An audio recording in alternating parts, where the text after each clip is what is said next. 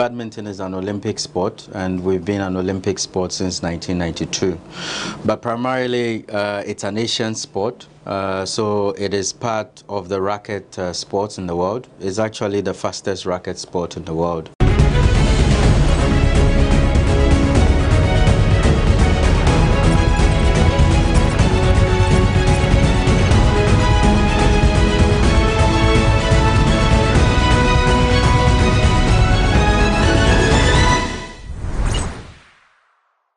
Today's edition of Sports Check on GhanaWeb TV features the president of the Ghana Badminton Association, Mr. Ivan Siabua.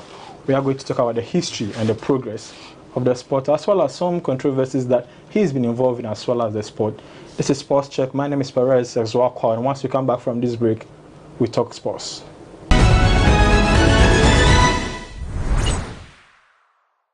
Back from the break, Mr. Ivan Siabua of the Ghana Badminton Association, a former Vice President of the GOC, is my guest today. Mr. Siabua, thanks for welcoming us into your office. Pleasure. I'm humbled to be here. We've been having a lot of conversations on phones over the years, but I'm sure your story and what you've done with the sport is well recorded over there. But there are some Ghanaians who, I would say, do not know a lot about the sport, about badminton, what it entails, the rules. Can you spare us some few minutes and give us some history or some background into the sport? Well, basically badminton is an Olympic sport, and we've been an Olympic sport since 1992. But primarily, it's an Asian sport, so it is part of the racket sports in the world. It's actually the fastest racket sport in the world, and it's been in Ghana since 1962. In fact, this year marks 60 years of our presence and establishment in the country. Congratulations. Thank you. And we'll come to what you're doing to grow the sport or to make it more popular in the country. But 60 years, that's some achievement that you need to celebrate. Are there any plans to or do you have any program outline for the 60th anniversary? Yes, there's a program lineup. The board at just our last quarterly meeting approved a committee to be set up in looking into celebrating the year-long activities. So it will involve seminars, it will involve workshops, it will involve tournaments that are geared towards retired players and corporate Ghana. It will also involve visiting and impacting sort of a museum of pictures that we've also had with people who have ever taken pictures with the sport the last 60 years.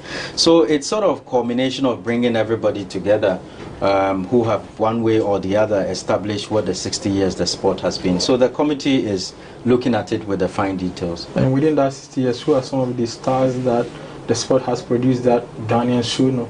Well, if you look at it largely, in the 80s, you've got very important players. You've got Fred is there, he used to be very popular. You used to have, Ivy, who was very good. You've had Amuzu, you've had Roxanne, you have Alfred Akenya. And these particular people, you had Divine as well. So these particular people made headway in Ghana. So if you remember, in '89 they participated in the African Championship in Ghana, and then in 1995 and '94 they also went to Nigeria to participate in an international championship as well. If you come back to the millennials, you've got the early people like Teresa Tete, who was in Manchester in 2002. You also got Mary Enu, who was also in Manchester for the Commonwealth Games in 2002. You've also got our own biggest fan that we have in Koforidua. His name is popular, known by his nickname called Sakuntu. He was also very popular with Noah Eyim also as well. So you've also had the scenario of the Shamo brothers as well, also doing their best, and coaching has been very, very important. And let me say here that over the last 60 years, one or two persons in coaching has been very phenomenal. So you talk about Frank Shamo, who has devoted most of his time. You talk about Coach Jacob Evans Wilson, who for 50 years was teaching badminton without salary. Wow. And he's still alive. He's 83 years old now, but that's why the board 4 years ago, when we launched the first international tournament in Ghana, we decided to name it after him. You know, we can give him all the gifts and glory in the world, that is, even if he got most of it, but we felt that let us name the international tournament, which was a prestige tournament for us the first time in the country in 2018 after him. And we did that graciously. So the tournament globally was called J.E. Wilson Ghana International Series. And it was very important to celebrate our heroes in that. So you've also got the last 10, 12 years, very important people who have also been with the sport. You've got Mariga, you've got Daniel Sam, you've got Solomon Nyako, who's based in the States as well at this particular moment. You've got people like Anum, and then you've got a crazy bunch of people who play along the side. So the last few years, there's also been, you've had Kelvin Evans-Alphonse, you've got Prospera Nanchu, you've got people like Michael Opokuba, you've got people like Dainacha, you've got Evelyn Boche, you've got Emmanuel Boche. So all of these squads that are triumph, you've got Ahmed as well, who is doing very well as well. You got the Boche family is very known for badminton in Takoradi and in the Western region. So all the brothers, the uncles, this has been playing for the senior national team, and kudos to them in all of these celebrants as we move along. So it's a badminton family there. It's a very tall order.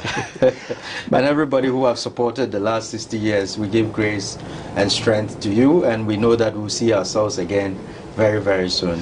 You have come in the last 5 years and you've done some incredible works. Of course, there are some critics here and there, but what would you say is your biggest achievement as badminton president? I will put issues on just three focus thematic areas. The first one is development. Look, when we came in 2017, when you take coaching, you could only count a handful of total of 11, with having about 4 of them who were particularly active. Even within the 4, there was 2 who were especially active. So we had to create an enabling environment where coaching was a priority. Sure. Because it's a little bit technical sport, if you don't have the coaches, then you can't decentralize down to the ecosystem. So we started with educating badminton in schools coaching, which our world body calls the shuttle time. So that takes us to primary schools and secondary schools. And we were able to, in the last 5 years, 4.5 years, I've been able to do a total of 8 coaching courses springing across the country. From Winneba to Ho, we went all the way to Accra, we went all the way to Sunyani. And among these 8 different areas across the country we have done, we've been able to graduate from 11 coaches to a total of 275 coaches in the last 4.5 years. Again, if you pick another development which was spectacular to us was our events. In the past, events were hardly held or the events were not graded. So what we did was we introduced a ranking system so everybody knows whether you are first from the top or you are largely also first from the bottom. And it gives everybody a position to fight for. So that ranking system also opened up, and then it was able to stop favoritism around tournament, so that you don't look at it and say, oh, because you are my cousin, you start at quarterfinals. That largely sometimes was happening. But the ranking system centralized everything, and everybody is awarded points per where you reach. So that was a very good thing for us for the events. Another event which was very particular is we hosted 3 international tournaments within a space of 2 years. In 2018 and 2019. So in 2018, we hosted the Ghana International in 2018 in July here in Accra. It was extremely massive with about 18 countries participating. The following December, just that same year, we hosted the African Schools Championship, which was the first time ever for a West African country to be able to host all the schools in Africa here, which was phenomenal. Again, if you look at it, in 2019, we hosted the Olympic qualifier of 27 countries here in Ghana, involving a total of 119 Olympic qualified staffs, players who had assembled here and seeking to gain points to qualify for the Olympic Games in Tokyo in 2021. So largely for development, it was very spectacular. Again, in terms of governance, we had strengthened our constitution, we have strengthened our bylaws. At first, our bylaws, you could hardly count a total of 8 pages, but we were able to centralize it, and we became more vocal in media. We became more vocal in trying to create a website, which we did.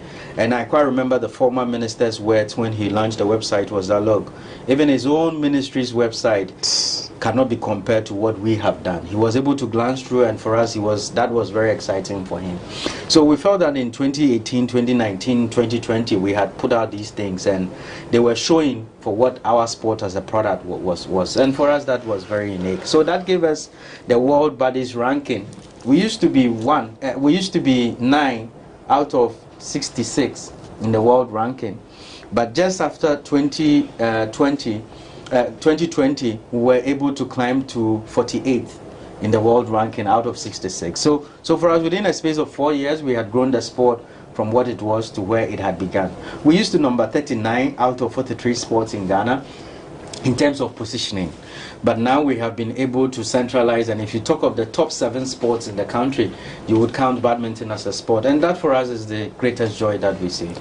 You talk about governance, that's interesting, because I think last year there was a press conference by a faction or some members of the association where they alleged that you had hijacked the association, basically. You were not allowing elections, basically all governance procedures, you were breaking them with impunity. Okay. What would you say to such allegations? Look, number one, there is no... my grandfather always tell you, if you're doing something good and some people don't criticize, it means you enter into a big hole. But the point is that the governance structures that we have put together enable every paid-up member who is in good standing to voice whatever opinion that he has. You know, you can be a Ghanaian, but you cannot entirely be a citizen of Ghana. Elections can come up in Ghana, but because you're living in Ghana, it doesn't entitle you to vote or be a delegate or even be an observer. For us, we have held annual general meetings in 2017 where we all approved as delegates the constitution. Every constitution goes through amendments. In 2019, we held an AGM, we did that and we amended it.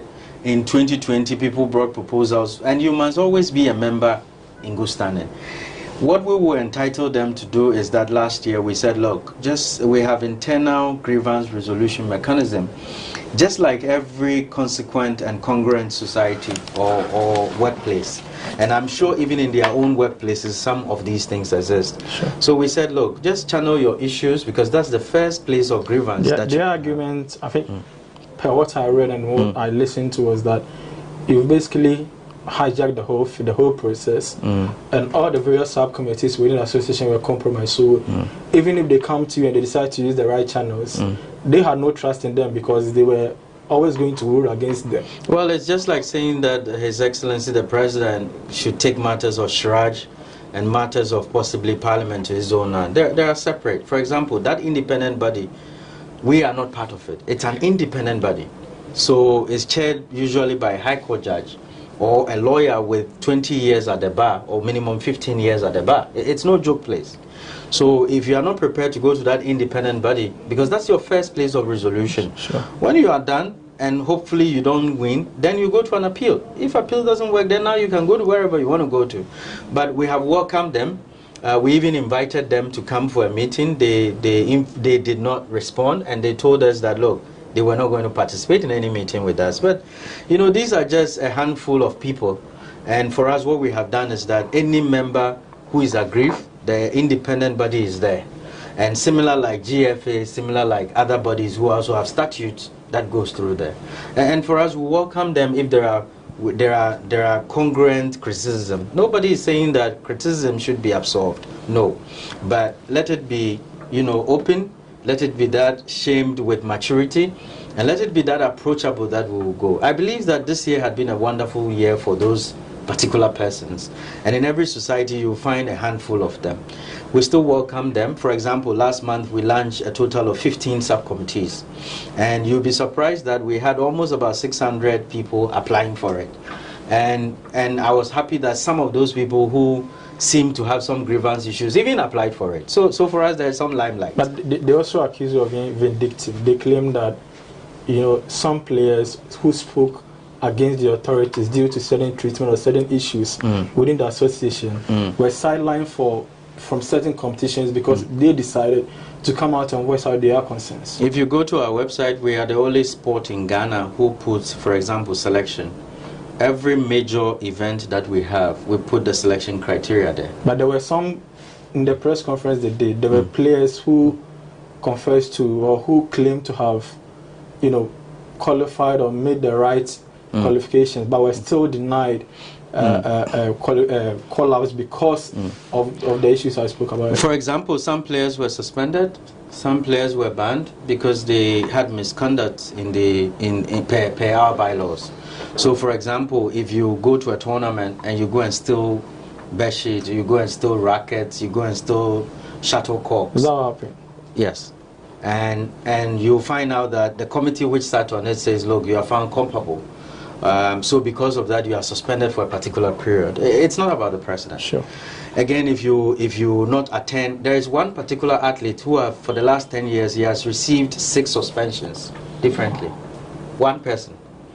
And in some other cases, we felt that possibly he's mentally retarded. So even in the report of the last disciplinary committee, they asked that if one day should he come back, we should demand for a psychologist report. Because in 10 years, you've received 6 suspensions. There's something definitely wrong for us, but our sport is a whole sport. We welcome everybody. And these things that you see are things not done by the president. These are penal measures that are there that even affects the president if it is him. But for selections, we've even made what we call fast-track appeal. What it means is that if you have an issue of Kojo Mensah or Adwateria was not selected, there's a 3-day fast-track appeal decision that is also listed on the website that everybody can go through. So for us, the sport, we have opened it up, and the sport is about Ghana. It's not for only one person, and we enable and do the things that we need to do at all times. All right, so this is basically the first part of the show. There are still a few more issues to talk about. There are corruption allegations. He also done well. They've qualified for the Commonwealth Game. I think last year they went into a competition and they won quite a number of trophies for Ghana. So it's not all gloomy. They've done quite well. Once you come back from this break, we'll be veering into that part of the conversation. This is Sports Check, and I'm Perez as welcome.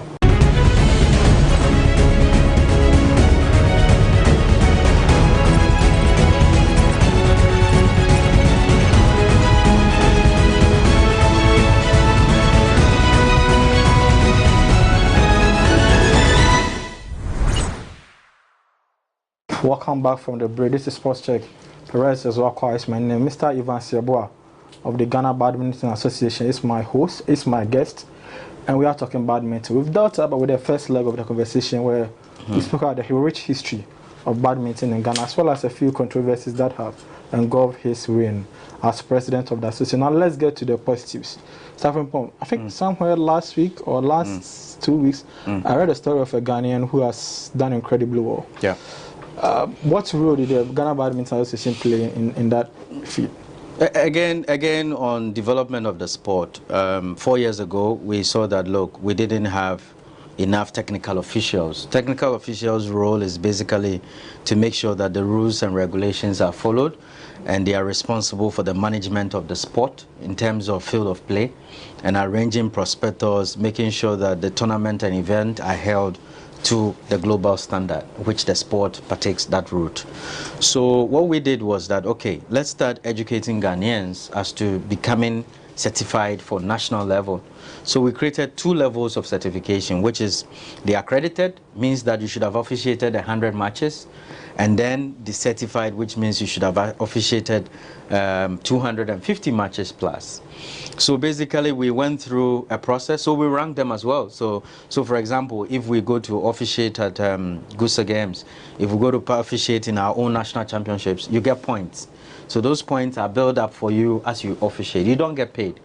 But largely, if you saw it, this particular remark, just last year, we were able to send 3 of our top-ranked technical officials for assessment at the African level. Yeah. And we ended up succeeding to have one of them who passed as the overall top for the whole of Africa. And his name is Gabriel Acheku. Now, Gabriel is also the chairperson of the Technical Officiating Committee of the association. So largely, Gabriel received his badge last week as the first Ghanaian to be certified in badminton technical officiating for us starts in 60 years. What it means is that he can now be able to officiate international matches by himself, starting this year. And hopefully, if he's done with this year, what it means is that he's going towards next year for world events. And then we'll see a Ghanaian also there who is penciling for it. Again, to add up to the succession plans, we have a total of almost about 12 technical officials that we are also climbing. So they are climbing per the ranking national system that we are doing. So that in preparation for the African Games next year, we can have referees, we can have umpires, we can have service judge, we can have line judges, we can have match control. And these technical officials will be able to man for Ghana when we host the African Games come next year. So we're still celebrating Gabriel Acheku and all the other technical officials who are also climbing to that particular level. So it was a big success for us. It should have come earlier, but it's better late than none, and in 60 years to applaud that beginning.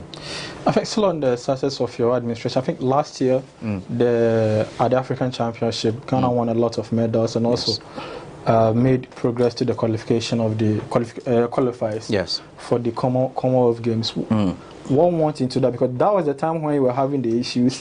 Then you went with players that people thought were not going to do well. Then they ended up winning a lot of medals for the country. How did you achieve that? You see, in 2020, we launched what we call the High Performance Plan for 4 years. So what it means is that we camp athletes, we open up the talent pool, and then make sure that people are playing first for the country. Number 2 is for their teammates, and number 3 is for themselves. So what we did was that, look, we participated in the Africa Under-15 Championship, we participated in the African Under-19 Championship, we participated in the Benin International Championship, which was the Commonwealth Games qualifier as well. So we're a bunch of 23 players who went to Benin in August, and then largely they also continued in Uganda as well in October for the senior team. So you see that we won in Africa for the under-15. We won both the mixed team event, we were third, and then in the individual event we won Africa's number 2. So we were second in the men's singles, and then we were also second in the women's doubles event that we had. If you culminated it with the achievement in the Benin International, no player that went ever got below quarterfinal. So for us, it was something that was showing progressness. And it doesn't mean that if you're an athlete and you've been suspended or dismissed, you feel that without you, there's nothing that we can do. The sport is bigger than anybody, including myself. So that is the bigger picture we looked at. So for us, it was a total of 18 bronze medals and 1 silver medal for the different 3 categories that we participated in, and it was a big success for us. And we have some players now qualifying for the Commonwealth Games. Correct. I mean, it's still the same crop of players who are maturing into that. So we followed it up with the mixed team event in Uganda. That happened in October 21 to 29, and it was very successful as well for us. And then we got the necessary points that we needed. So we were preparing for our last 3 tournament in February, and that we couldn't make it the last day. But what was most important for us is that the athletes are very poised. That look, they want to qualify for the first time for us to Paris 2024, and they are happy with the clear progress and pipeline that we have drawn, and that is achieving success day in, day out, and that we are very excited. So there is also the under-15 squad, which is also grooming up to qualify for the Youth Olympics in Senegal in 2026. If you look at it this year in Egypt in September, we are playing the African Youth Games, which is basically a youth game every 4 years, and it serves as a pedestal to see where our talent is and where they can compete with on the local front in terms of African continental, and then they'll be able to triumph to go to the Olympics and climb up. I mean, the Youth Olympics for the junior ones, and then the main Olympics for the senior ones. So for us, the high performance plan that we launched, and Mr. Danso and team are monitoring it consistently, and for us it's very successful with all the implementations that we are getting. In all of this, what has been the support from government? Have you received a normal support from them, or do you still think that it could be better? Well, as the saying goes, we've received some help from government. I mean, for Benin, for example, the government was able to help us with the bus and also help us pay some of our bills, not more than $4,000. That's what we receive from the government, or equivalent of 20,000 cedis in Benin. Again, in Uganda, the government was able to provide us with only ticket. That was in October tournament. So they gave us 10 tickets for our journey. We had to try and run around to look for feeding and accommodation bills, and we are still even owing some bills across the African continent with some of our member associations. But what is very unique about it is that the government gives us help. It's virtually not enough. But what we have done as a body is that our last board meeting was a finance strategic meeting. We are selling our Premier League to corporate Ghana. We are trying to sell our national championship to corporate Ghana. And we are selling our own athletes to corporate Ghana. Because, for example, the players will be auctioned when we are playing the Premier League. And these auctioneers will come around and exhibit, and the players also get some money out of it, and then it keeps recycling the ecosystem. Again, we are providing scholarships. If you saw, last year we provided a total of 100 scholarships to Ghanaian badminton players to have a collaboration with a university in Australia, and which some of them have done. We also got local scholarships for most of the players who are on the high performance plan. So largely it's enticing for things that we have done around that vacuum. And I mean, with all of this, how confident are you that maybe in the near future we are going to win some medals at the Olympic level?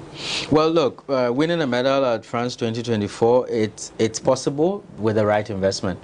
But you see, it's what you put in is what you get. Yeah. So we're working with government. Government is trying to nail a particular policy which will help the overall ecosystem. For example, some of us have wondered why basically the sports fund has not taken shape. We know that there's been a couple of conferences that has gone on since 1994. And basically we need to see the implementation of it. We know it's a challenge, but let's see a build-up of us as well. We're also wondering whether when there will be expanding of basically the sports lottery fitting into the sports fund. Again, we ask ourselves that once we're able to quantify the value of sports contribution as a country, then we can have economic defense of the value of sports. These particular things will give us centralized, or will give the sports sector, you know, much more improvement and corporate. I like the point about the contribution of sport to, you know, the economy or the GDP of the country.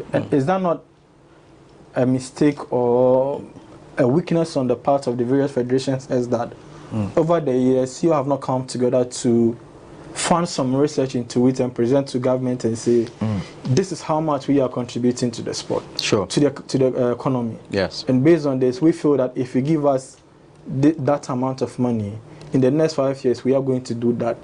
Is that not more of a mistake or a weakness on the part of, I mean, the leadership of the various associations?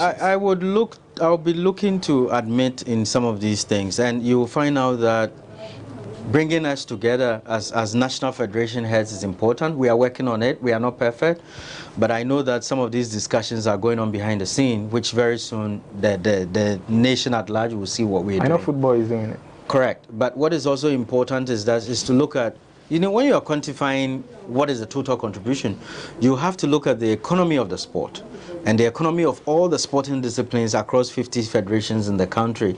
You have to look at from roundup, right from the gym, right from basically where they train, right from even when they host tournaments. How much do they pay for immigration? How much do people even come into the country to assess our brand? So there's a lot of things that to do around it, and with the right people now in the helm of affairs, I believe that we'll be able to make the necessary consultation and inputs. We are winding up on the interview. I have 2 more questions left. But do you see a bright future for, 1, for Ghana badminton, and 2, for Ghana sports as a whole? Look, I'll pick from Ghana badminton. I see a very bright future for all of us and for those involved in the sport. So for me, what I would say is that the sport is bigger than all my stakeholders. I mean, irrespective of whether it was your grandfather who brought it, or you were a coach in hockey and then you ended up in badminton. What is important is that the sport must live, and the sport will always be there as we live. What is also critical for us is that the future is very bright. We are seeing success with the plans and programs that we are having, and we know that in the near future, major success will exhibit for our sport. Now, my last question, we understand you sued one of us for you sued one of us for some publications. I mean, Give us some details on that. Look, we did a presser last month to list and clarify matters more expandably, because the publications were just one media house, the same publication, and it looks like we became a selling story for them. So for us, we had to do what we had to do. We had tried informally to speak with them, but it wasn't really working. So we had to try and restrain that particular media house to be able to make sure that, look, if you feel that you've got some evidence or allegations, please let's meet in court and let's address it there, than to be trying to paint people black in the media space using your paper. And for us, look, I will urge the journalists that we have in the country, people's lives are at stake. I mean, yes, you can have a computer sitting somewhere in Cape Coast or sitting somewhere in Dansoman and trying to type and write and all of that. For those people who you write for that story that you make, don't forget that it's going to be there for centuries. But have that mind in thoughts that, look, people have kids, people have businesses, even your own business that you are running in a newspaper, people also have, and you should think through about that. Thank you very much, Mr. Ivan Seboa, for granting us audience. This has been Sports Check. My name is Perez Ezwakal. The topic today was badminton. We'll come here with another edition of the show. Yapon.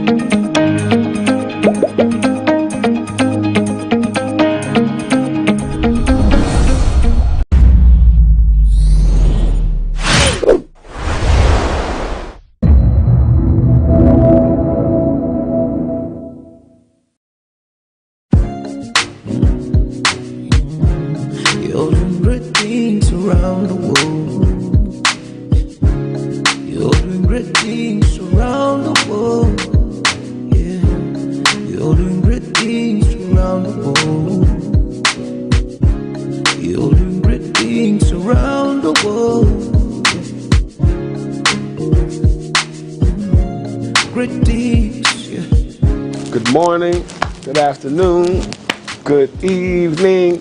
Hey y'all, welcome to another episode of Diaspora Link. I'm your host, Diallo Sumbri. We have another exciting episode for you today. I can't wait for you to meet our guest, Mr. Stephen McDonough. So I'm not going to take up too much more of your time. Follow me. Let's get to know Stephen. I know you're going to enjoy today's interview. Around the world, British, yeah. Welcome back to Diaspora Link with your host, Diallo Sumbri. And as you know, every episode, before we get into our interview, we want to find out a little bit more about our guests. So today, again, we have Mr. Stephen McDonough.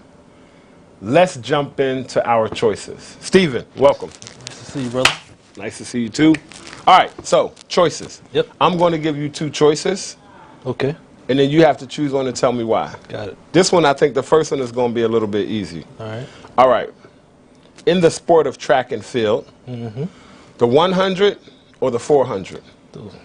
100 all day. 100 all day. Tell me why the 100. Because anything over 200 is too long of a distance for me, brother. Anything over 200 is too much, right? All right. So the 100. All right. Being from the islands and having some of your family from the islands, I'm going to ask you to choose between Jamaican rice and peas, and Trinidadian pylori. I'm going to go with the Jamaican rice and peas. Really? Have to. Have to. It reminds me of Wache here. It reminds you of Wache. Okay, yeah. So why that over pylori? Well, I never really got into the pylori. I was more on the curry goat and some of the other things, but not as much pylori. All right. Yeah. Here's two other choices in terms of just being in these places, Jamaica or Trinidad. I gotta say Trinidad.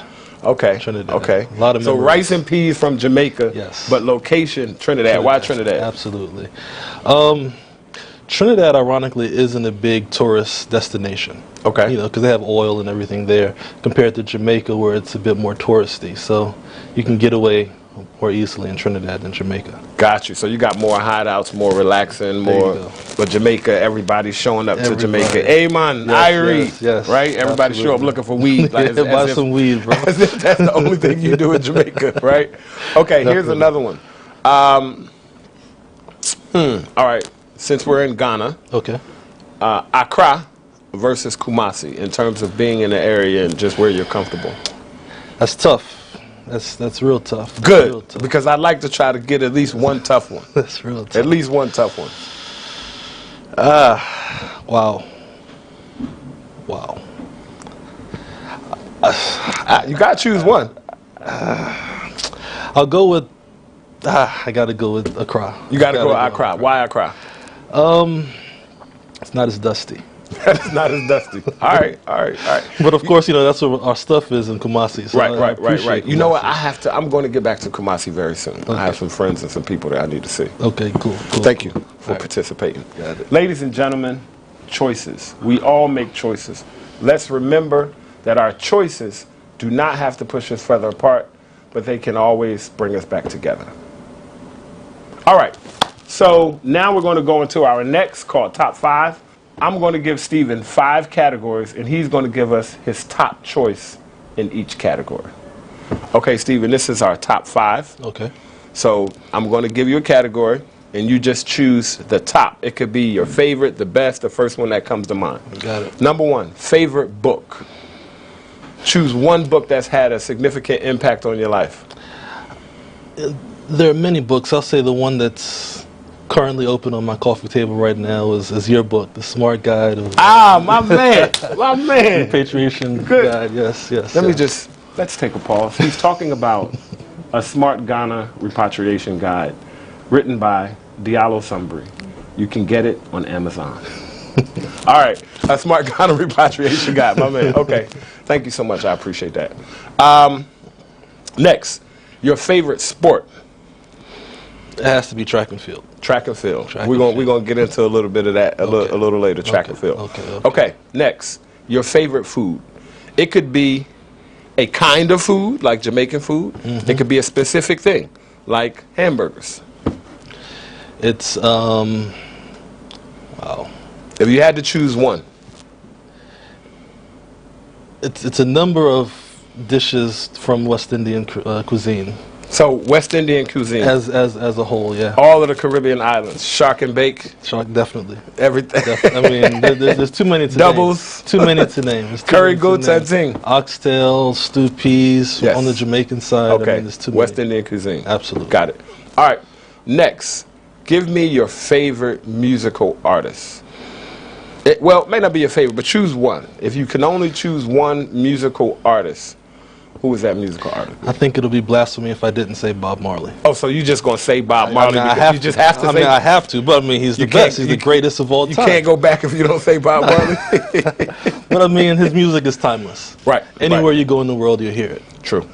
Everywhere. Yep. Really, I haven't been any place where people don't know Bob Marley. Absolutely. So that's very true. It's either Bob Marley or Tupac. Like, if just feel like those are the two that Michael Jackson. But anyway, all right. Yeah. Last one. Favorite place to vacation?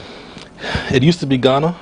But now you live here. I live here now, so I've been looking at the Indian Ocean side. So Zanzibar, Mombasa, those types of places. Real Got nice. you. Favorite place? And have you been there already? Yeah. Okay. Yeah. Real nice. So whenever you need a break from Ghana, I can go east. More easily get to Zanzibar. You can easily get to Zanzibar. I'm hoping to try to get to Zanzibar. I haven't been to East Africa yet, so I have a certain place in Kenya that I'm really trying to get to. So hopefully I'll get there this year. It's beautiful over there. Right. It's a whole nother world. I know. I'm gonna make it. Top 5. Thank you for participating. Absolutely. Our top 5 is a way to get to know our guests. Is a way to kind of dive in a little bit to find out more about some very specific things. Now we are going to dive right into the interview. Greetings, around the world.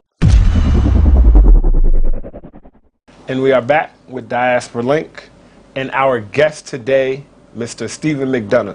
Now, before we get into the interview, I mean, you've already seen his choices, and you've already seen his top 5. And I just want to say something about this brother, because when I met this brother, this is somebody I haven't known a very long time. But when I met him, he was in Accra. He was at the Beyond the Return office, and I got a call and say, "Hey, is somebody here looking for your book?" So we started chatting. We finally got together. Brother came through, supported, mad love, bought 5 books off the break, off the top. For those of you who don't understand my slang, that means he bought 5 books immediately. And then when the brother was getting married, he came and bought 10 more books and gave them to everybody in his wedding party. So I just wanted to give him a shout out as somebody who didn't know me from anywhere and just gave me support. Brother Stephen. Nice to see you. Thank you again, my brother. I appreciate it. Absolutely. The information in the book was very good. Very good. And people need to have access to that at their fingertips. So I wanted to make sure that happened.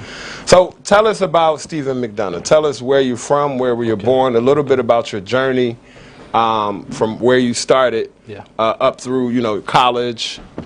Got it. So I'm from Richmond, Virginia. Okay. Went to Benedictine High School, an all-boys military Catholic school. Ran track there. Had the fastest times in the nation in hurdles. Really? Hold on.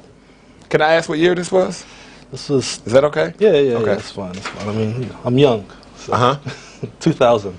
Okay, 2000. 2000. Fastest time in the nation in hurdles. In high school. Yo, that's major. It was back then. It was. Right. I mean, okay. For me, it's just a major thing. Period. Right. Okay. Yeah. So, did you always run track? Did you start track like as a, or did you just start in like high school? I started in high school. Really? Freshman year. Wow. Freshman year. So you didn't do like the junior meets and none of that. But my father actually ran track. Okay. He's coming out of Jamaica. Okay. Your father ran. So you got that athleticism in your blood. Absolutely. Now you said coming out of Jamaica. So I know that your family is not from the U.S. So tell us just where your mother's side and your father's side are from. So my mother's side is from Trinidad. Okay. Trinidad and Tobago, and my father's side is from Jamaica. Okay. So, but I was first generation. I was born in the U.S. So. Born in the U.S. So they came from the islands to New York, and then migrated to Richmond. Yeah. Okay. So you got the fastest time in the nation for hurdles out of Richmond, Virginia. And then I went to Virginia Commonwealth University on a track scholarship. Okay. Shout out to VCU. Y'all keep giving scholarships to young black kids all over the nation. We appreciate it. Yep. I think my record still stands. The hurdle record, indoor record at VCU still stands. Wow. Yeah, so when you go back, that means you're a distinguished alumni. I don't. You don't flaunt it, but it is what it is. It is what it is. Okay. All right. But so I studied business management and financial planning. Ended up starting an investment advisory firm, Wyndham Financial Services. And so this is after college? During college. Before. This is during college? Yeah. Oh, wow. Yeah. Okay. Yeah. So you was focused at an early age. If you started a financial services business while you were still in college, you were focused? Yes. Okay. But I'm not a traditional student, right? So it took me a little bit longer to finish, but I was doing a few other things while I was going to school. So. Okay. Yeah.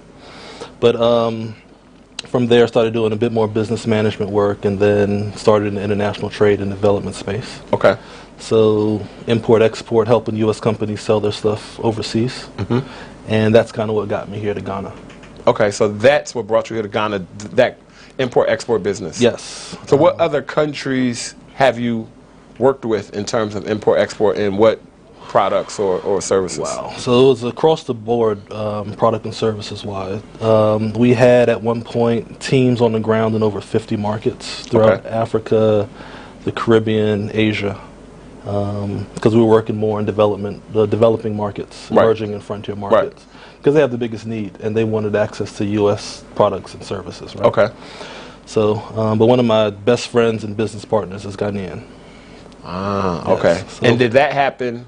That was before you came to Ghana? It was before. So he brought me. He brought me here. Got you. He was like, bro, you need to come home and get some of this fufu. You need to come to Ghana. You need to come to Ghana with me and catch some of these vibes, right? Yes, sir. Okay. That's what's up. So for about 10 years, going back and forth, seeing all the opportunities on the ground here, it made me really focus on getting here permanently.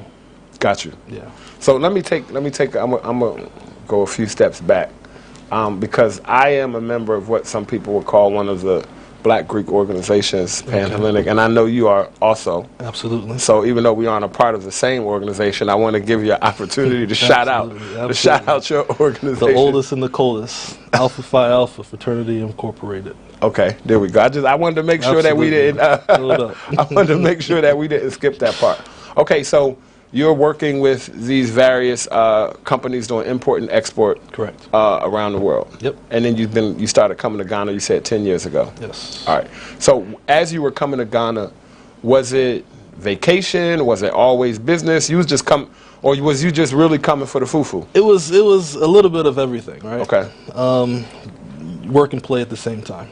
Got you. You know, coming all the way over here, want to be able to spend time really enjoying the culture.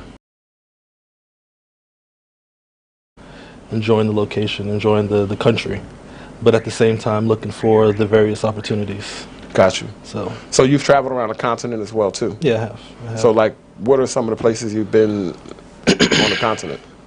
Well, South Africa, Rwanda, Kenya, Tanzania, Uganda, and then Ghana. Ghana's the only one in the West Coast that I've been to. Ghana's the only, really? The only West Coast? Not West Coast, West Africa. West Africa, but I got you. Yeah, I got western coast of Africa. There you go. All right, so now we're going to play Africa in 60. Africa in 60 is when we ask our guests to name as many African countries as they can in 60 seconds. We do not prepare our guests for this. We want to give them all of the pressure that there is, all right? So, let's go. Can we get a countdown? 3. You got this, right? As many African countries as you can in 60 seconds. 3, 2, 1, let's go. South Africa, Lesotho, Namibia, Mozambique, Botswana, Zambia, Zimbabwe, Tanzania, Rwanda, Burundi, DRC, Angola, Kenya, Djibouti, Eritrea, Ethiopia, Egypt, Tunisia, Libya, Chad, Nigeria, Ghana, there's Ghana, Togo, Benin, Cote d'Ivoire, Senegal. Let's go. Mauritius, Mauritania, Seychelles, Comoros Islands, Cape Verde, Liberia. Finish. Okay, that's good. This was like 33, 34. But you know what I can see you doing? The map. Yeah. I'm like, because no one said Chad, right? No one has said Chad. No one said Djibouti. I don't think any of our guests have said Djibouti. You know what I'm saying? No one has said that so far. Right. That's how I can do it, bro. Yeah, no. That's good. Okay, so you've been to those countries, and we do Africa in 60 because, as you know, in so many places in the world, people still don't see Africa as a continent. I really don't think people understand how large this continent is, right? It's 2.5 times the size of the U.S. When you can say that to somebody, but I don't think they realize it until maybe they have to catch a flight. From west to east or from west to south, and then it's like, oh wow, this is like to get from one end from California to DC is the same, distance a lot of places. Okay, African 60, that was fun. You did great too. Thank you. All right, so now let's go back to you traveling back and forth to Ghana. Okay. And so your partner, he's still your partner. Yeah. And you all were partnered in the financial services business. Financial, yes. As well as the import-export business. Correct. Okay. Yeah. So here we are, and now you have moved to Ghana. Well, hold on. Let me take 2 steps back. Okay. I'm gonna take 2 steps back. As somebody who's been coming for 10 years, you came before the Year of Return. Yes. So when you saw the Year of Return campaign, how did you feel? It was beautiful because one of the things that I struggled with prior to the year of return was getting people to come here, getting people to pay attention to Ghana. Oh. Because, you know, coming from the U.S., I mean, it's nice, but it's not as nice, and especially after the last few years, it hasn't been as attractive as it was. But I kind of saw a lot of that coming. Got you. So wanted to tell people, hey, guys, you need to really pay attention to Ghana. So when the year of return happened, it was perfect. It was so then you didn't have to do as much convincing, and everybody you had been telling is now like they're more seriously looking at it. I'll say it like that. And not just and it's okay to vacation, like people are looking at it as a place to vacation as well as a place to do business. Oh, absolutely. Okay. Absolutely. Okay. Yeah, so one of the things that I'm educating people on now is just the different opportunities, right? Okay. And how to do it from concept to being on the ground to implement.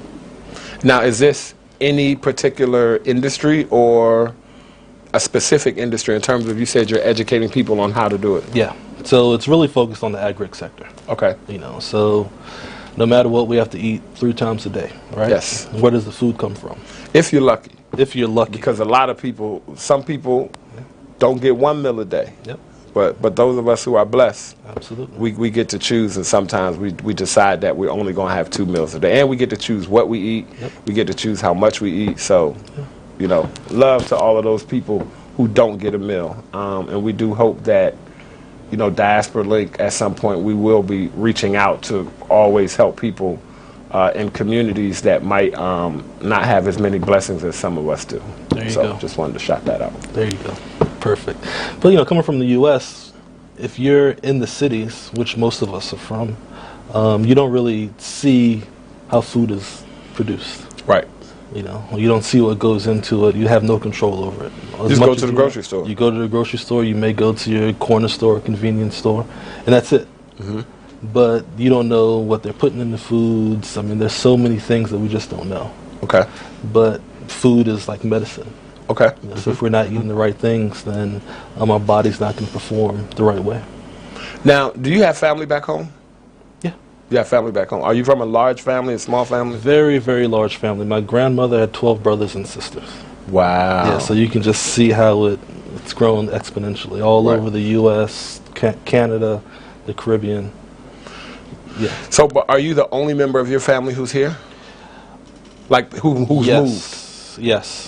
Yes, as of right now. Okay. How is that for your family? Do you stay in touch often? You in a family chat group? Are you always on video calls? Like, how do they feel? Did anybody have any concerns or worries? Or, I mean, I know you have been coming for 10 years, but when you said I'm moving, that's still a Well, I was here for a while before I said that I live here. You know? Okay. So I was always going back.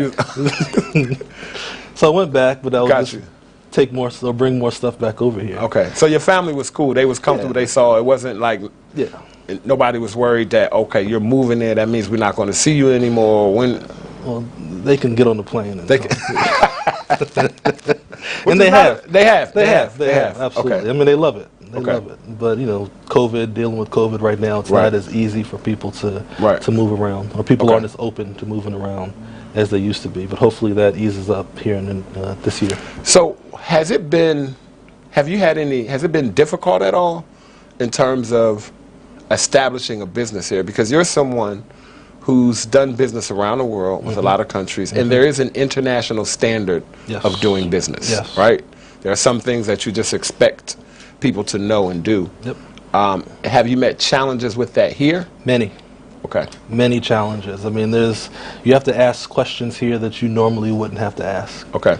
Are you gonna unload the delivery truck, or do I need to have a team on site to unload? I mean, it's little things like that back home you might not have had to ask that question. Never. You know, once you order it, it's going to be unloaded. They're not just going to bring the truck in front of your house and have you come and unload it. No. Got you. But I mean, it's little things like that. So you really have to pay close attention. You really have to pay close attention. So, but fortunately, my wife is Ghanaian, and she also helps with that. Okay, so she's made that transition. Helps to help bridge that cultural connection and just understanding how things work on the ground and helping you with patience and yes, a lot of patience. But it's worth it. It's worth Right. it, right? Okay. But it's definitely a lot of patience that it takes. All right, hold that thought. We're going to come right back. We're going to take a small break, and then we're going to come back and get into more with Stephen. We're going to talk about his business. We're going to talk about exactly what he's doing in Ghana and how he's encouraging other people to come.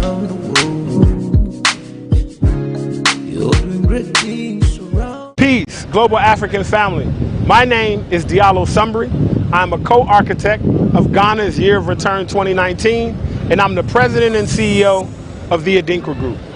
For the past 5 years, we've been bringing loads and loads of people to Ghana. Many of them, their first time on the African continent, their first time putting their toes in the African sand, in the African soil. And so many people have had their life changed. Our birthright journeys are curated cultural immersion journeys centered around reclaiming cultural identity, exploring your ancestral heritage, and celebrating African resilience. It gives me great pleasure to introduce our Birthright Journey Partner Program. It's really simple, and you really don't have to do much, other than email us at info@theadinkragroup.com. Now, what makes a great Birthright Journey partner for our program? Are you a leader? Are you an influencer? Are you that person that your family calls on to organize, or do you automatically know that that's your job? Are you somebody of status in your community? Are you a community leader? Are you that person in your church or in the school? If you are the ideal Birthright Journey partner. Do you believe that every person of African descent should have an opportunity to touch ground on the continent of Africa? If you are, then you are the ideal Birthright Journey partner. It's simple.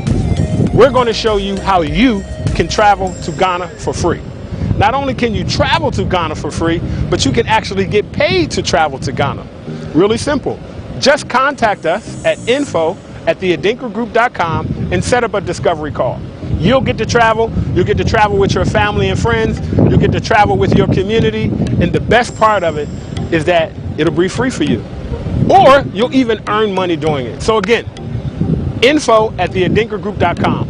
We look forward to seeing you in Ghana. We look forward to dancing with you in Ghana. We look forward to eating fufu, eating jollof, eating wache. Make sure you contact us now, and we would love for you to become a Birthright Journey partner. Madasi.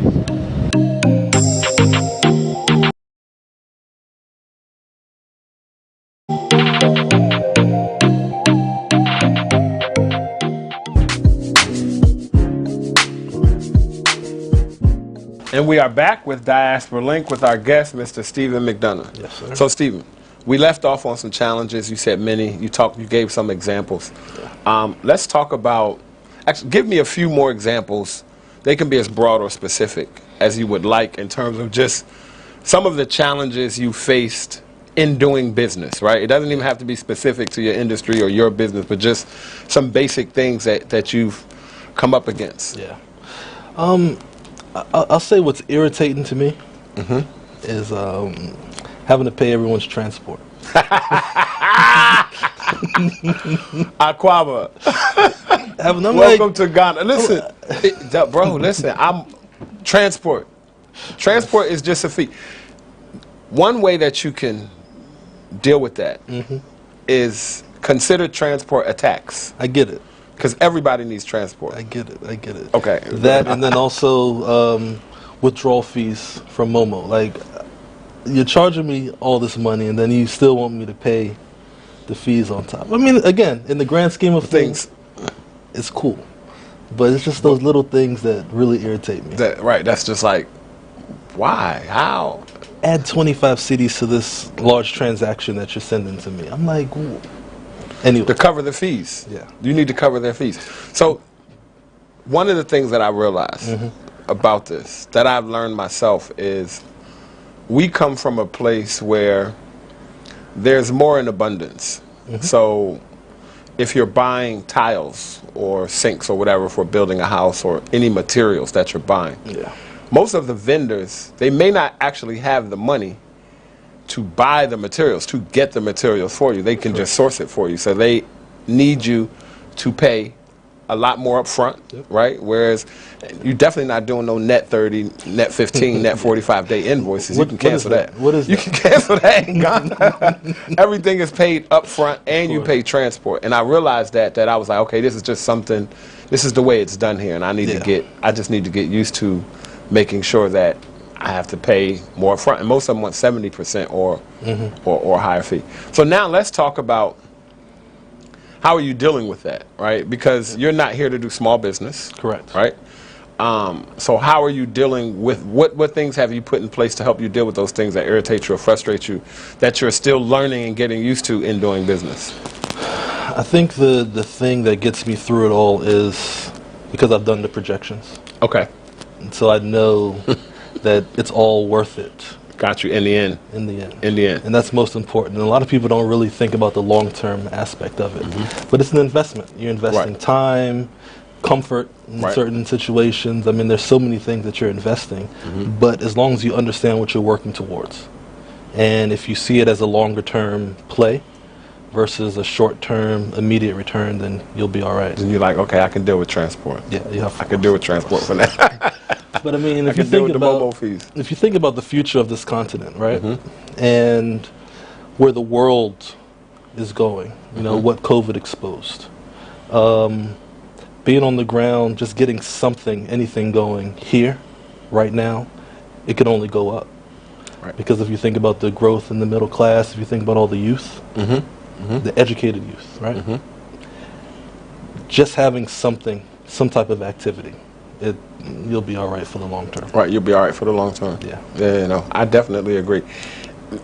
A lot of times we have conversations with groups of diasporans who are here, the D9 community that's here, and a lot of times we express our frustrations about things, but at the end of the day, I always tell people I'm still here. Of course. Like, you may hear me get frustrated about something, like taking 3 hours to get out of the airport or something crazy, but at the end of the day, we're still here. Like, we haven't left, we're not packing up. It's something that we're willing to go through because, again, we have a goal in mind. And then also think about where you left. And some of the headlines that you get on your phone, the alerts on your phone, oh, this happened. They're like, I'm fine, I'll deal with the 3 hours. Right, like, I ain't get shot. Yeah. Like, you know, sometimes people, it's a real thing. It's a real thing. Like, I don't have to worry about that. I don't have to worry about that. Tell us the name of your company. So there's a few companies, but here that we're focused on right now is Pro Farms Gateway. Okay. And Pro Farms Gateway really focusing on the ground sustainable farming practices where we're training local farmers on how to do organic farming using some of these sustainable practices. But we also have an online component for people outside of Ghana who are interested in coming over here. Okay. So an e-learn platform to learn about types of business opportunities as it relates to the agricultural value chain in Ghana. So a lot of education on both sides, but that's actually set up as an NGO. Okay, it's an NGO. It's an NGO here. It's an NGO. Now, is there specific agricultural products? Is it or just any? It's across the board. So our site, we're developing a 30-acre site as a demo farm. Okay. So we can use a lot of the talent that's here to focus on some of these more sustainable, regenerative practices, because those are the ones that aren't really mainstream. So a lot of the farming practices are old practices picked up from generation to generation, but if we want to do regenerative farming where we're actually adding more to the land than what we're taking from it, then you have to look at an entire ecosystem on site. So that's exactly what we're developing with our land. And then with the online ecosystem, as we'll call it, where all the stakeholders in that agricultural value chain are there, being able to utilize all of those resources in a more efficient and effective manner.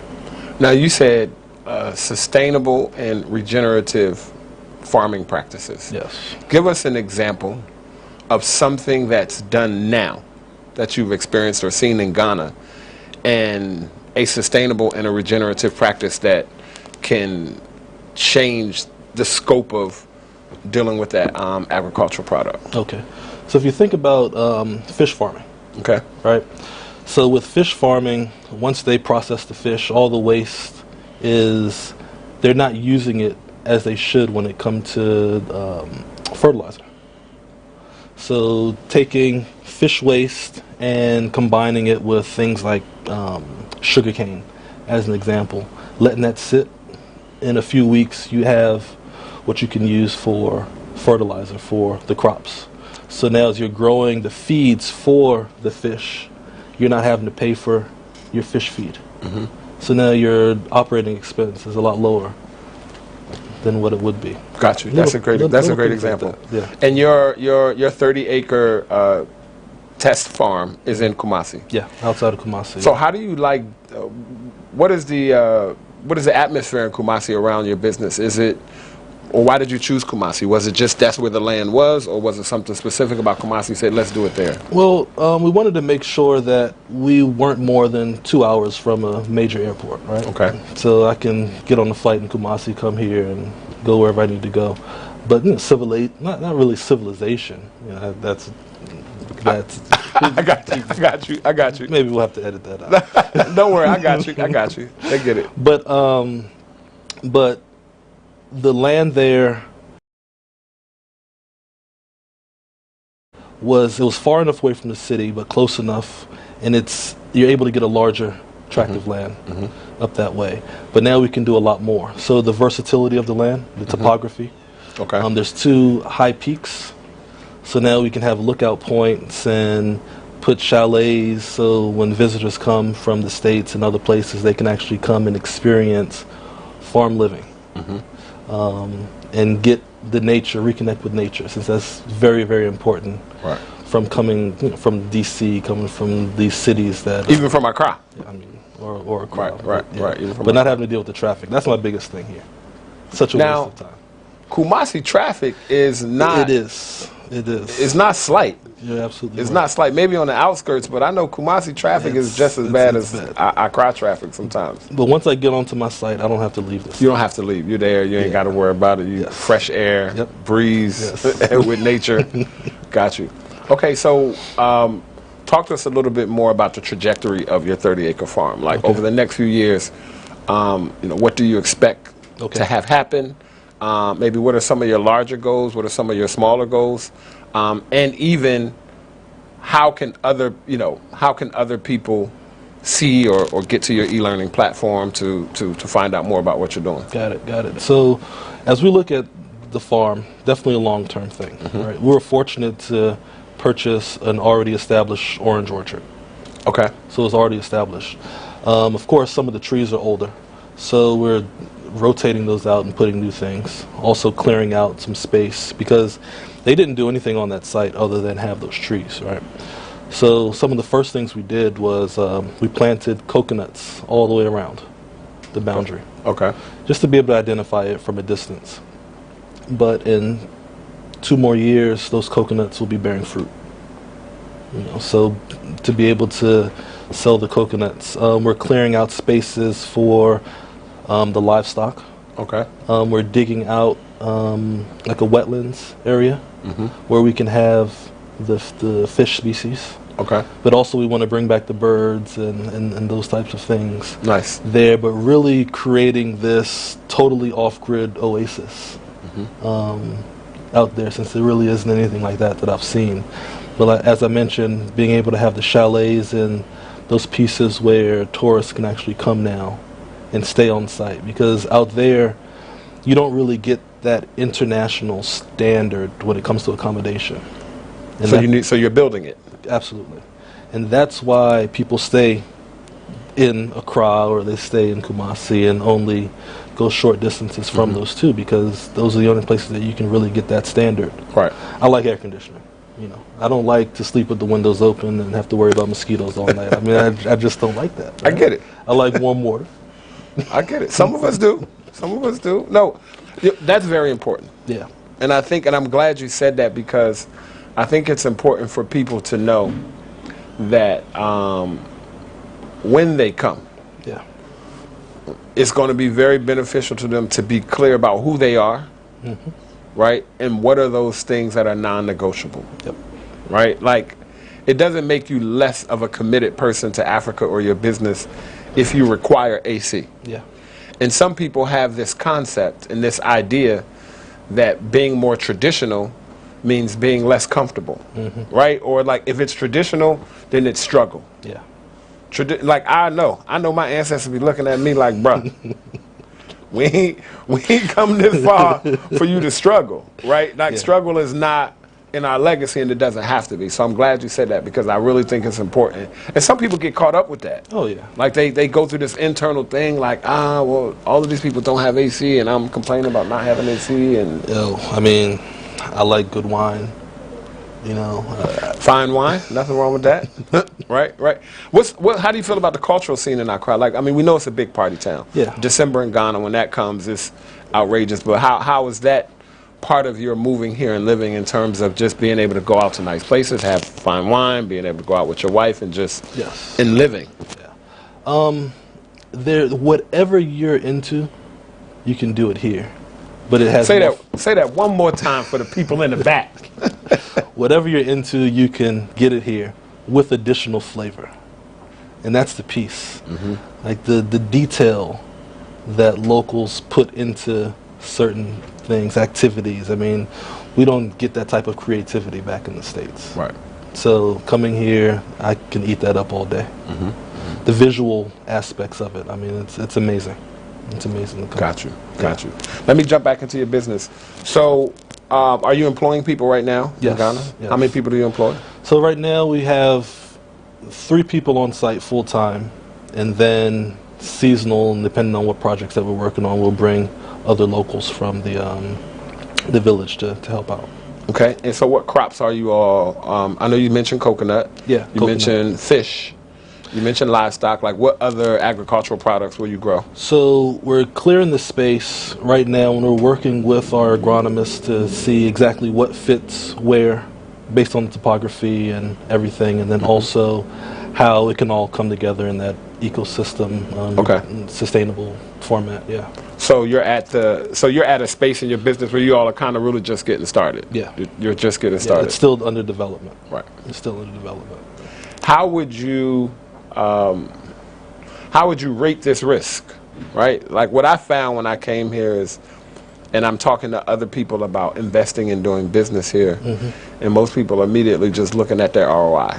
Yeah. And I think some of my head down focus, and the reason for just being like, I'm on my run, I can't come home, I can't come back for a few years or only a little bit, because I got to stay focused on this thing, is seeing the big picture. Yep.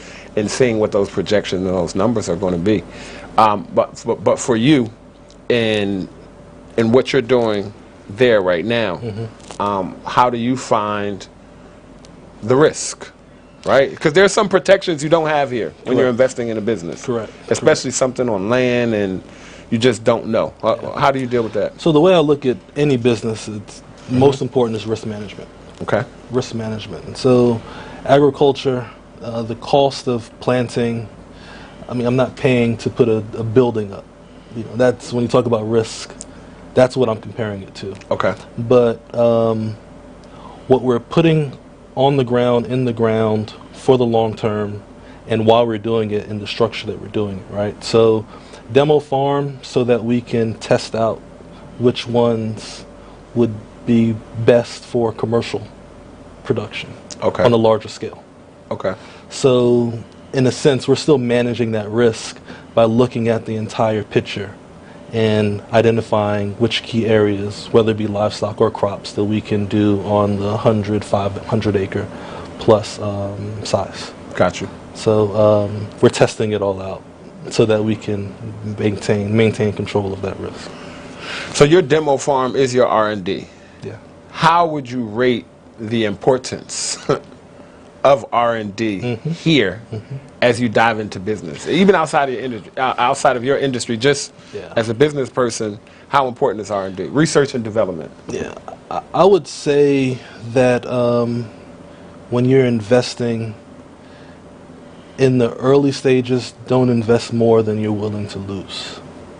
I'm very conservative. A lot of people say that one time, because we're having a conversation that some people will watch and get it, and then other people may not. Yeah. Right? Because they haven't they don't they're not investing in things. They might have some savings, but they haven't actively gotten involved in investing. So say that one more time. Don't invest into things don't invest what you're not willing to lose in the beginning.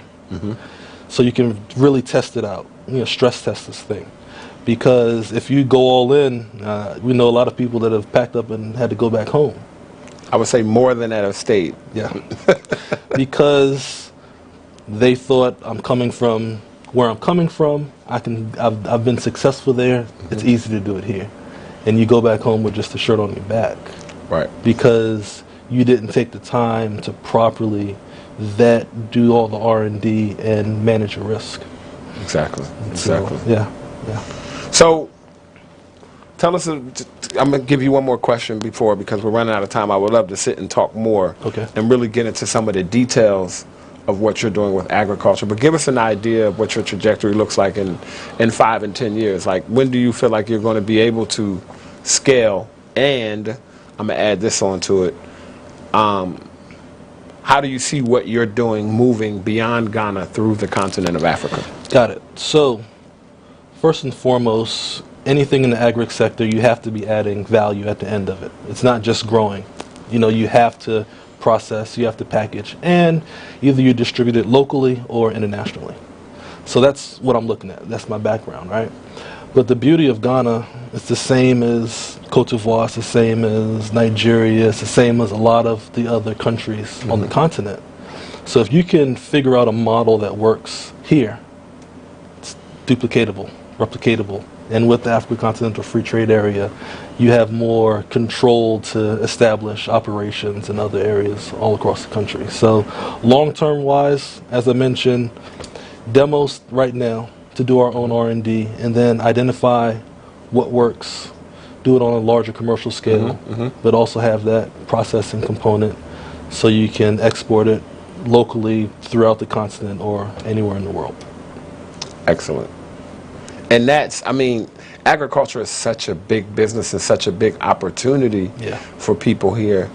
And it requires you to, number one, educate the population around you because you're going to be doing it differently. And I'm sure one of the things you experience here is a lot of things are done just because that's the way they've always done it. And people don't necessarily have access not only to the information but to adequate training to know, or the resources to know, how do I do it differently? How do I do it better? So that's a really big thing. And then you're employing people. So that's giving back to the ecosystem, as you said. Last thing before we go, sound advice, 1 or 2 points, to anybody who is looking to come and invest, regardless. Maybe they're just looking to move and check it out. Maybe they just want to come visit and scope, What is your 1 or 2 pieces of advice to people who are looking to come this way and get into something? Honestly, I think you have to come. Period, the end. You come here, you don't just stay in the city. Really go out into the rural areas and understand what it is that you want to do and why you want to do it. What's going to motivate you to continue to do it once it gets difficult. But being here is most important. And a lot of people need to take that next step before they start to look at other investment opportunities. Get off the computer. Get offline. Get off IG. Come here. Let me I know we have to go, but I want to ask you one more thing. Since COVID, like you said, if people have been paying attention, you've seen that. Like I always tell people, look, the jig is up. COVID has showed you that there really are no rules, and everything they've been telling you it can happen without it, right? How have you found being here during COVID? Because, the times that I've gone back to the U.S., it just kind of felt like a dumpster fire in the news and everything. It's just like this thing. And here it feels a little bit more relaxed to me. But how have you, we still have to be cautious. We still have to maintain distance and things. But how has COVID felt? Has it felt overwhelming? Has it felt manageable? It's been very manageable. People are still getting sick severely with COVID here. Right. But COVID is just like anything else. You have to manage it, but manage it in a way that you can still accomplish whatever it is that you need to accomplish. But COVID, I haven't had any real issues. Places that you go, they still require masks and hand sanitizers, those types of things. But no, it's been okay. Cool. No issues. Brother Stephen McDonough, sir. thank you so much for joining us here on Diaspora Link. I appreciate you coming to share with us. Well, I appreciate you having me.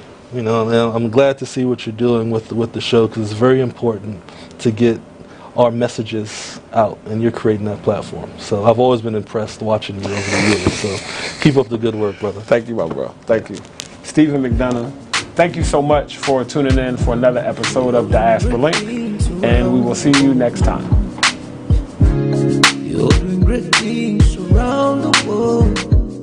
Thank you so much for joining us for another episode of Diaspora Link. I want to thank our guest again, Mr. Stephen McDonough, for coming and sharing a little bit of himself with us. I'm your host, Diallo Sumbri, and we'll leave you today, as we do every episode, with a bit of ancestral wisdom in the form of a proverb.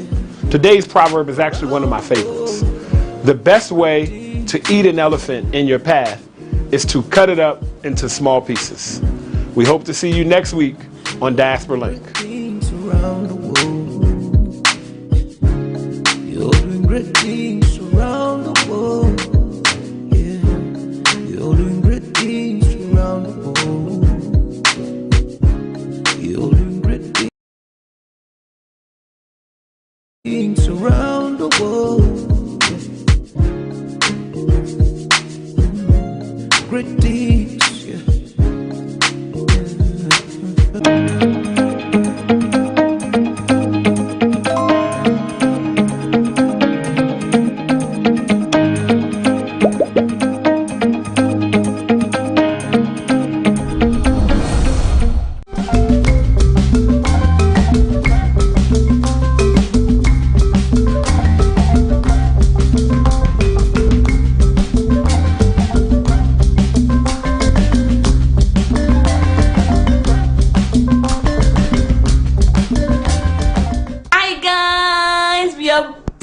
Charlie, I hope you are doing amazing. We are going to the Upper East region. When you look at the map of Ghana, this is the Upper East region, and it is the third smallest region in Ghana.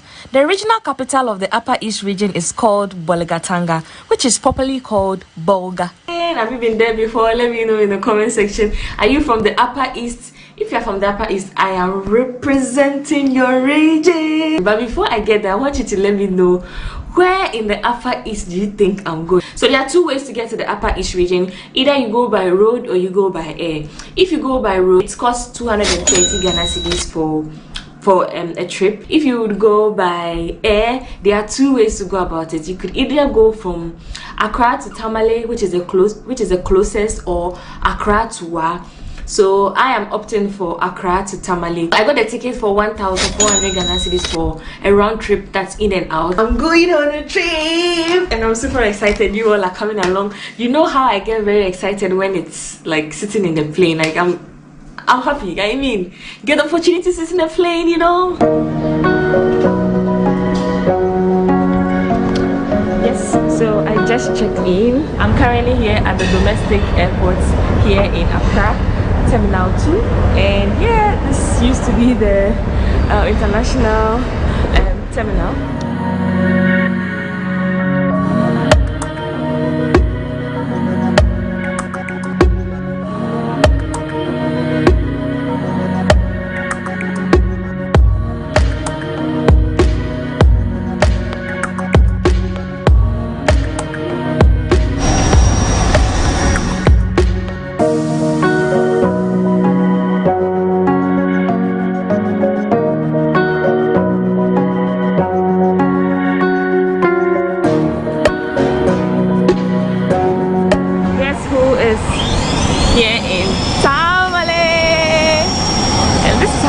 Looks like.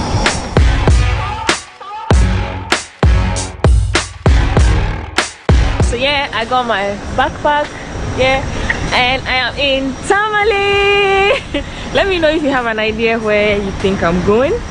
And yeah, the flight was very smooth. I'm going to figure myself out to my next destination, and of course you're coming along. Let's go. All right, so I'm going to Bolga.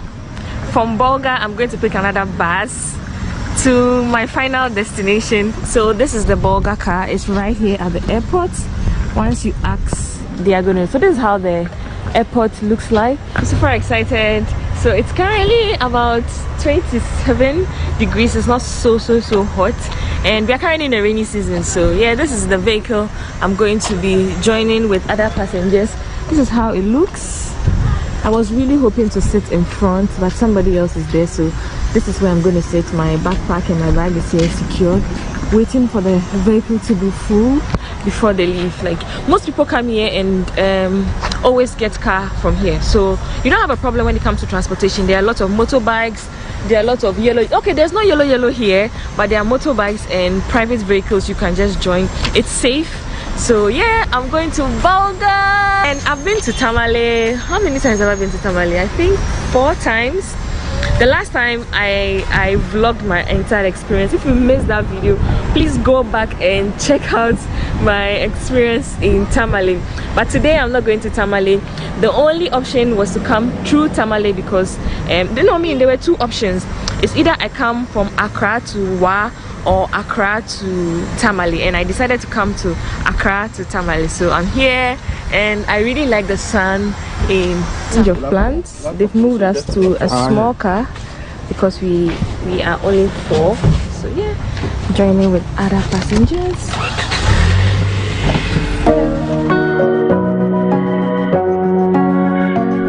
There's traffic in Tamale.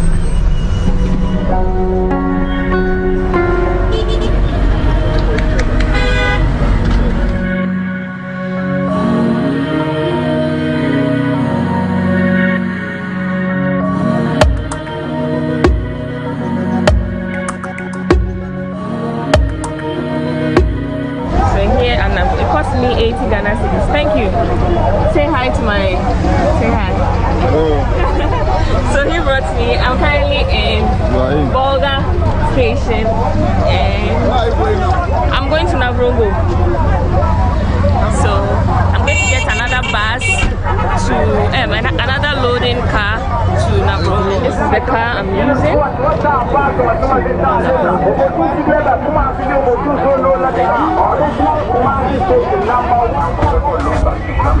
So it cost me 15 Ghana cedis in a loading taxi to Navrongo. How much? 1 cedi.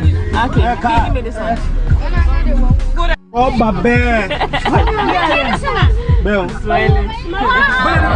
So yeah, I'm sure by now you all know this is my final, no, not my final destination, but I am in Navrongo.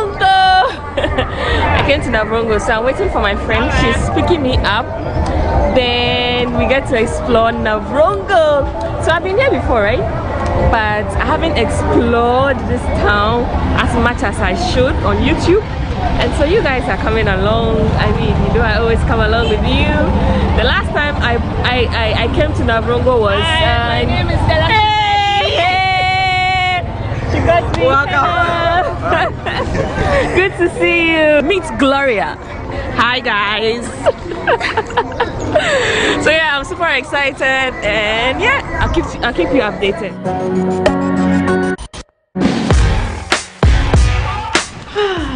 Finally here in Navrongo. Welcome to Navrongo.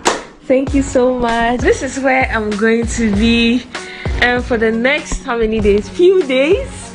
Gloria is going to be showing me around.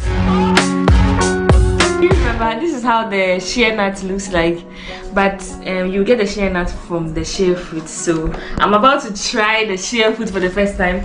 They saw me buying it in town, so obviously you have to see me eat. Show me how do you eat it? So you just take it like this and you bite. Just the salt. This one looks harder. So this is how it looks like. It just means it will be less sweeter. So you just bite the same way. No, let me get a softer one. I want the sweeter one. So yeah. So you eat everything till you get the nut out. It tastes like sweet avocado. Guys, do you know dates? The fruits Muslims used to break their fast. Dates. It tastes like avocado, but the sweetener is like dates. Yeah. Yeah. I think it's very natural. So it's very sweet.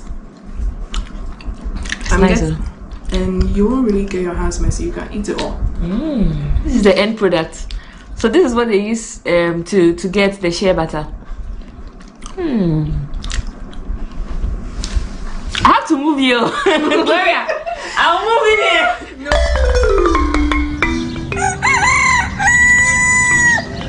Good morning from Navrongo.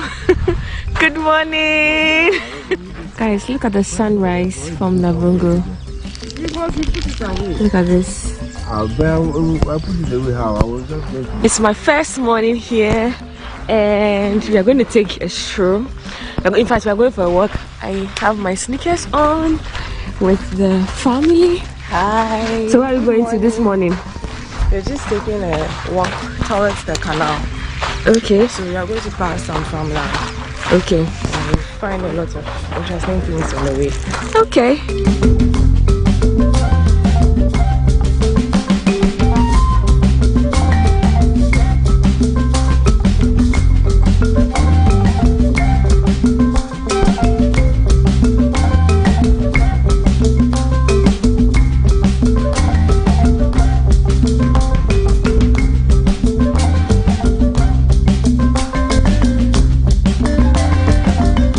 Morning is Dorado.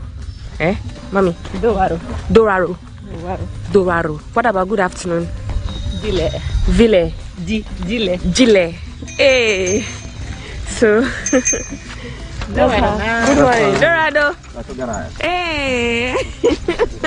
I got someone to respond. Yeah, I'm doing well. What about good evening? We still say Dile. Dile. Oh, okay. What language is it? That's Kasim. Kasim? That's the common language here in Navrongo. But not the only one. Oh, okay. So this is a rice farm. This is how the rice plant looks like. This is how it looks like. You can see a lot of them here.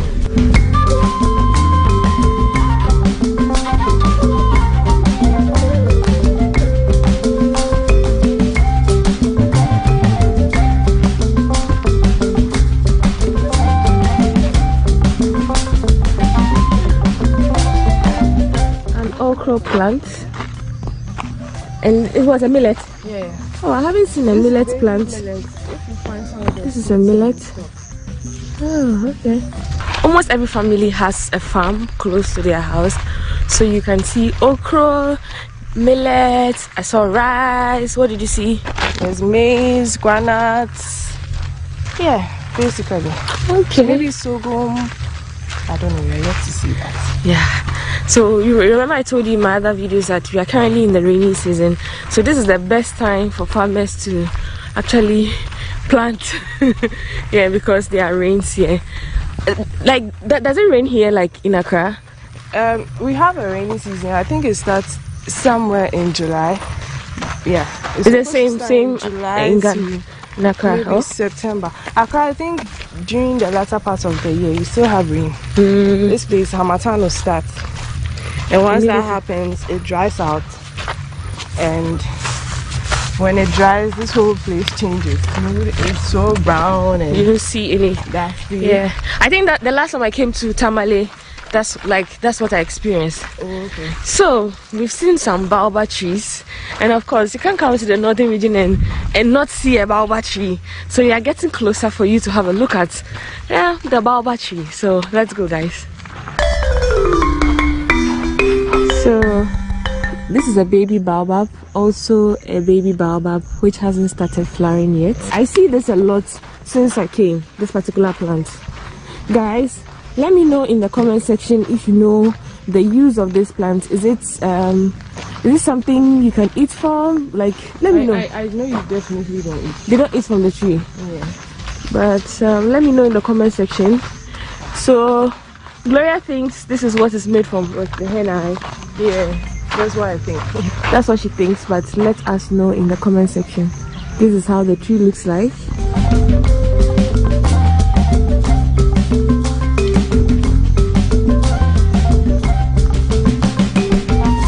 Come up here. Yeah. These ones are about to crack, like these little ones. They will crack over here. Okay. And then they will spit out the flower. The flower. This is how the flower looks like. And this is a matured baobab tree.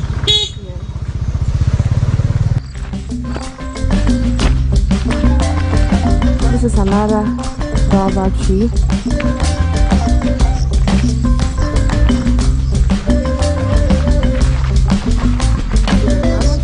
So this is the granite plant, and it's now flowered. Personally, I haven't seen a granite plant before, so I get to see that for the first time. You know, there is this perception that the north. In fact, the north has like dry lands, it's like a desert, the lands are not fertile. Guys, this is why they say travel and see. I am seeing the place is green and it's only dry during the dry season. We are currently in the rainy season, so this is how it looks. And let me know in the comment section if you also thought the same, if you also think the north is just full of dry lands. So I'm wondering, like Mommy and Gloria, does the food, like the food they planted, does it sustain them for the whole year? Since like the December is the dry season and all. Yeah, so actually there are people who don't have cash throughout the year, like constant supply of income. So what they do is they wait, they get the harvest. When they finish harvesting their rice, their maize, whatever, they would sell that from time to time and also eat that from time to time. And they survive.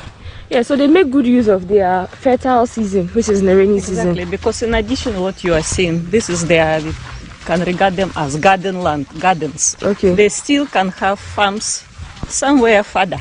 And now farm for commercial use. This one, they farm what they eat, but they have more land because the land, as you see, is available here. Yes, the land is available. I'm sure they are not so expensive too. The shea tree looks like, as you can see, there's fruits. Do you guys remember I had one yesterday? This is how the fruit looks like. I had some yesterday, which was very tasty, and this is how it looks like. It has a very rough. This is like, look at this. Yeah, very rough. I also found a shea nut here. Yeah, look at it. When it dries, this is how it looks like. Yeah. Let me know in the comment section, have you had shea fruit before? I had it yesterday and it was really, really, really nice. I had to turn this way because of the sun. It tasted like a bit of dates, sweet dates, you know, the fruit dates, and avocado. It looks like avocado, but it tastes like dates. Yeah. Good morning. Good morning. How are you? I'm fine, and you? I'm better than you. Share butter. She makes shea butter. Oh, okay. Okay, later. So let's go to my farm to go do the work and see. Let you show me here. No, the farm. Go to the farm there. The farm there. Yeah. Okay, let's go. You come. Okay, come. Come. Wow, okay, the nancy from the rice, but she needs to teach us which is which, because the rice looks closer to the wheat. And this is fun. This is what they do like every day. Wow, they're really trying. Put some respect on their names.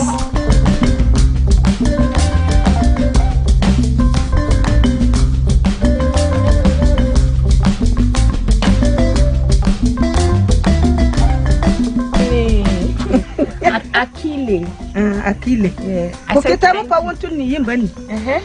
Becky want to need him, Bunny. Because I don't speak the language, she said she's not my friend.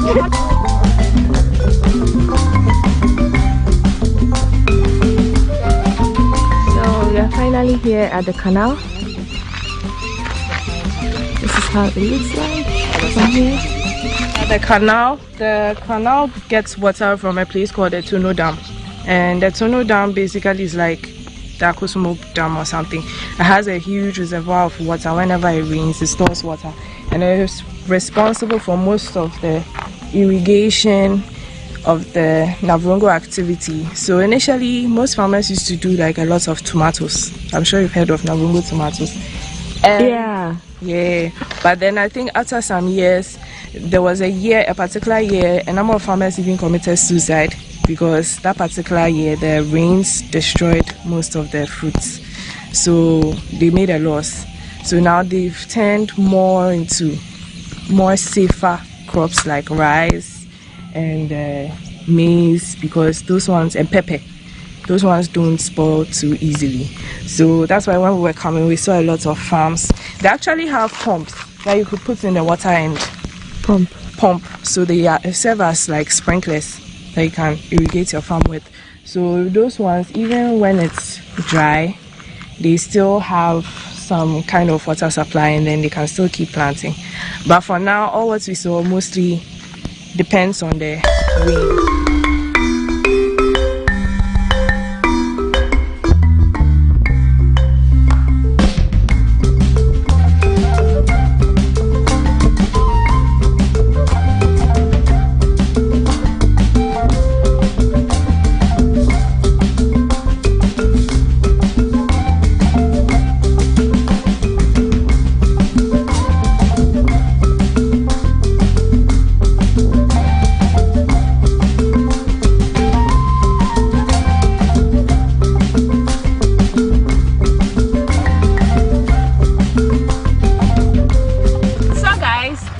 Us to the end of this video. I hope you enjoyed watching this vlog as much as I enjoyed exploring Konya town of Navrongo, and this was successful because of this little pretty girl lady.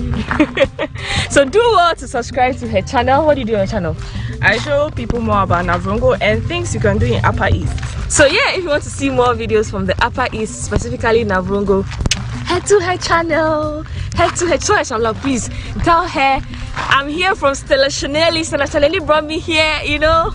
Yeah, but this was really the channel, guys. Yeah. How did you enjoy the walk? Oh, it was good. It was really good. You know how like people think like the Upper East, in fact the north in particular, is like just a desert, dry land, but like I'm really impressed, and it was good I came this time. Like I've really learned a lot. Yeah, I'm glad you did. Yeah, and I saw the millet plants for the first time. I saw the granules for the first time. Okra I've seen before, baobab plants I've seen before, maize we see it in Accra. So yeah, it's exciting. I hope you enjoyed watching this video as much as I enjoyed documenting my entire experience here together with her mom and her family. Hey, you guys are doing well. Hey, please, they are treating me well here. If I come back fat, it's as a result of them. And so then I want to say I love you. Let's blow them kisses.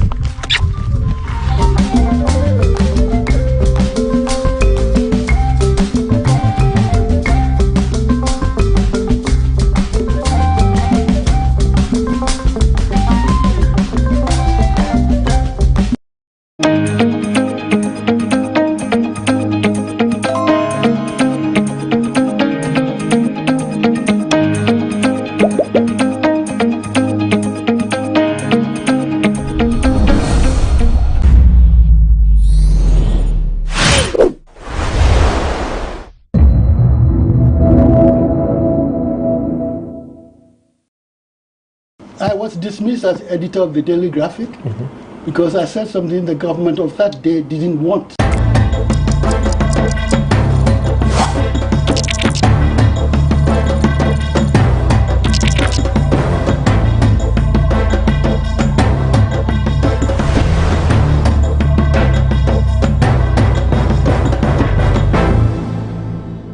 Welcome to the Lowdown on GhanaWeb TV.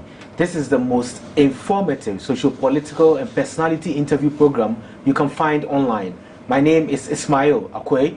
In this episode, we are going to tap into the life and brains of a Ghanaian legend. He is a journalist, a novelist, and so many other things around the media. He started writing in the 1950s and he has since not stopped. Our guest will be introduced to you after this break. This is the Lowdown. Don't go anywhere.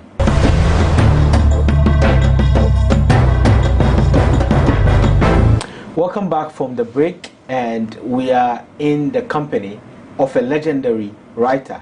And our guest was born in 1935, and I'm sure a lot of our viewers are not in that age bracket when he was born. However, there are others who would remember a lot of his works and may not know who he is.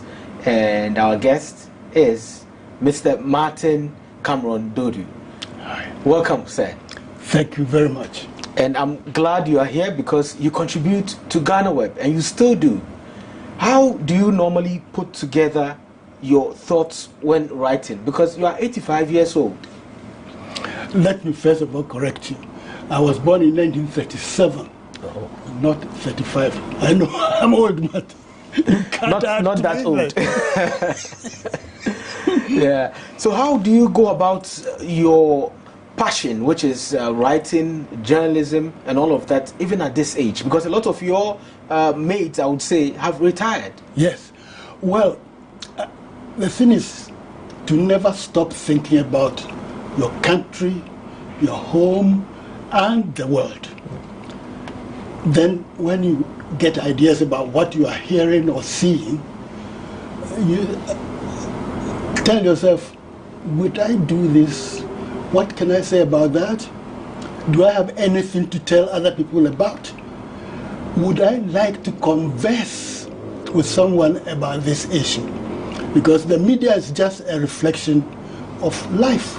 And in life, if you don't converse with people, if you don't exchange ideas, then you are basically dead on your feet. Now, the reason why I keep writing, and I write 2 columns a week, one for the Daily Guide of Ghana and the other for the Ghanaian Times. I taught myself how to write. I've never been to a secondary school. I've never been to a journalism school. I just, out of the love of communicating, began to read a lot, listen a lot, and made the world know something that I'm very familiar with. And I go on doing that because so long as God has given me this brain and it isn't dead yet, I have to use it. If you don't use it, it will die on you. And a lot of journalists retire from 50, some after 50, some even before 50. But you were a freelance journalist and a writer from the 80s. Yes. And by then, were you supposed to have retired in the UK, or you were actively working alongside being a freelance journalist? Well, who tells you to retire? It's only your work. In journalism, nobody supervises what you do, especially if you're a freelance. So long as you write well, you remember events, and you are not too lazy to check up on your facts, you don't retire. Good journalists don't retire. When you want to retire, it's probably after you have written your autobiography. And I am writing mine, but there is so much going on that I haven't completed it, and I don't think I'll complete it in the next few years unless I am called away. I think you have to complete it, and anything we can do to get you to complete it, we're going to do it in our own way. But with remembering and recounting memories, yes, this is something you are really good at, because you remember the pre-independence era when you were still, actively working, and you were a young man then. How was it like when you were a people teacher? At that point, did you think you would be a journalist, and you didn't even know what journalism was at the time? That is true. I was very lucky in that I was, I think, in Standard 6 when the Daily Graphic was launched. Now, the Daily Graphic has very interesting antecedents. It was launched by the Daily Mirror Group of London. Now, at that time, the Daily Mirror was the biggest newspaper in the world in terms of readership. And they employed very good journalists. Bankole Timothy was employed from Sierra Leone and became a very important person in the Ghana media. Henry Ofori, you probably have heard of him. He used to be editor of Drum. Moses Dankwa, Kofi Bedu, the sports writer. They were very good, and these people were taught by Fleet Street experts. And when you read them, you felt, oh, I'd like to write like that. And so even when I was in middle school, I was writing good essays, and I was lucky to have some very good teachers who helped me along and taught me that first of all you must master the English language, and secondly you must read so that you know what interests you and learn from that to make your stuff interesting to other people. Where do you get your materials to read? Were you reading newspapers at the time? Yes, newspapers, and also yes. I come from Esiakwa, which is near Chebi, and Chebi had a library at the community center. I used to go there every week, paying out of people teacher salary about £7 a month. I was taking lorries at 1 shilling a time, go to Chebi, borrow a book, bring it back to Esiakwa, read it. As soon as I finish, I go and change it, and so on. And what kind of books were in the library at the time? All sorts of novels. I read The Saint. There were a lot of novels about the saint, for instance, and then Black Shirt. If you knew how these people wrote, if you borrowed a book, you needed to finish reading it. You couldn't put it down. It had that knack of making you interested in the story they were telling you. And then, of course, Charles Dickens and other people. I read a lot. And you wrote a lot from that inspiration? Yes. Not directly. This is the thing about education. When you absorb and you are disgorging, it's not conscious. The English language appeals to you. You find an expression as you are reading, and it gets into your subconscious. And before you know it, you are applying it to your own situation, and perhaps modifying it a bit. Because these people were writing about Europe and America, and I was in the Gold Coast. But I had to make sure that people in the Gold Coast understood what I was writing, so I adapted, yes. And in 1957, you were at GBC by then. How was it like, if you can take us back, for you and also your thoughts at the time when we had the independence? What was going on then? Whilst I was in school, there was this struggle between the National Liberation Movement and the Convention People's Party about which party would lead Ghana to independence. And then I joined a magazine called New Nation. But whilst I was at New Nation, I was moonlighting by writing short stories for the Ghana Broadcasting Corporation. And they employed me because they liked what I was writing. So I was there when independence occurred. We had a head of news who was from the BBC, seconded from the BBC. We had a head of programs who was seconded from the BBC, and we had a director general who was seconded from the BBC. And they were looking at talent for talent, all the time. So I wrote for them, and they employed me. And without any training, I couldn't write shorthand, I couldn't type, touch typing, and so on. Just out of being able to remember things, I was made a reporter. Now, in those days, the radio was the most authoritative media in the country. So, if you made a mistake, if you misquoted someone or gave an untrue fact, they would be on you in a minute. And you lose your job. Absolutely. Well, and it was so disgraceful. So you had to be very, very careful. And that was how I trained myself to be able to report accurately, reflect what people were really saying. And I was sent to Parliament as parliamentary reporter. The worst thing you can think of, because as you know, politicians are very interested in being quoted accurately. Because if you quote them and make an error, it goes to their constituents, and they will not be elected again. So they were very, very interested in making sure that we reported them properly. Dr. Kwame Nkrumah, who was then the Prime Minister of Ghana, once telephoned the newsroom of Radio Ghana once I was there. And he told us that we had said that the dam was being built at Konsombo. It wasn't Konsombo, it was Akosombo, Akosombo, and he spelled it for us. So just imagine this happening, everybody knows. He said, hey, Prime Minister listens to us, we must be accurate too. And because I managed to report accurately, I was sent to all the important assignments. And have you ever interviewed Dr. Kwame Nkrumah at the time? Not for writing, but I've had one-to-one with him during the Congo crisis. I was editor on duty when President Lumumba, Prime Minister Lumumba of the Congo, had problems. And we had, at that time, a monitoring service which was capable of picking up radio transmissions from all over Africa. And I heard that the Ghana ambassador in the Congo had been expelled by the government of the Congo.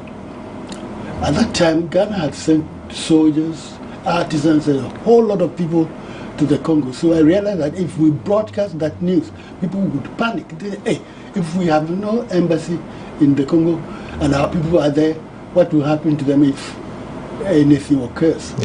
So I said, I'll send this news to the Prime Minister. And out of my own initiative, I sent it to his office at Flagstaff House. And within 30 minutes, they sent a car for me. And I went there and he sat me down and said, why did you bring this news here? And I said, I know that we have soldiers in the Congo and you have an embassy, but we, according to your instructions, have set up a monitoring service so we can hear Radio Leopoldville direct. And this news came from Radio Leopoldville, and I thought that perhaps it would take time to get to you through the army or through the Ministry of Foreign Affairs, but here it is. Give it to the president and let him do what he likes with it. So that's why I brought it to you, because if I had broadcast it, I'm sure we would have had panic in the country. And he looked at me and he said to me something very strange, but I think he was completely bowled over. He said, don't send such news here. This is not a news agency. Can you imagine? Because he wanted you to broadcast it. No. He just said I shouldn't send it to him because he was disturbed. Yes. And then I went with somebody working in Radio Ghana who was close to him, and he picked up a letter and said, listen to what our ambassador has written. So the ambassador, who was N.A. Welbeck, had written that he had the Congo in his pocket, people come to him for advice and so on. Very rosy picture. I didn't say anything. He read it, and I went my way. Within 2 weeks, Congolese soldiers had gone to the embassy to expel the ambassador by force because he said he wasn't going to leave. He had to hide in a freezer. And then eventually he was freed by the Ghana army, by the commander of the army himself. He was called Alexander, General Alexander. He was there with him. Alexander went to the embassy, picked him up from the freezer and drove him to Leopoldville Airport and put him on a plane. And I looked at him and said, yeah, this is not a news agency. Yes. So if they had worked on it, probably that wouldn't have happened and it could have prevented maybe some damage. That wasn't my business. Yes. My business was to make sure that my fellow countrymen in the Congo were safe. And you send them there, they are facing problems. You have to know. But of course, as I say, this is what I mean by using your intelligence. You go and broadcast it, everybody will hear about it. And your brother is a carpenter who has been sent to the Congo to help them. His brother is an electrician. His brother is in the army. What would they think? So, you use your judgment in journalism. That's why I say that there are a lot of people in this country who think that if you get a microphone, that's the end of the story. It isn't. You must think about the person who is going to listen to you. You must think about the person whom you are going to talk about. What would they say if they were face to face with you? Just because you can broadcast on the airwaves and reach them directly, it doesn't mean that you should forget that they are also human beings like yourselves who have rights to their good name and so on and so forth.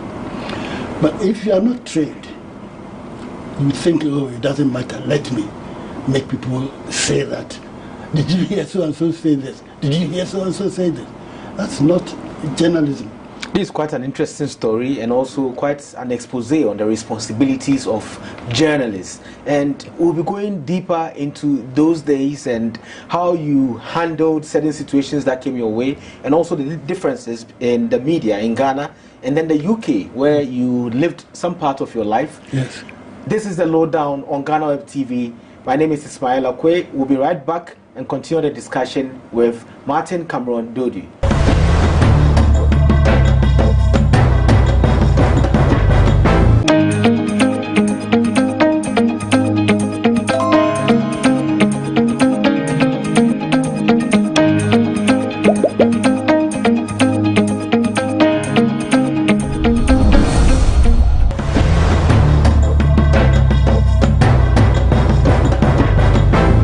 Welcome back from the break. This is the Lowdown on GhanaWeb TV. My name is Ismail Akwe, and we are discussing with our guest, Martin Cameron Dodi. And I don't know, are you comfortable with the name Martin? Because you normally sign Cameron Dodi and no Martin. Yes. Because of my affinity with the radio, I like you funny. I like good words, and I loved the name Cameron rather more than Martin. Okay. And of course, editors prefer that you use as few words as possible for your story as well as your byline. So rather than say Martin Cameron Dodo, I just choose the Cameron. And it's important to me because my father was a cocoa buyer, and the firm that he worked for was from the United Kingdom, and the head of the firm was a Scotsman called Cameron, and he helped my father a lot. My father was an incredible man. He never went to school, but he could buy cocoa and account for it. He brought 60 pounds of cocoa.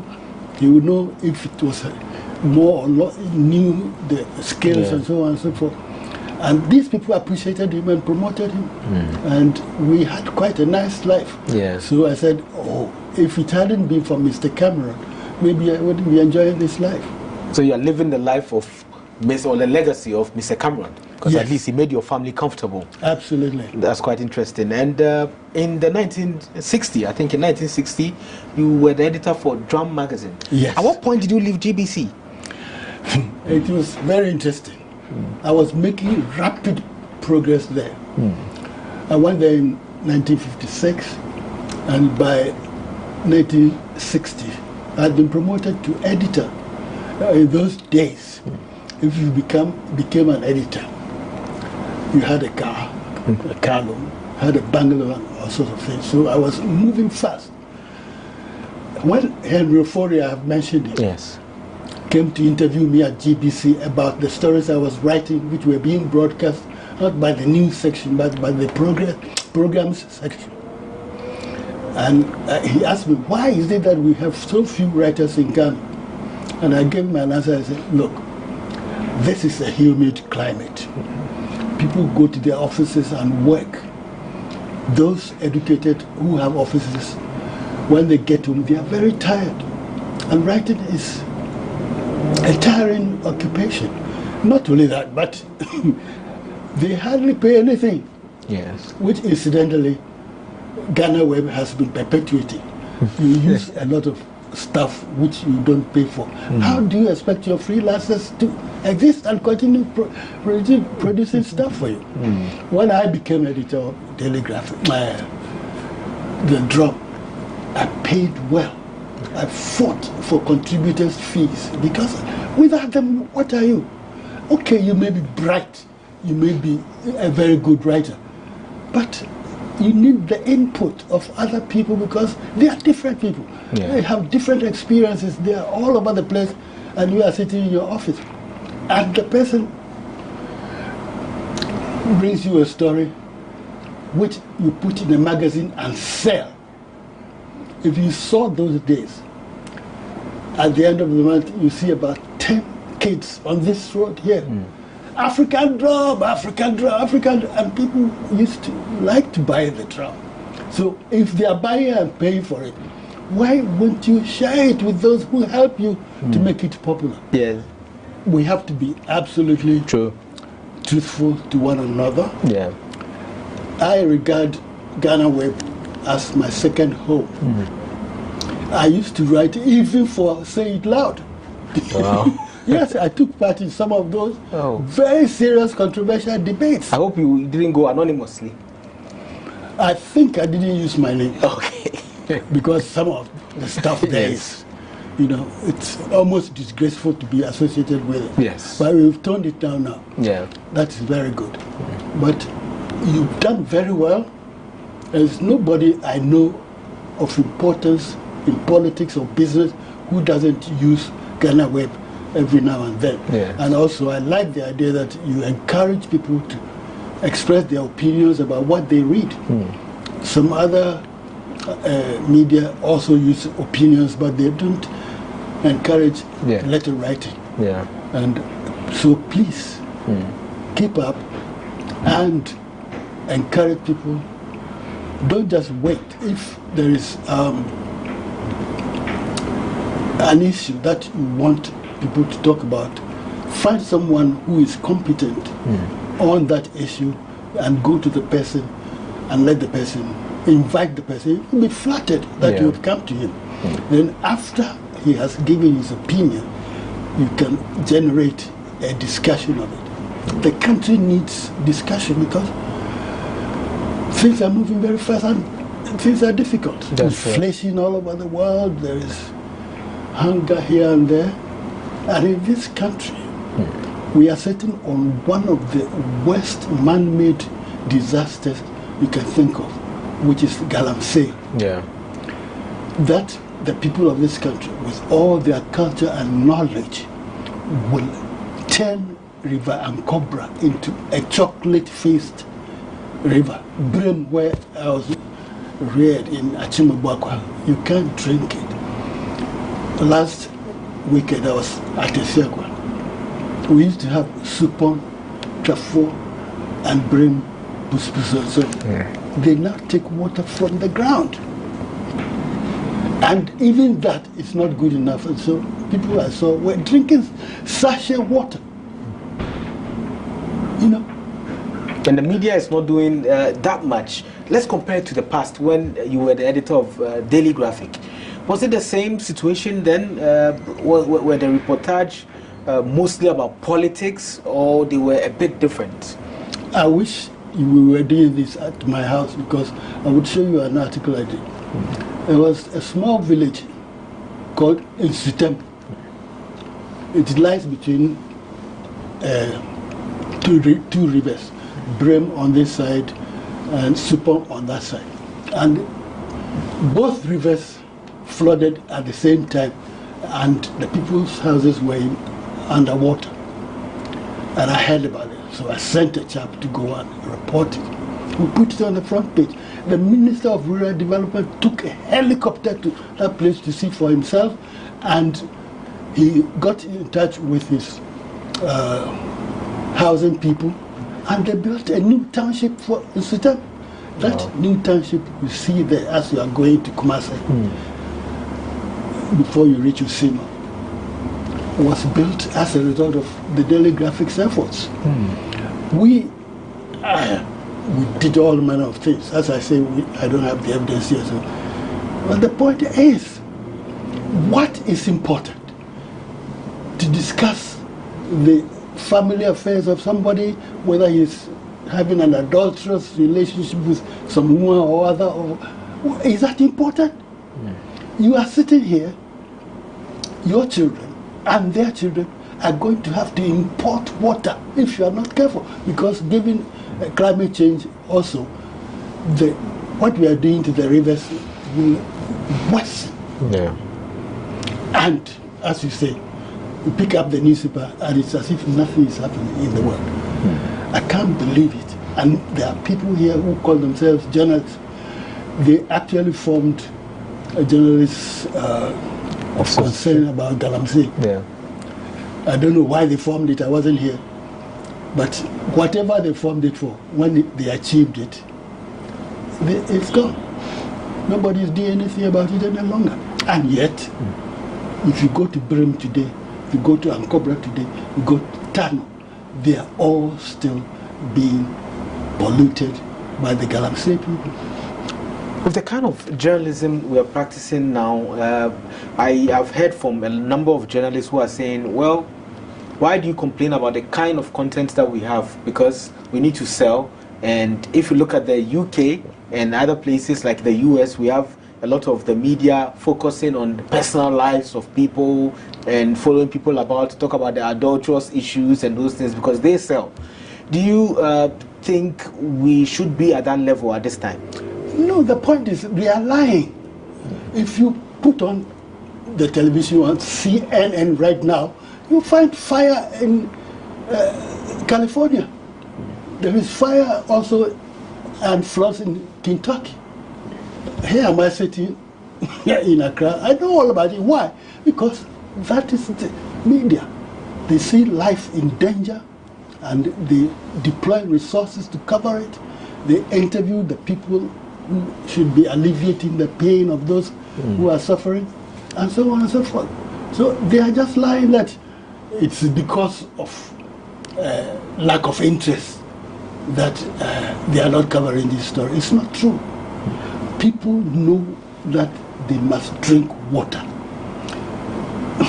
We have a proverb which shows that even animals appreciate water. Say,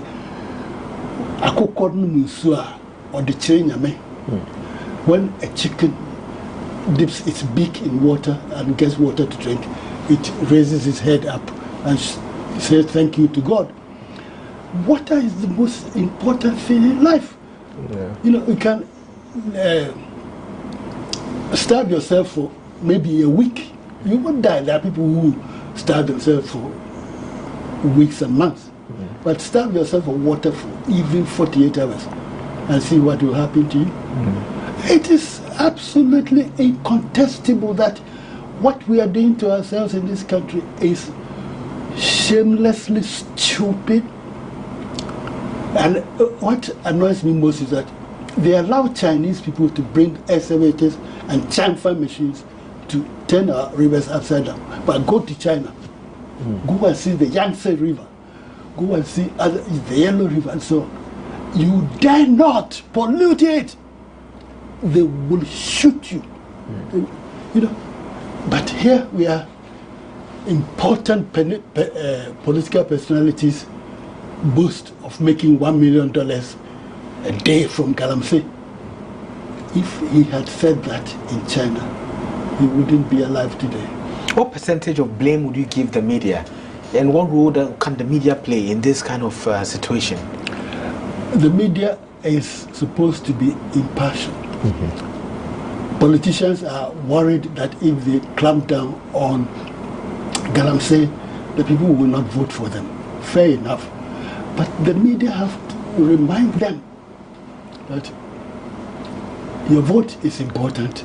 People voting for you is important. But what will happen if they have no water to drink? For your own sake, in your own interest, you have to pay attention to this issue. Because you imagine that a person walking along the street, say your houseboy, is buying water sachet for 40 pesos each.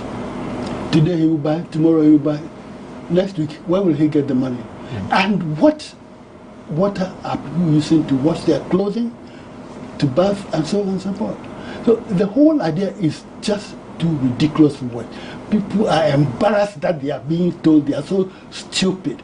As a result, they invent these spurious arguments that, oh, if we put in only Galamsey, people will not buy our media. Politicians will be angry with us and so on. The media has to assess the situation. See, we cannot allow this. The flooding in Ghana, we make a lot of noise about it. It is now going down a bit. You have to, people, a minister will go to his office and find about 400 people waiting for him.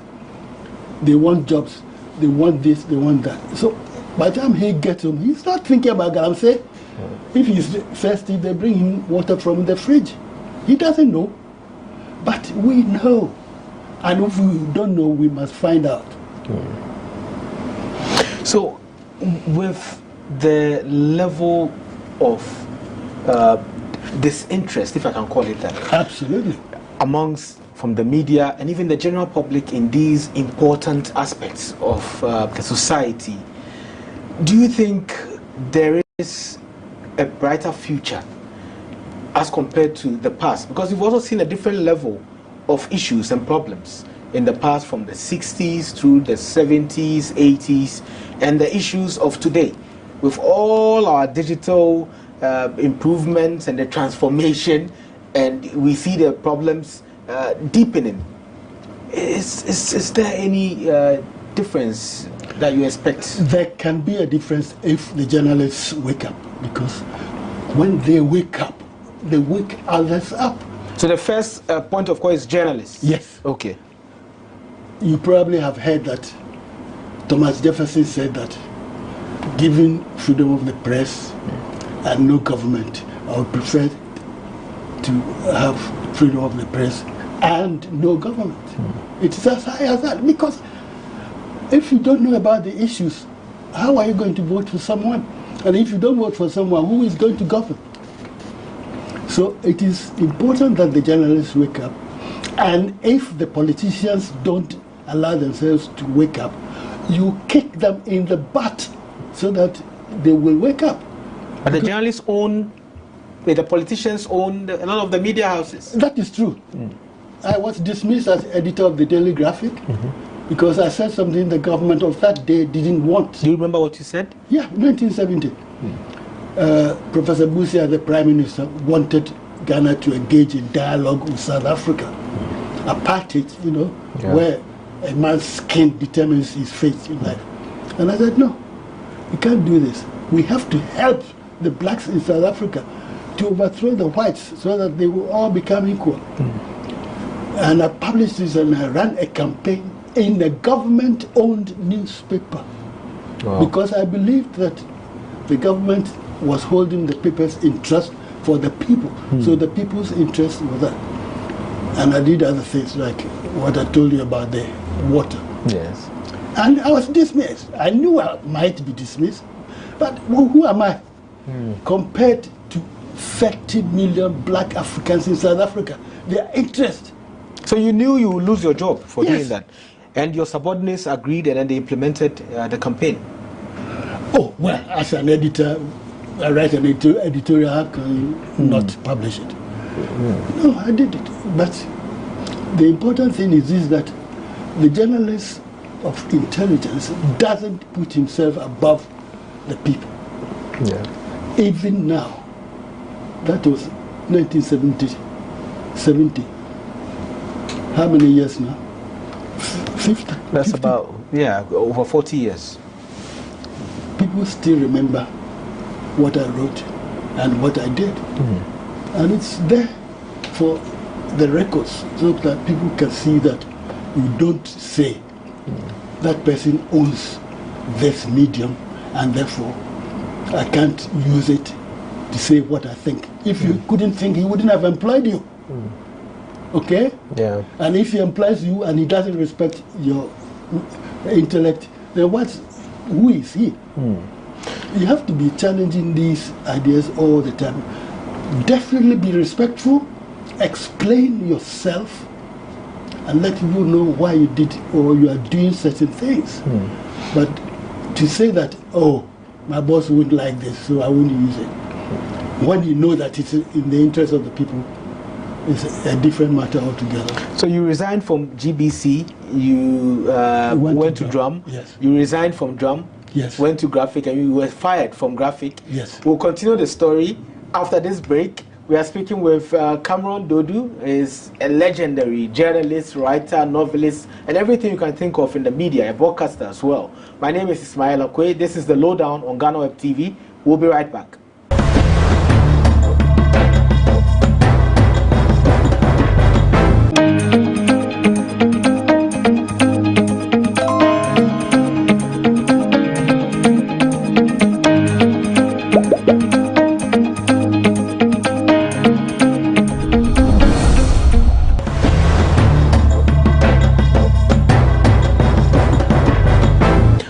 back from the break. This is the Lowdown on GhanaWeb TV. My name is Ismail Okwe. Our guest is Cameron Dodu.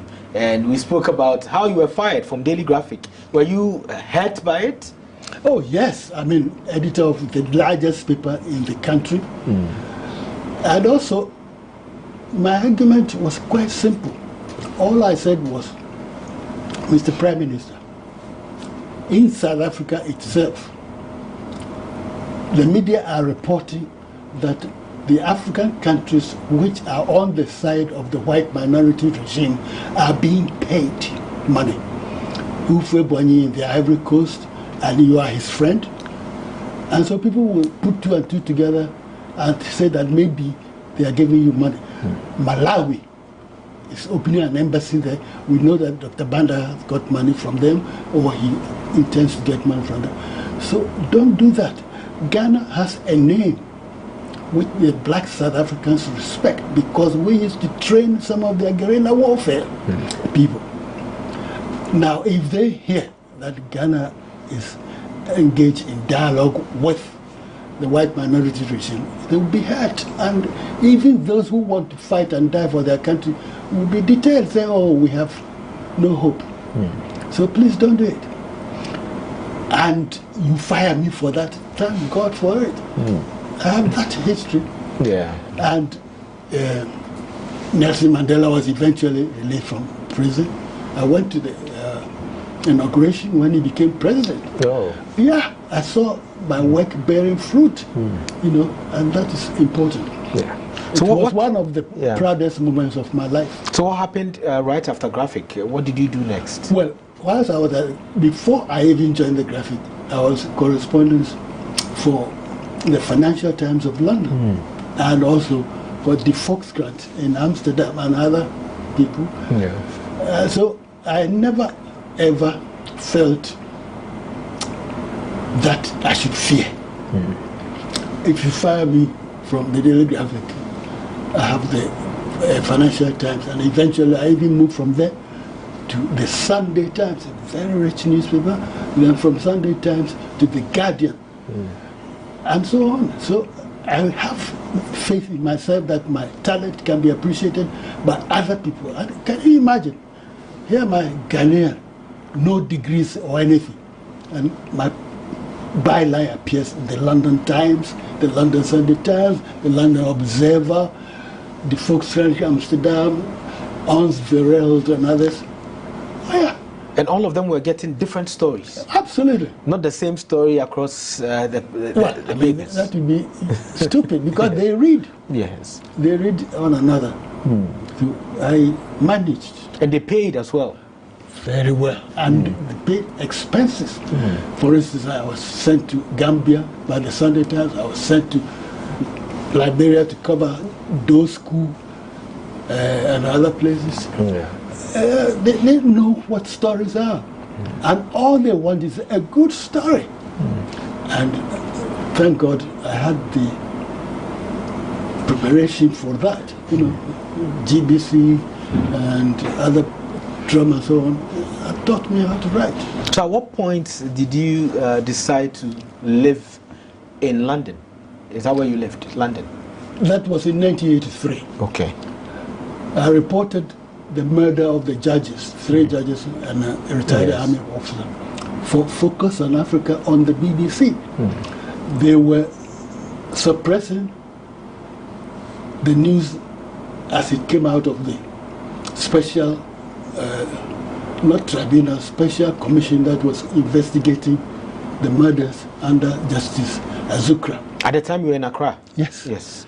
Now, because they owned the Daily Graphic, the Daily Graphic wasn't publishing what was going on. Yes. Ghanaian Times, Duka.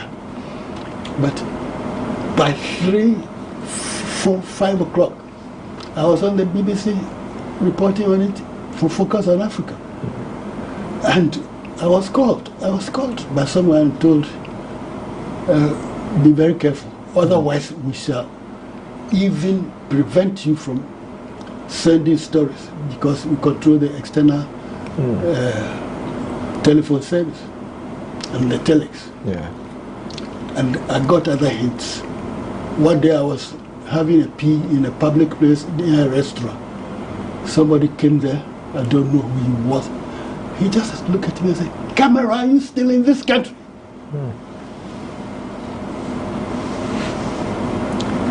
Before I could say anything, he gone. Who was he? What had he heard? And I knew that in those days you could just vanish. Yeah.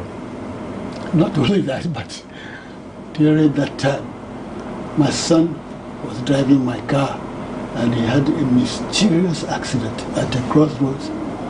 In Accra? In Accra. The car was a write-off.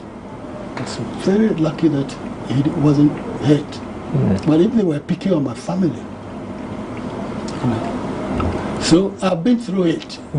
But Allah is there looking after me, and I've done my little bit. So at what point did you decide to move to London? And did the BBC support you in moving? No. I was a freelance. You don't have a contract. Yeah. I just turned up there, and then I began to write for, you see, my freelance outlets. Did you move with your family? Eventually they joined me. Okay. But I spent 34 years abroad. 34 years? Yes.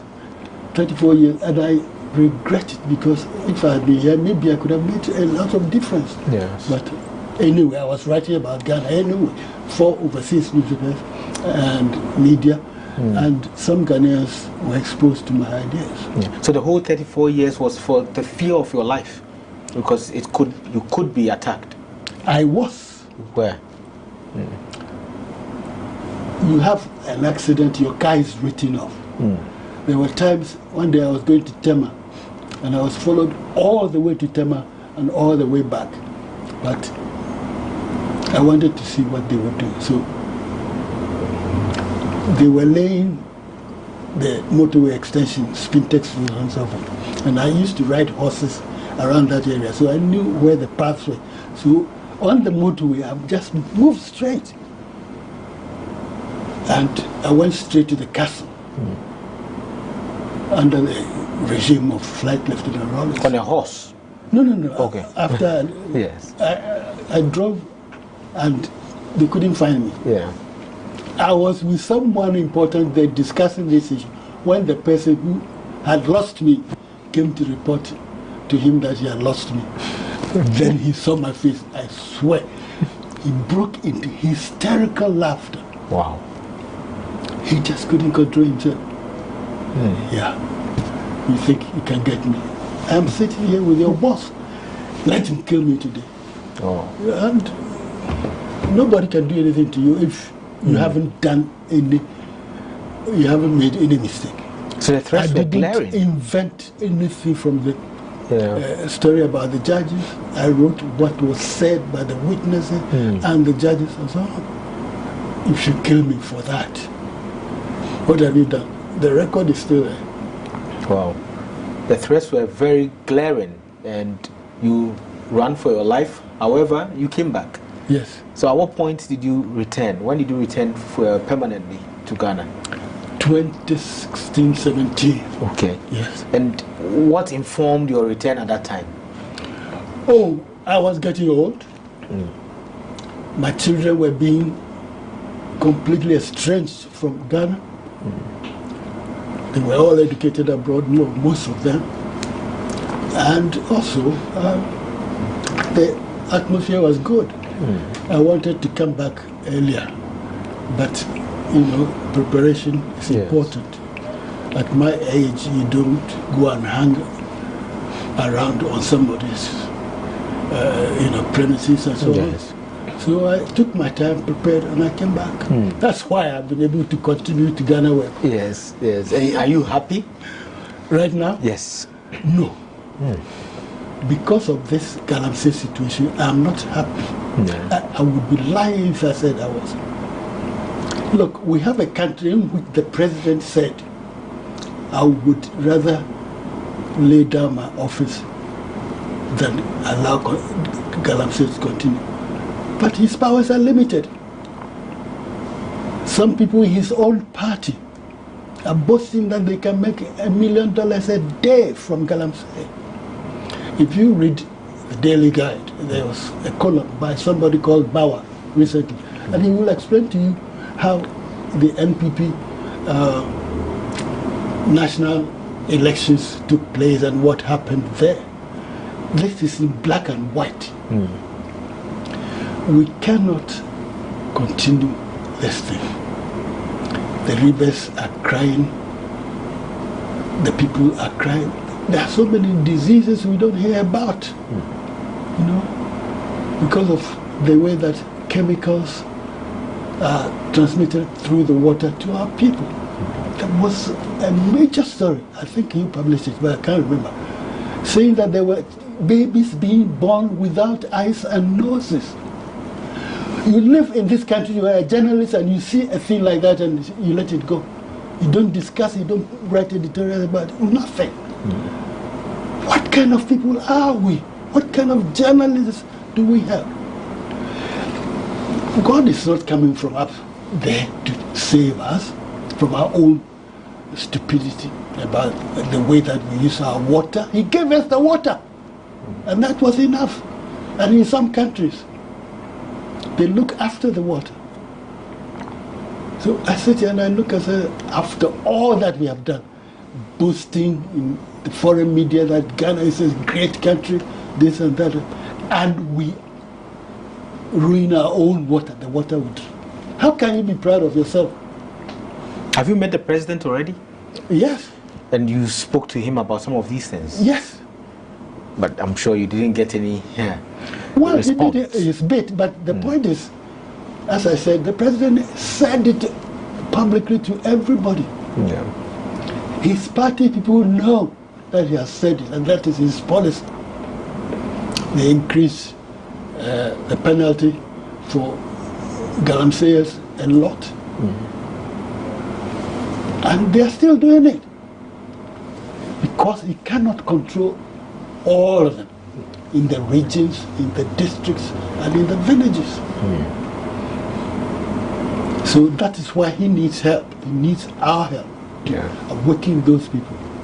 The people who go to GhanaWeb every day, they must get a message that something is very, very wrong in Ghana. Yeah. Now let's talk about family. How many children do you have? I have, thank God, 6 children. 6 children? Yes. Yes. 2 girls and 4 boys. And they are well educated and everything? Yes. And do you have a wife currently? I used to, but unfortunately my wife passed away. Oh, okay. Okay. So I haven't married. And if you have a nice young sister or a nice young girl somewhere you want to introduce me, I'll be very grateful. That's quite interesting. So now let's talk about the autobiography. I'm sure we would have read a whole lot if it was completed. And you are saying it would take some years. Why would it take some years? Where have you reached? I want it to be my last testament. Yes. And so it needs time. And I want it to be very, very good. You know my standards. Yes. I want to write a fantastic book. So is it about style or context? All of it. Yes, I want to leave Ghana a very good book, starting from way back. Yeah. So what's and also to inspire the young people, because as I've told you, I didn't go to secondary school. Yes. I've told you I didn't go to journalism school, and my standards has reached overseas, not only Ghana. So it means it can be done. Yeah. And those kids and young people who are saying that, oh, I don't have money, this and that, it's not an excuse. I passed my GCE levels through private study at home with a candle. There was no electricity. And I passed GCE level in 15 months. So my mates who were in secondary school were still in secondary school when I passed my GCE. Then I got the job, and gradually, God helped me, it went well. So people can pick themselves up. That's quite some great words. Before we leave, I just want to ask you one thing. Who is your favorite writer? It's very difficult, but since did you say you read philosophy? Psychology. Psychology. Have you heard of Bertrand Russell? Yes, I have. He's one of my favorite writers. He's very, very good. Okay, who do you admire a lot in, in the African writers that we have? I know you did something with Wole Soyinka. Yes, and also Chinua Achebe, yes. And Ayikwe, don't forget. Yes. Those are all very, very good writers. But you can't say you have a favorite. Well, it really doesn't make sense. Yeah. Because Wole Soyinka writes plays. Chinua Achebe writes novels.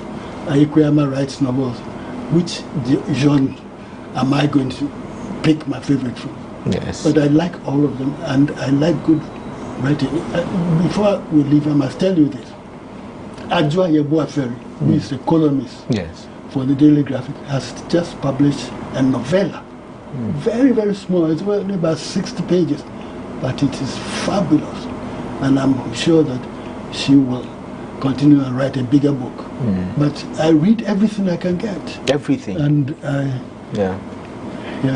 That's a great advice, and we are very grateful that you honored our invitation to have a discussion with us on your life and also to share your own ideas and some advice on how to go about journalism in general and also how the country should be headed. Because you write, and we would have a discussion about giving you a very special place on GhanaWeb so that you could contribute more and help in solving the country's situation.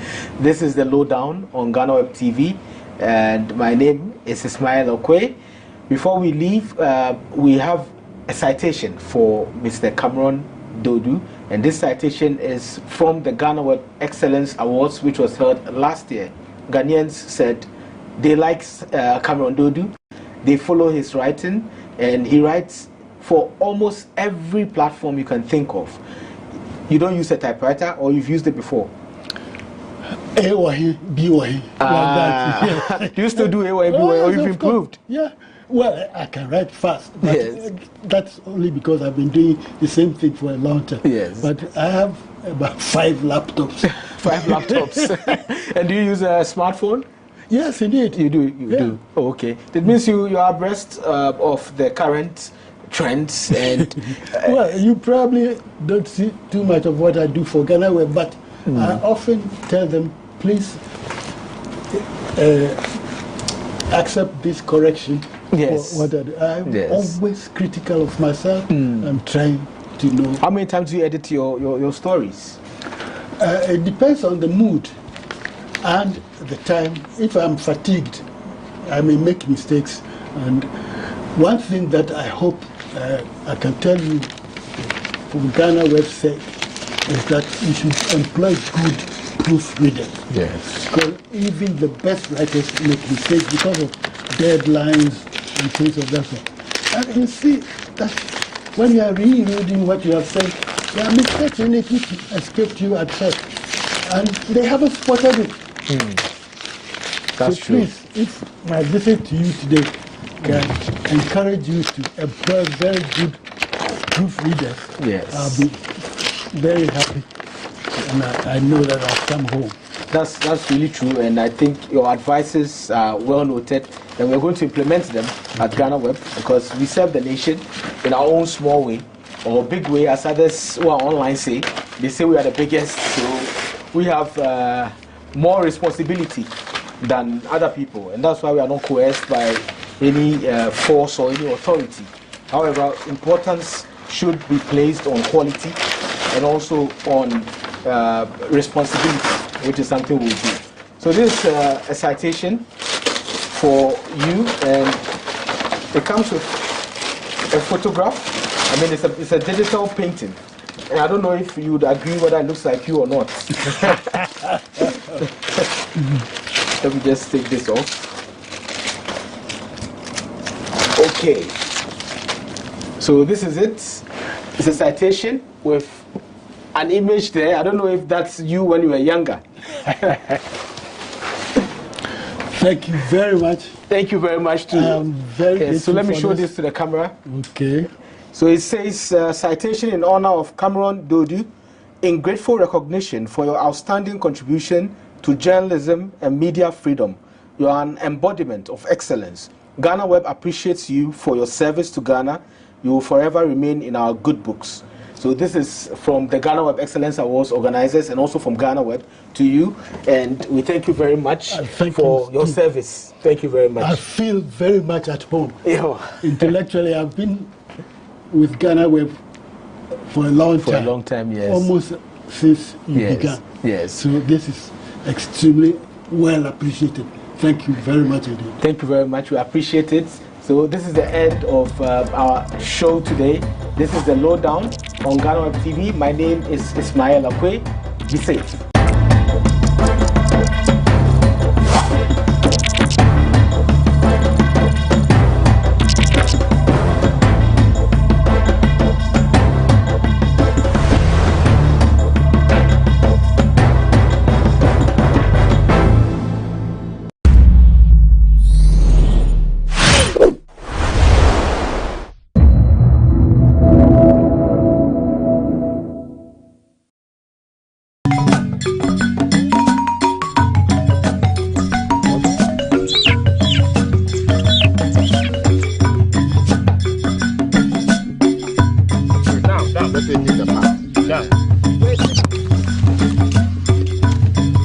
So guys, you are invited with my share fruit. This is how it looks like.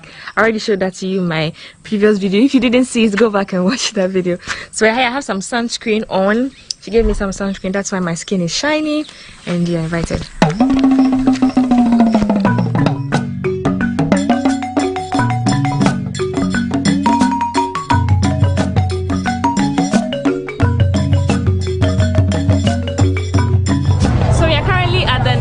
Station.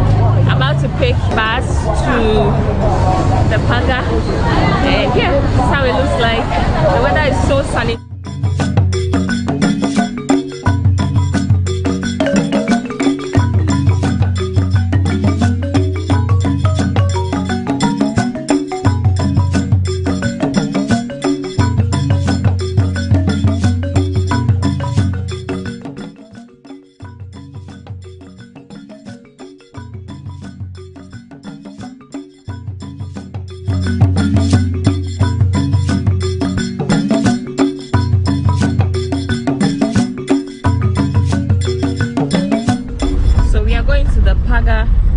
Pond, and it's one of the popular places to see here in Nkommo. I mean, people come from Accra all the way here just to see the crocodiles. So yeah, are you excited just as I am? Let's go, guys. Yeah. The first thing is that we'll buy a chicken first. Okay. After that chicken, you will now pay the entrance fee. Okay. How much is the chicken? You know the chicken is 20 cedis. Okay. And the fee also no Ghanaians. When they came here, they pay 20 cedis each. And no Ghanaians, they pay 25 cedis. So we have the chicken now. This is the chicken that will be used to feed the crocodiles. I mean, this is the only way they can come out. If they hear the sound of the chicken, they know it's meat, so they'll come out. So let's go, guys.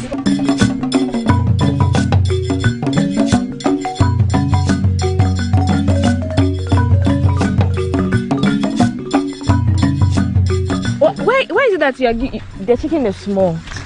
You know, normally this crocodile, you know, they don't have tank. Okay. So that's why I normally give the small chickens. Because if you give the big one, yeah. And sometimes the problem is that you know this crocodile when they start fight, they don't want to come out. Okay. So sometimes if you give the big chicken, they don't come out again. Okay. Yeah, that's why I normally give the small ones. Okay, so that's they're hungry. Yeah. Before if you give the big one, two of them they won't come out again. So that's why I normally give the small ones. So have you fed them this morning? No, you are the first group. We are the first group. Oh, right. Is it that only when you have visitors then you feed them? No, the money will charge for you people. No, there's day like that. We don't have visitors here. So you the money to buy the chicken, the entrance fee. You the amount to buy the chicken and feed them. Not all of them, but the 20 ones. There are about 15 of them. So like how often do you feed them? We feed them early in the morning. Come to around afternoon, you give them one. Evening time, you give them one. All of them? All of them. Not all of them. The ones that come the out. One come out. You know, they make over 200 inside this one. Yeah.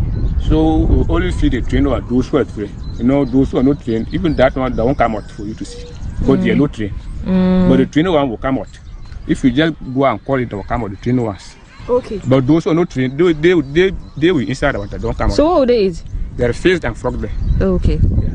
Yeah, they swim with Do them. people still swim with the But not crocodiles? this time.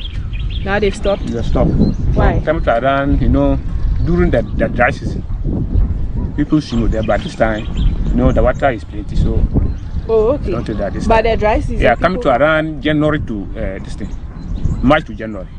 If you come, you see the children inside swim with them. Okay. But this time they stop. And how come the crocodiles don't bite them? Paga here, we don't do the crocodile meat. It's about taboo. One that die, we do better than the we bury ourselves. And that's what they are now planning to us. One that die, we better than the way we bury ourselves. And we don't kill them, we don't eat the meat. Paga here, we don't do the crocodile meat. One that die, we better than the way we bury ourselves. So I tried crocodile meat in Kenya. If you are watching this video and you eat crocodile meat, just know that here is very sacred. They don't eat crocodile meat. Don't do that. They don't do that. They don't do that here. Don't do that. So yeah, we are currently here about to call them with this chicken and hopefully get to see them take some videos, take some pictures. So let's go guys.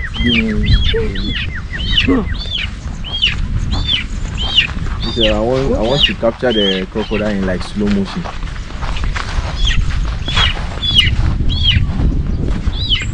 So he's currently calling them. Anywhere here, crocodile can pop out.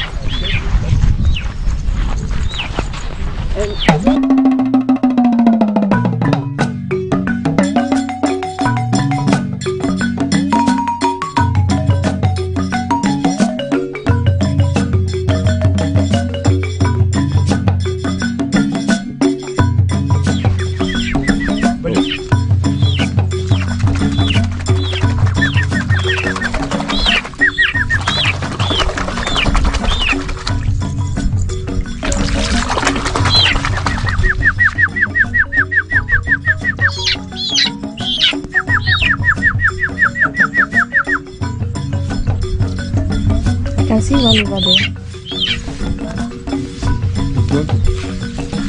Well, let's pass here.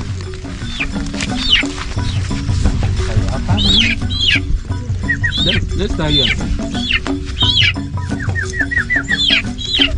One is coming out.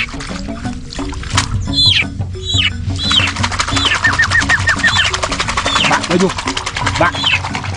You go this way.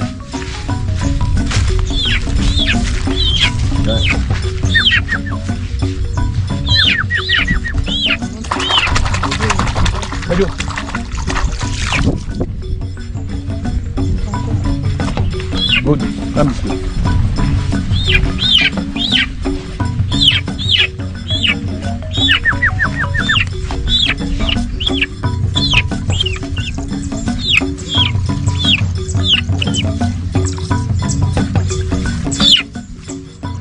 I want to feed it.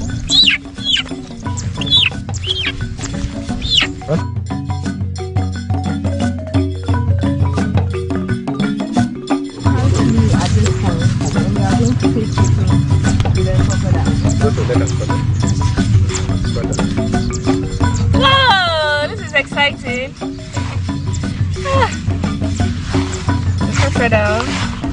The skin is very rough. Come closer. It's time for Gloria. You go down. So Jonah has decided to. It's coming forward. Don't worry. Stella. It's coming. It's coming. Wait down. Wait, down. Let it hit the mouth. Down. Wait. Try run.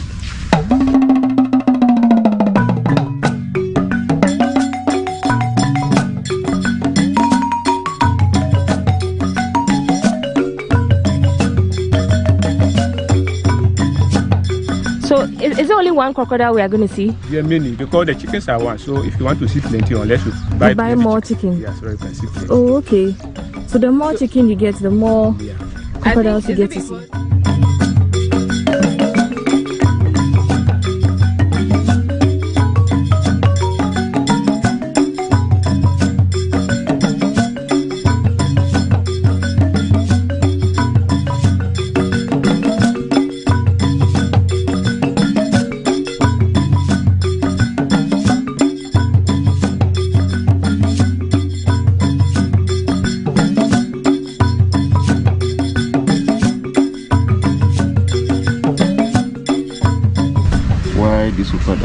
these crocodile friendly, why they are here, why they are friendly, is that they saved the life of the founder of this town, who was a hunter.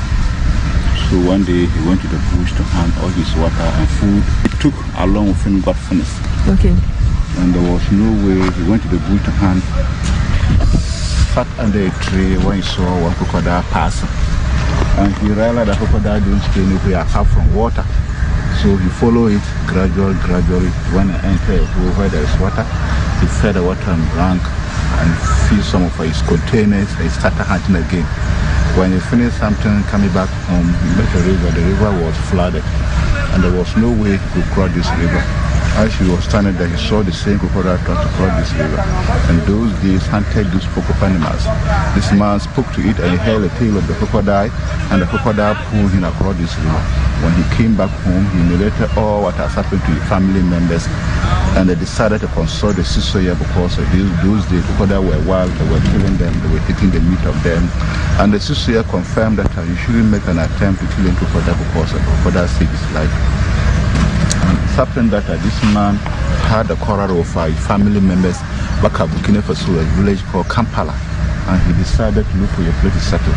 He started from Burkina Faso, walked towards here, where he gets here, he said, Ipagayu. In our language, it means my eye like this place. That is why he also had the name Ipagayu.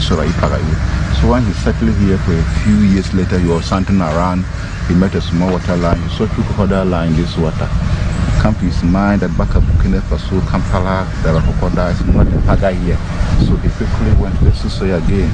And the Sisoya confirmed that the crocodile that saved his life for the past years come to stay with him. So he shouldn't make an attempt to kill any crocodile, should rather protect them. From there, he vowed not to take the meat of it or killing it, or none of his descendants should do so. From there, we also follow that tradition up to now. When they die, we bury them like the way we bury ourselves, and every year they have been reproducing. That's why there are now many here. So when they are about to lay their eggs, they come to our houses where we dump the refuse, the boiler, the big end of them, and lay their eggs, or the size of the river bank. And the normal start to lay their eggs January and the hatch April.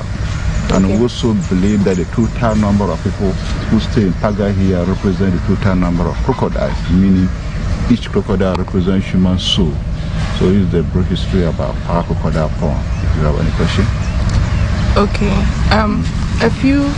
A number of years ago when I came, I was told that I think that person who found the land, Paga, he became, I think, the first chief of Paga. And so, is it that they lay the eggs everywhere or just at the chiefs?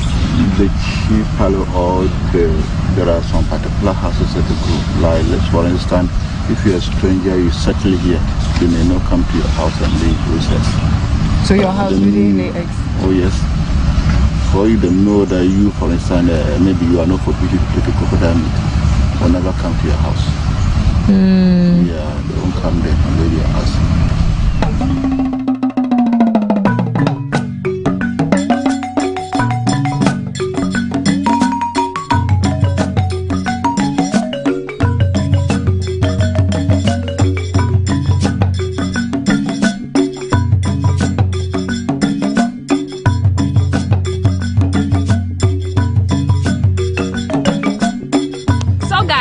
Brings us to the end of this vlog.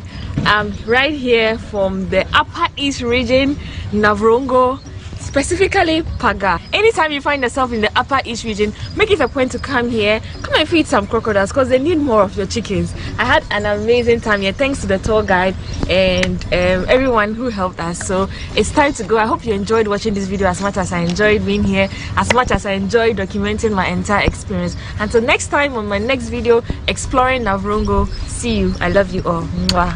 So they are renovating the place, so I'm sure the next time you come, you'll see an improvement.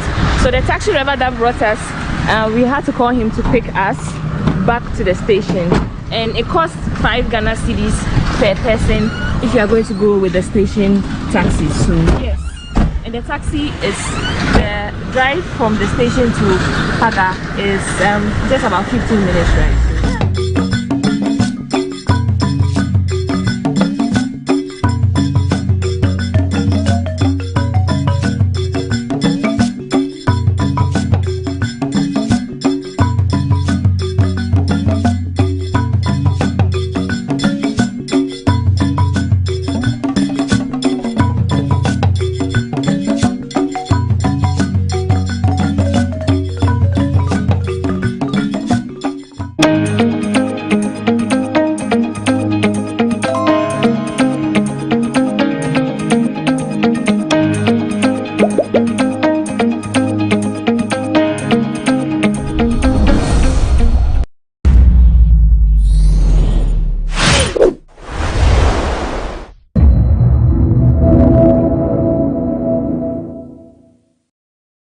Many MPs have lost their seats in Parliament because they had never spoken in the floor of the House. But that has not been the case for Honorable Nasat Mahamat Ture, the Ayawaso East MP. This man has never said a word on the floor of the House, but has won his seat for 3 consecutive times since 2012. Let's speak to him and find out what has been his secret and what has kept him going on.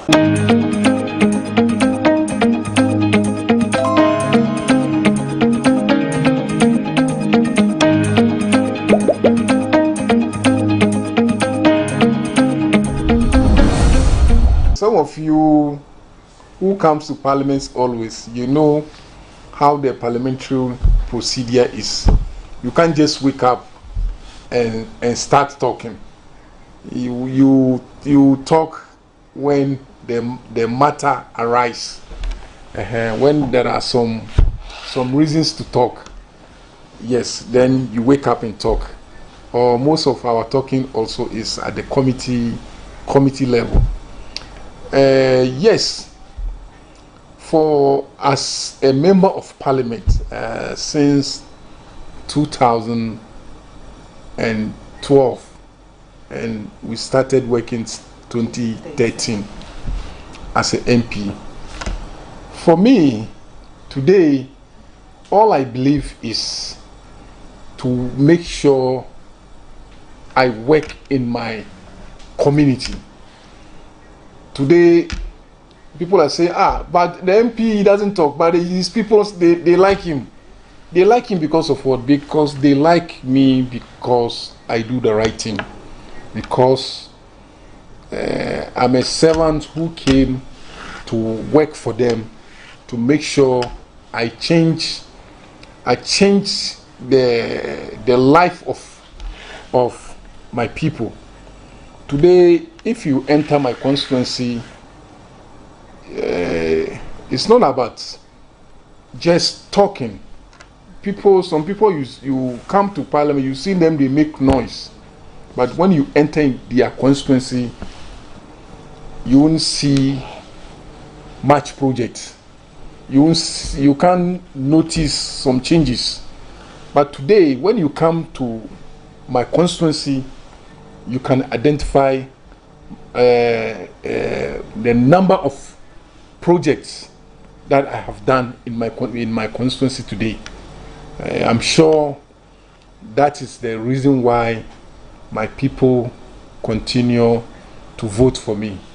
My people thinks I'm the best person to lead them.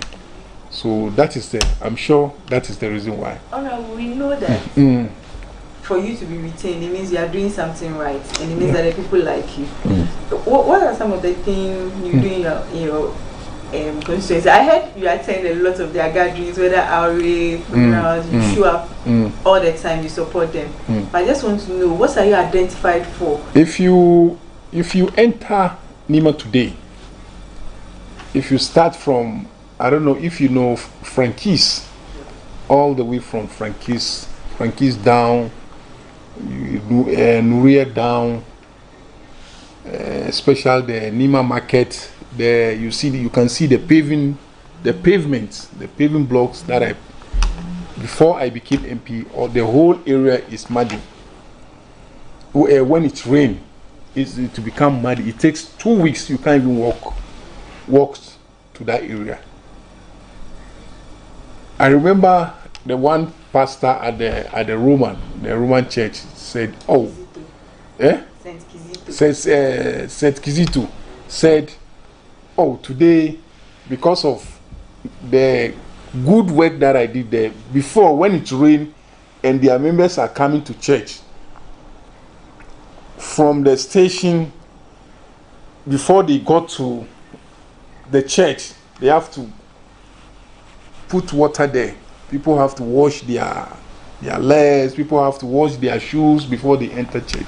But today, the whole area is paved, it's clean. So from the Nima market going to the Ashama station, when you enter there, you see the difference. You come to the hot coffee hot coffee even before I was born. Especially when it rains, you can't walk there. You can't pass there. Even cars cannot enter and connect to Kanda Highway. So I did the project from hot coffee all the way to Kanda Highway. And there was a mosque that closed the road from Kanda Highway. I was able to negotiate with the owner of the mosque. And I demolished the mosque and then opened up the road and then put up a new mosque there for them. And from the same area, there is another drain work that I did. All the way is going to connect to the main Kaukudi drain. So the project is there. So when you go to downside, I don't know if you know Nima, downside there is a bridge, it's called Naza Bridge. They named the bridge after me. So when you go there, you see the bridge there. When I came, I said, so if we can put up a bridge here, so it will be easier for us to connect to Newtown Timber Market. So I started like joke. Today it becomes the major route, major bridge that will link you from my constituency to Newtown Timber Market. So, and then I said, oh, so why not we brought the idea of Operation Cement all your lungus, all the lungus.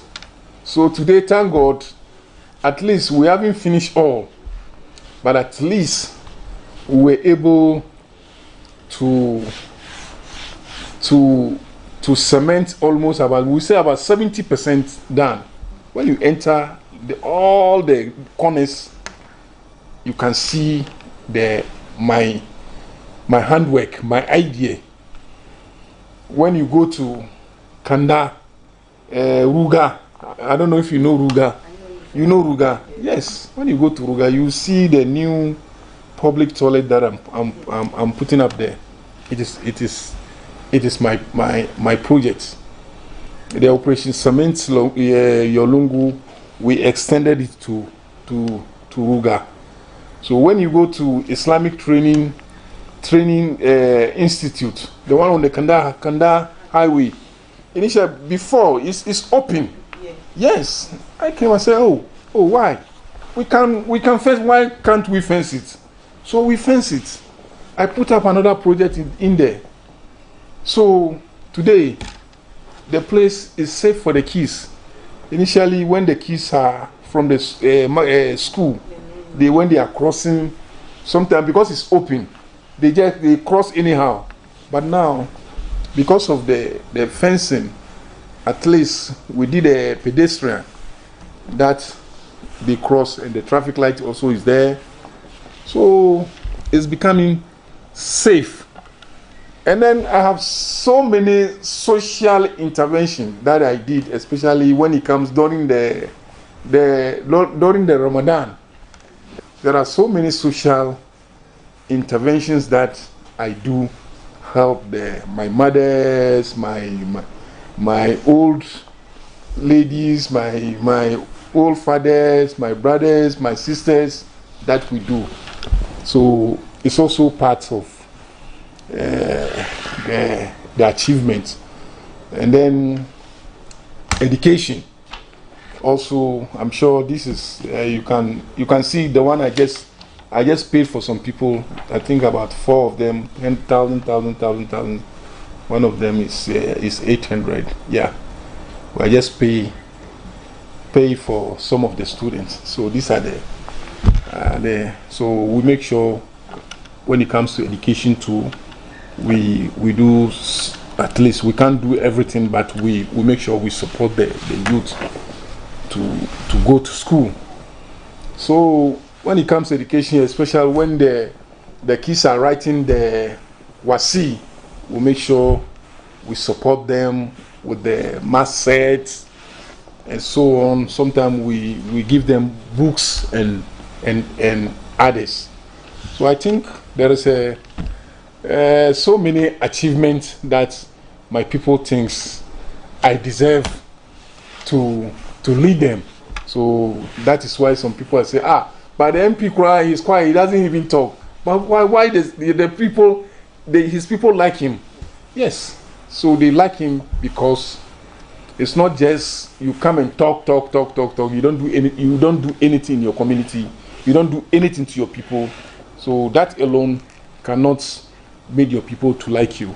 They will like you for some reason. How is that feedback? Like how do they call you? Do you have a nickname? Is there a way you mingle with them in the constituency? Oh yes. I'm always my always. You know, even was it last Saturday? I attended funeral at St. Kizito. There's a funeral there. Our former chairman died. Former constituency secretary. I attended the funeral last 2 weeks also. One of my special assistant also lost his mother.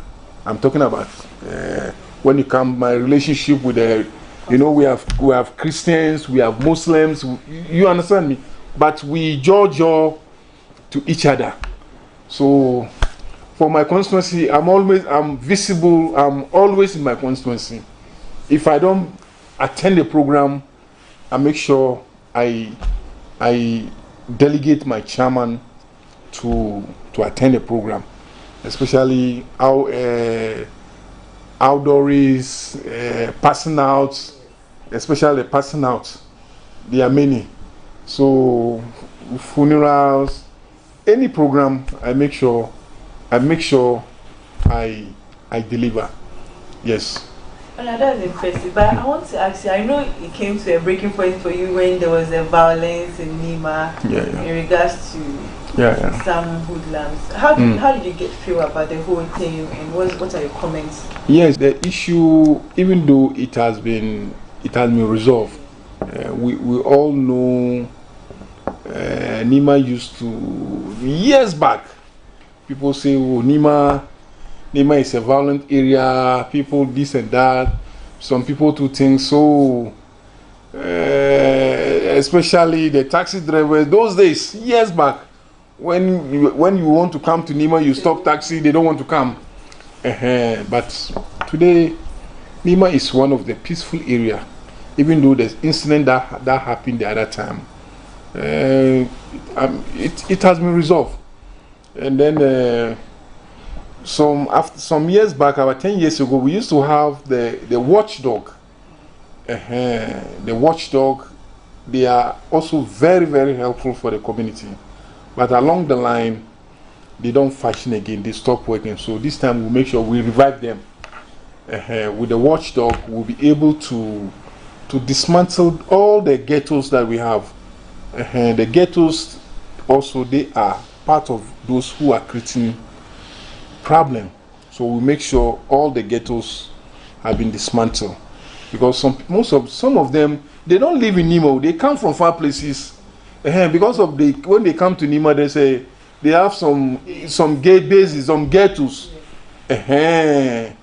So they come there and do some bad things and go back.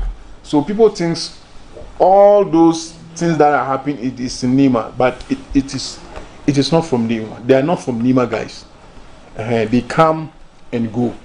So we are trying to make sure this time we work on that to make sure that we won't allow you to come from far place and then come and spoil our name. So we are making sure that we stop all those things. We make sure that all the ghettos have been no more, doesn't exist anymore, so that you won't come there and get any bad things to smoke or whatever. So we are working on that.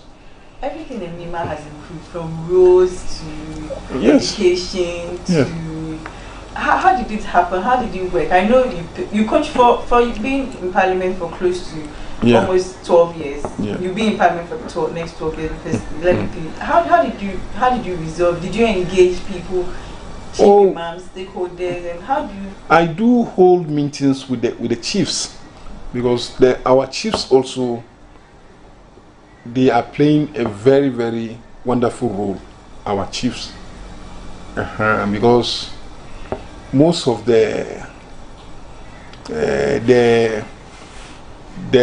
intervention that we do in Nima, like a forums, we do involve chiefs. They come and they also talk to the mothers, the parents. We do talk to them through the forum or any gathering. We make sure we give the chiefs the advantage, some little chance to talk to the parents. I think it has also played a very good role. That's why we are seeing some level of changes in Nima, not like before. Now most of the youth today, I think, they want to go to school. So I remember before the election, I went to house. I went every house. So every house we go, I tell them, I educate them. If you have a daughter or you have a son who wants to go to school and you can't afford it, come to my office. Yes, I will support you to make sure we pay the fees for you. So all those things also, it has been so helpful. So I think most of the kids today, they want to go to school. Those who doesn't go, or the parents who cannot afford it, that's why we advise them, come, we will help you. Yes, because some of them, you can see that the kids want to go to school, but the parents can't afford to pay the fees. So if you are in such situation, come, we'll help you. So that is also playing a very good role for us. So I think I would say we are progressing. Inshallah, we are progressing. We've left your constituency. We are now in Parliament. I noticed a member of the committee, part of the committee for mines and energy. Yes. Would you say we are in crisis, looking at our recent 4 hikes and what's going on in this country? I think I don't need to give details, but what's your take on what's happening under the Akufo-Addo-led government in terms of... I don't need to say Akufo-Addo has failed, but everybody, Ghanaians have seen that Akufo-Addo has failed. He can't do anything. They are even confused. They don't know the direction that they are moving. They don't know. So that's why we said that they should come. I remember JM told them, John Mama told them, His Excellency John Ramama, he told them that time that you have never been there. People, you think it's easy. If it is Kufuor or then if it's a Kufuor or anybody who is a former president, you will understand the person. But you people, you have never been there. You came and make noise. Today you are the vice president. Today you are Dr. Mahmoud Bawumia. You are the president today. You are the vice president today. Akufo-Addo, you are the president today. What are we seeing today? No action, no show. Everything is standstill. Honestly, even we MPs, our common funds, 3rd quarter, 4th quarter. Now we are almost end of the 1st quarter. You haven't paid. So how can the country move forward? How can we develop the nation? So I don't need to talk much. Ghanaians have seen it, that NPP government has failed Ghana. That's it.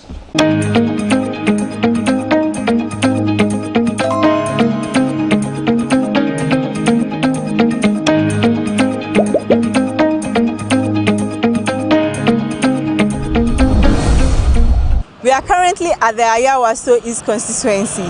We want to speak to the constituent what they make of their MP silence in the chamber. Is it working on the ground, or they are worried about his silence? Join us as we speak to some of them. Sayawaso is today because of your MP. He's been in Parliament since 2012. He hasn't spoken in the floor before. But you keep voting for him. He's been there in 2012, 2016, and in 2020. We want to find out what's the secret. Why do you keep voting for him even though he's not actively speaking in Parliament? You know, Honorable Nasser Mama Toure is somebody, he believes in action. And since he came 2012, 2013, McNather, if you watch Nima Market, he came there and he put pavement blocks. He went to the Nima Market and the Nima Medina Station, hot coffee area, all he put pavement.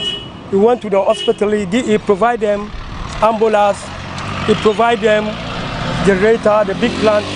He went to Nima police station, he provide them the plant. He built a general hospital at Nima. And though he didn't complete throughout, but he didn't reach some place before this government who came and completed. And education to be giving scholarship, many scholarships. And moreover, the Nima operations, Smintio, Ulungu, he have done all. Before Nima, you can't pass inside Nima, but now Nima, when there's rain, there is no problem. The water is moving, flowing, you have no problem. So to talk in Parliament and you don't need anything to your constituency, no, we are not talking about your graduate, no, it's action. What you have done for your community. So Nima, we believe in action. So you have done law, even the street light, all corner in Nima, all. It was McNather. So we will be keeping voting for him because he's doing well. So when somebody say why you don't speak in Parliament, no. We see some people speaking in Parliament, but if you go to their constituency, they didn't do anything to their people. So we love McNather, we like him, and he's been doing well. So I think this is some of the things I've been telling you. I am the one, every project in Nima, all his projects, all, from 1 to 8. I am the one who is supervising all. So McNather, we love him. Even when he stands 10 times, we vote him for 10 times because he's doing well. We don't want somebody graduate to know. Just do what we will like. If you do, then we'll be voting for you. It's not about talking in the Parliament. When in your area you are doing well, that's all. So if people are saying he's not doing well at Parliament, it doesn't mean he's not doing in his electoral area.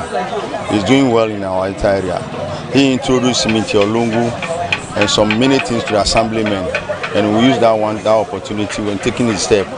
So if somebody said McNather is not speaking at the Parliament, it's not about speaking at the Parliament with the issue. Working in your community, that's the issue. What are some of the projects he has done apart from the operation? Or even when you go to our streets, he has done well to us. And normally when there's rainfall, we can't work. So McNather came, so we saw the big difference.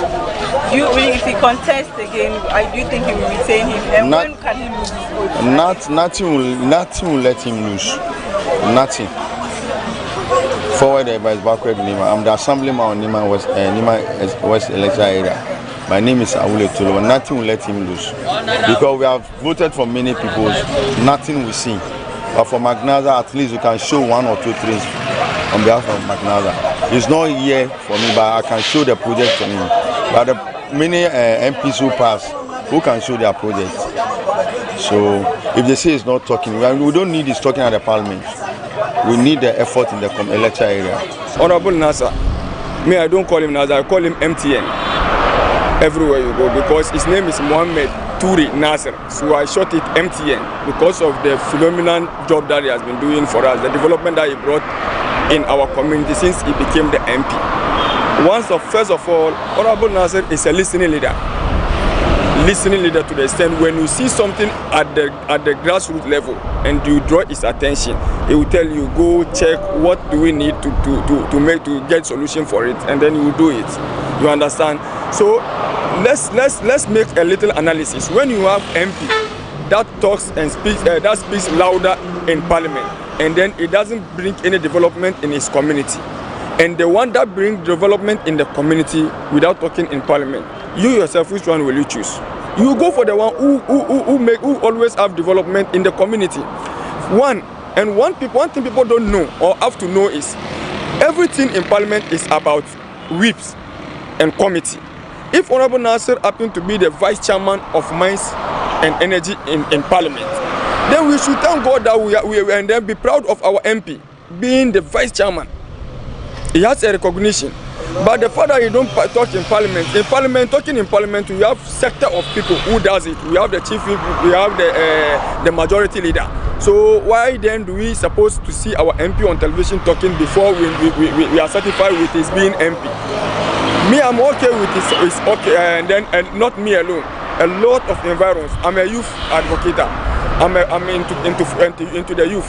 I moved through the MPP, the NDC, the PNC, and even I can tell you, as a matter of fact, the MPP constituents in our constituency vote for MP because for Honorable Nazir because of his phenomenal job that he's doing. So it's a man we can trust. He promised and he deliver. You understand? He promised and he deliver. So Honorable Nazir, I think, unless he decide not to go, he is our best choice as MP because ever since he became the MP, we've seen a lot of development compared to the previous MPs that we had in this constituency. If he doesn't speak in Parliament, it doesn't mean that he doesn't do the good work at his area. He has been doing the good work at his area. That's why he has been winning always. So what are some of the things he has done for you people? Especially when you come to Nima, first of all, when you pass the corners, you can see, first it was very dirty. They put bola at any place. But now, if rain falls, you can pass anywhere at any time. You are not afraid of anything. Yes. So with this, if he stands again, is this someone you... he has a chance to win. He has a chance to win because of the good work he has been doing. That's why I say he has the chance to win. So if you vote for him again? Exactly. Exactly. I mean, at his back. But when he doesn't do the right thing, I'll say he knows me already. Kasa de enipa ye juma na on kasa eno de nkyere se wonye juma.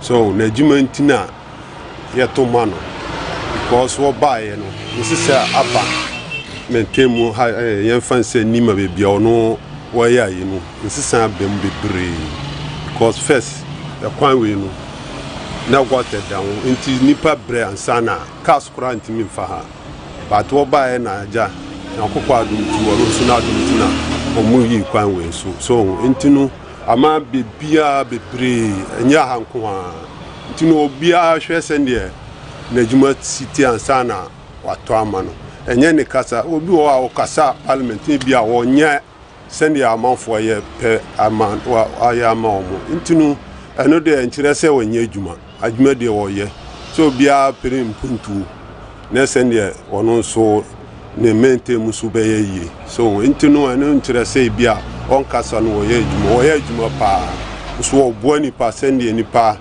hu kyerwa ukoni nkyene a wono so otimi tie enipa su frena ono su sende kakra wo no metima abo nipa tina no de enye wonye bad wo ho se mpunto ne sende wo hu nipa mo bronde enu de wonye ayikura esa be magana parliament take win seat in shishini cikin zango mungani ma kowani lungu kabiduka ya se cement kowani lungu even Kanda estate duka ya kan street nan duka ya gege gyare na yin da yayi ababe da wa schools ya je schools ya ba da uniforms da table and chairs da ababe da wa isa ga kasuwar mu na Nima da an ka shiga kasuwar Nima laka aka ya dare baka ka bi cikin kasuwa amma yanzu akan ga dai kasuwar Nima ka shiga kai tafiya ka kwanta koina maganan da kenan kenan. Member of Parliament for Ayawaso is Honorable Alhaji Nazar Muhammad Ture did say emphatically that his silence in the House did not connote irresponsibility on the ground.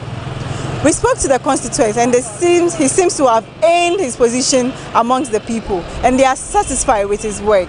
They shared his success story and they are very happy of what he's done so far. I am Nima Akufo-Addo reporting for GhanaWeb.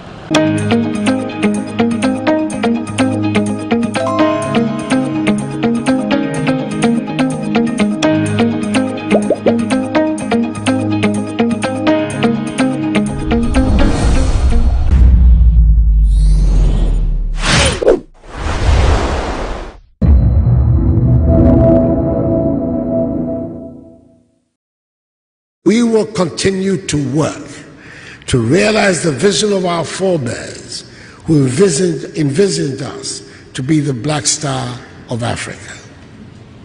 COVID-19 has devastated our economies, which has been exacerbated by the aftermath of the Russian invasion of Ukraine. No country on earth has been spared the extensive difficulties brought forth by these occurrences. And I'm sure all of you, eminent clergy, are experiencing these in your respective countries. Over the past years, in particular, my government has implemented a number of policies and programs, all in an attempt to hasten economic recovery from the depredations of COVID-19. We have introduced measures to improve fiscal consolidation and ensure debt sustainability, which are crucial and critical to achieving macroeconomic stability in the short to medium term. Sooner rather than later, we will emerge strongly out of these challenges.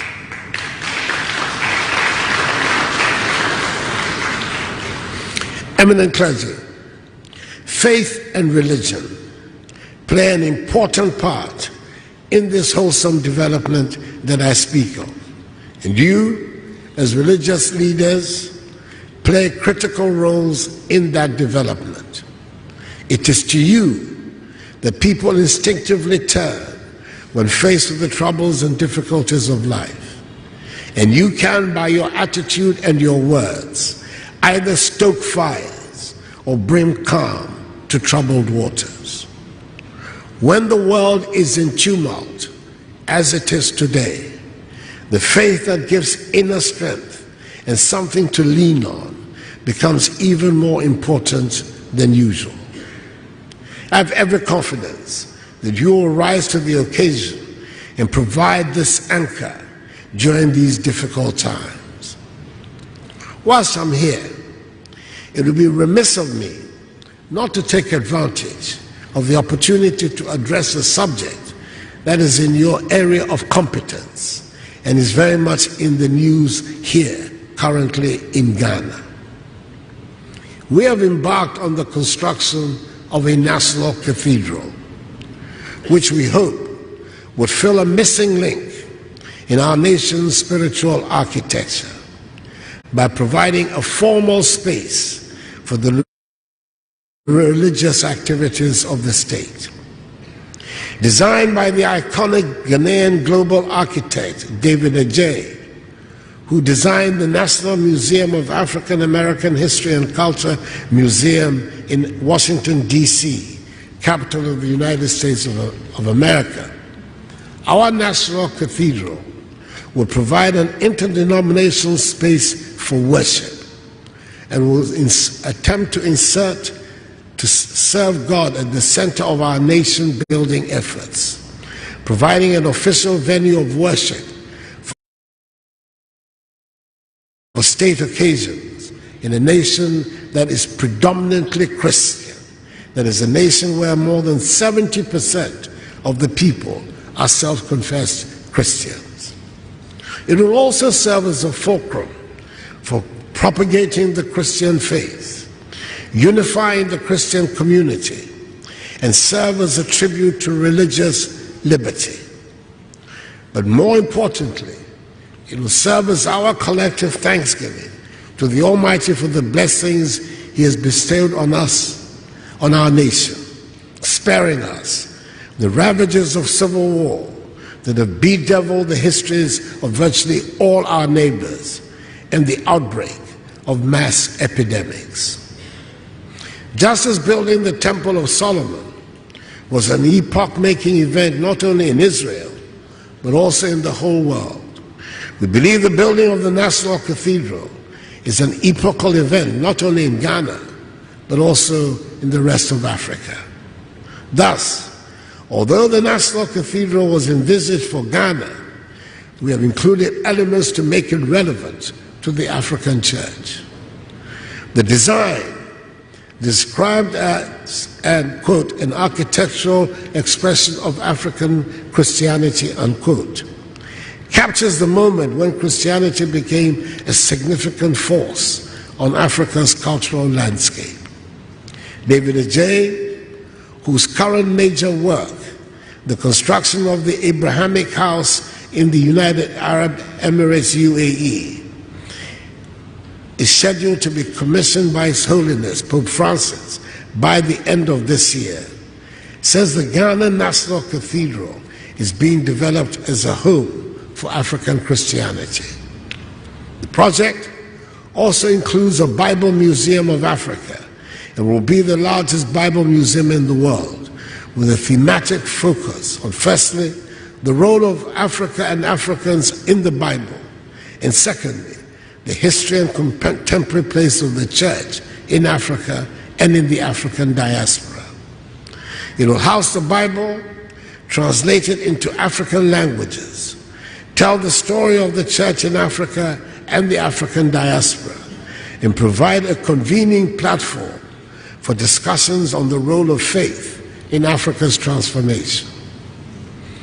There will also be the Biblical Gardens of Africa, which include the trees, shrubs, and flowers of the Bible, and serve as a major resource for Christians all over the African continent. These three initiatives, the path-breaking design, the Bible Museum of Africa, and the Biblical Gardens of Africa, will help to ensure the relevance of the project to the Church in Africa. We intend also to engage the Vatican Museum and Library to see whether it will be possible to secure artifacts that will help to make this into a major resource center for African Christians. The Vatican has been known to provide such assistance in appropriate cases. The project has run into some contemporary controversy currently about the funding. My personal view has always been that even though the cathedral will be very much a national institution, the cost should be largely borne by the Christian community, with the state providing the land and initial funding to get the project off the ground. Looking through the history of all the great cathedrals of the world, there has never been what can be called an appropriate time to build a cathedral. Invariably, it has taken many years, sometimes centuries, to complete. The National Cathedral in Washington, D.C. took 83 years to complete. It took 150 years to build St. Peter's Basilica in Rome, and it took 182 years to finish the Notre Dame Cathedral in Paris. Indeed, the reigning medieval monarchs of the time made significant contributions towards the construction of Notre Dame in Paris. And in the case of the Basilica, construction began and was completed during the era of the papacy's greatest temporal power, again, in medieval times. When these great cathedrals were built, the societies that housed them had not finished with the satisfaction of their major development needs: hospitals, schools, bridges, roads, homes needed to be built. And I dare say, if one were to consider only those needs, there would never be a good time to build a church, a cathedral, or any of the great buildings of faith around the world. But once they are built, they've proven to be instruments that brought people together and deepened the spiritual and emotional experience of a vast majority of people. I'm fortified by the words of Holy Scripture in Ecclesiastes chapter 11 verse 4, which says, and I quote, "If you wait until the wind and the weather are just right, you will never sow anything and never harvest anything," unquote. I'm hoping that the Christian community in Ghana, Africa, and abroad will rise up to the challenge and join in the fundraising for the construction of the National Cathedral. I do not envisage that this project will take a century to complete, like the great historical cathedrals of the world. Technology has transformed building methods dramatically, and I'm certain that if the Christian community accepts the challenge, we shall construct this cathedral, and quickly. Once completed, its value will be obvious to all. 3 years ago, on 15th April 2019, the great Notre Dame Cathedral in Paris was engulfed by a big fire. The next morning,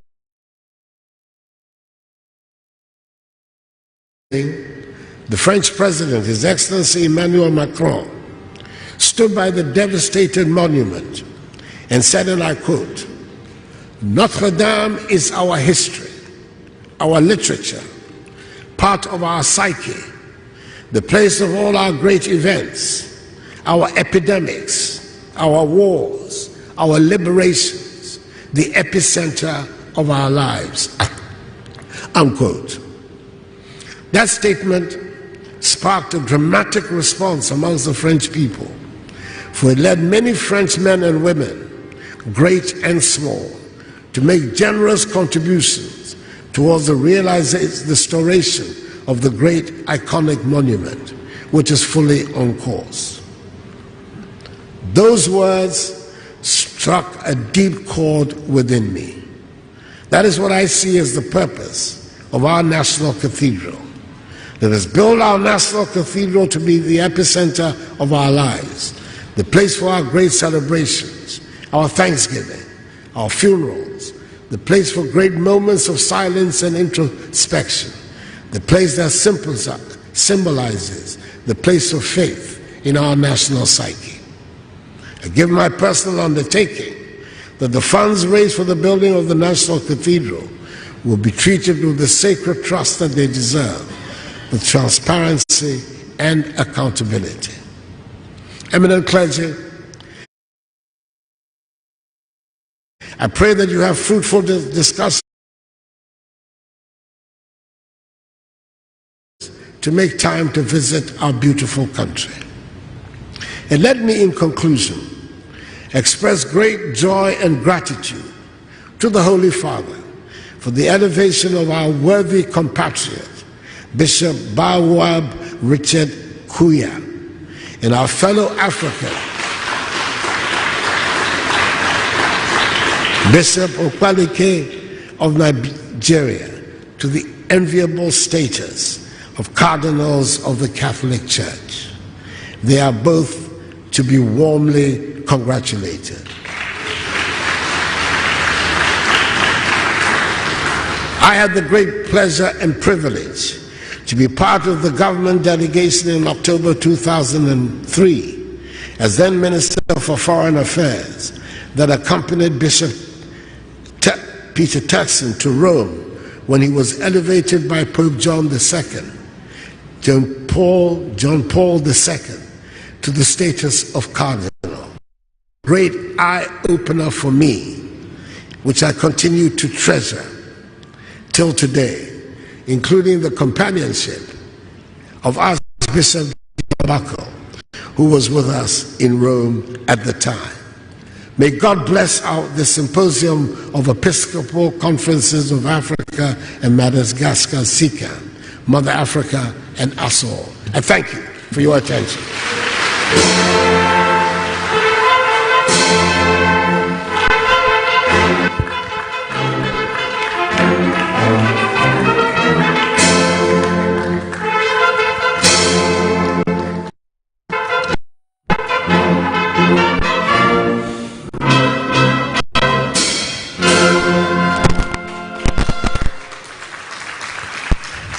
Your Excellency, the President of the Republic, Nana Addo Dankwa Akufo-Addo, we are very grateful for your message.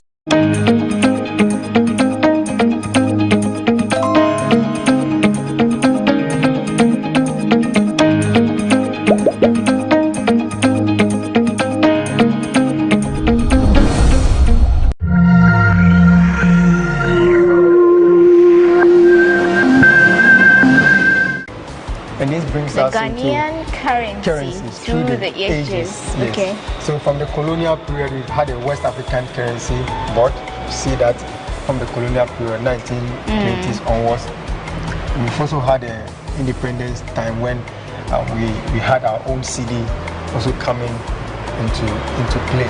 And over the years, the CD has changed faces until 2007, 1st July, when the very last one was regulated and changed. I see. So these are like all the phases. These are all the phases. The currencies we used under the British colony. Under the British colony. And then so when Ghana became independent, and then afterwards. The independence till. Oh, see, the 2000 notes. 2000, yes.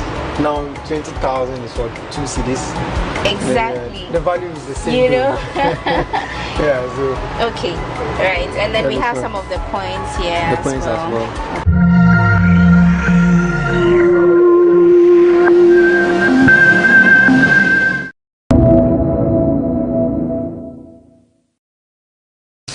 Government is very much aware of the efforts being put in place by personnel of the service under the dynamic leadership of the Inspector General of Police and members of the Police Management Board to intensify targeted operations in communities which hitherto were notorious for violent crime.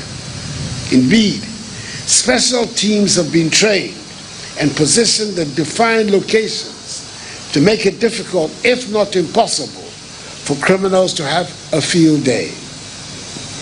The teams also provide escort services to commercial vehicles plying some of our important roads to ensure the safety of travelers. These teams are supported with highly trained intelligence officers who have been deployed to all the 18 police regions in the country. We are all witnesses to the gains that have been made in combating violent crime, with the police taking the fight to criminal elements in the society who choose to work against our collective safety and security. I commend wholeheartedly these strides made by the police. The ongoing program to boost the manpower needs of the service is necessary for the effective implementation of the bold strategic interventions launched by the service to improve its service delivery to the good people of this country. Government last year gave approval for the police to recruit 5,000 officers. Some 3,000 of those recruited have passed out, with the remaining still under training. These officers are the first batch of men and women to benefit from the modified police training curricula, which is focused on equipping the police officers with skills in driving, swimming, and motorbike riding, in addition to other tactical and soft skills. That is why I'm happy to hand over these 1,500 motorbikes to the police service to urge further the service on to continue doing the good work it is doing to keep all of us safe. I'm confident that these bikes will be put to very good use as they will reach the communities who need them most. I assure the police administration that this is just the beginning. More and more motorbikes will come in soon to help ensure that every single community in the country benefits from the enhanced community policing model. Government will increase the number of motorbikes presented by government to 5,000 by the end of next year. As you take over these motorbikes, know that Ghanaians will expect you to show presence, improve your response time, and be out there to patrol the streets and the inner cities.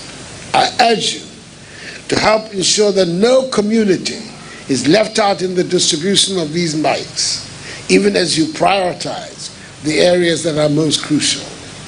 I entreat officers who will use these bikes to take good care of them, but more importantly, to pay particular attention to their safety and the safety of other road users while on the road. Accordingly, ladies and gentlemen, I have the big honor and pleasure to declare the 1,500 motorbikes duly commissioned, and I invite the Inspector General of Police to receive the motorbikes on behalf of the police administration.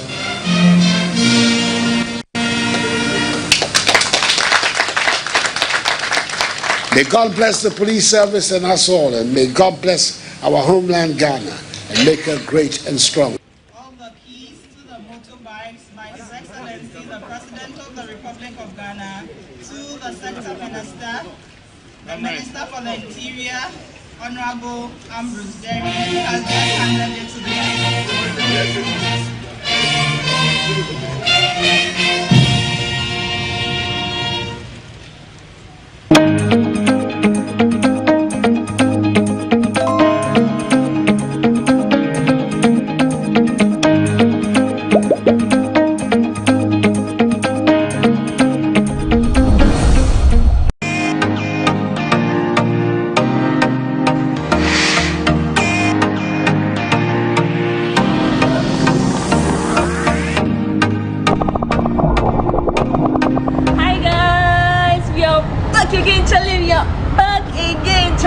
doing amazing. So I'm currently here in the heart of Accra, a hotel very popular. I mean, anyone who passed East Legon has been seeing this hotel. It's called the Men's Big Hotel, and I'm here to explore this place. So this place is known for its big and spacious conference room, and I'm currently here to spend the night. In fact, have a staycation here with my friend. And so of course, you know, I can't go to a hotel without taking you along. So come, let's go, let's explore this place. Let's go, guys.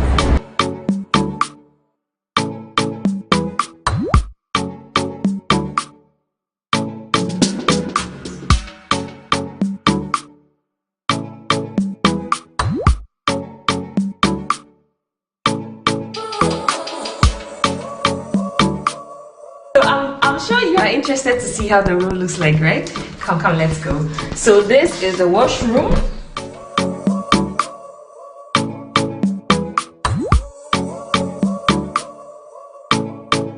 Yeah, come, let me show you.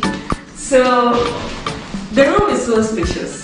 The room is really, really spacious, and the room is colorful. The room is beautiful. The furniture has like a vintage touch. So if you're an art lover, you really love this room, because at any point, like, there's beautiful art facing me, behind me, in front of me, and it's so beautiful. Like, look at this painting, like this. That is nice. And yeah, I came with my friend. My friend had flowers this morning. Oh, how cute. She's such a lover girl. And this is going to be my room. I came last night and I had fried rice and chicken. It was so good, and I woke up to this beautiful view. Let me show you my view from here. Meet my friend. Hi, Millie. Do you all remember her from my Cote d'Ivoire videos? Do they remember you? I'm a popular guest. Yes, she's very popular on my channel. Let me know your favorite part of the room. Is it this painting? Is it the bed, or the washroom, or this painting? It comes with a TV, a fridge. So this is the fridge. So you get a good welcome when you come here, and the place is really nice, very colorful. I think this is a perfect place for maybe when you have like a wedding dress up. You can come and dress up because it's really big, really spacious. You can have like maybe your bride and your bridesmaids here, or your groomsmen here. It's such a big space. You can tell from the video. Look at this. And I like the fact that it's in the middle of town. So whilst you're here, you can see Legon, you can see Villaggio, you can see like the Accra township.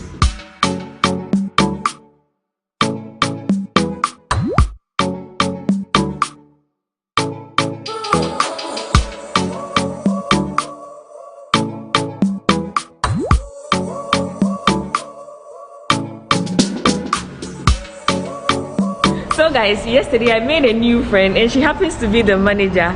Hi Belinda! Hi Stella. Good to see you. Same here. Actually, I'm not the manager. I'm actually the reservations manager. Oh, she's still the manager. She's still the manager. So, what's special about this place? Tell me. Well, I'll say that it's our conference room that makes us very special. Okay. Because we have a lot of conference rooms, about 8 of them. Wow, that's a lot. And the largest sits up to 700. So we have quite a number. And then I'll say that we have more conference rooms than our competitors around here. Okay. Yeah, because we are mainly into conferencing. So most of the time we host a whole lot of conference here. Also our rooms. We have the largest room. Most of our rooms are very spacious. Yeah. Yes. The room I had it's really good and very colorful. Sure. Yeah. Most of the rooms are like that, big space, and guests really enjoy coming there because of the space. Yeah, and then the vintage touch. Yeah. The wood. Yeah. So you see, that really makes people come here often. And our friendly staff, we are always ready to welcome you. Even if you stay out there for a long time and you come, we are still able to make you out. So it's like home away from home when you visit here. So. Okay. Since I have met the manager, I'm going to get an extra night for free, right? Sure, I will. Yeah. I hope you are having fun. Oh yes, I am. So guys, you heard it from her. I mean, let's explore the place. I hope you're enjoying watching this vlog as much as I'm enjoying my time here at the Men's Vic Hotel. I realize there's an annex. Yeah, we used to operate, but now we are not operating it anymore. Okay, so guys, let's continue enjoying the view from the Men's Vic Hotel. Let's go.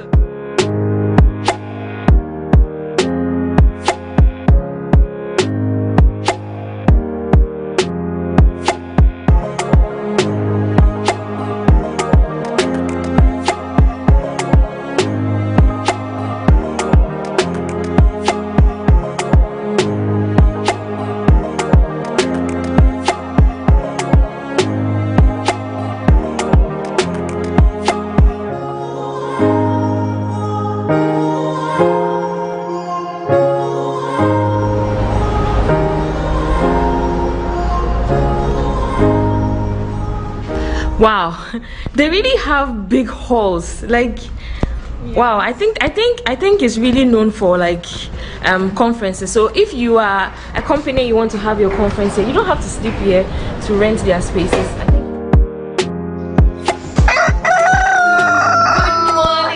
Good morning from the Men's Vic Hotel.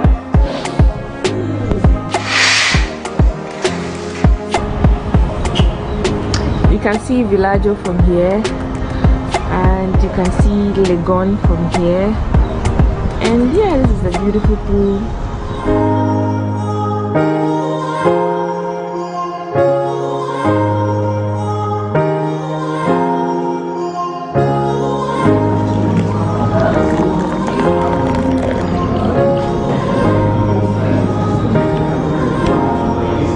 Hi Millie. You're all invited. Cheers.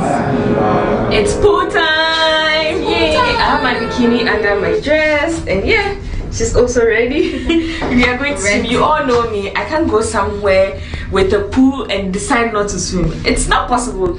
The only thing is today I don't want to get my hair wet, so I have here something to cover my hair, and yeah. So let's go and swim. We are currently in the rainy season, so you can't be assured of a good weather every day, but thank God at least today the sun is out a little. Yeah, so we are going to swim.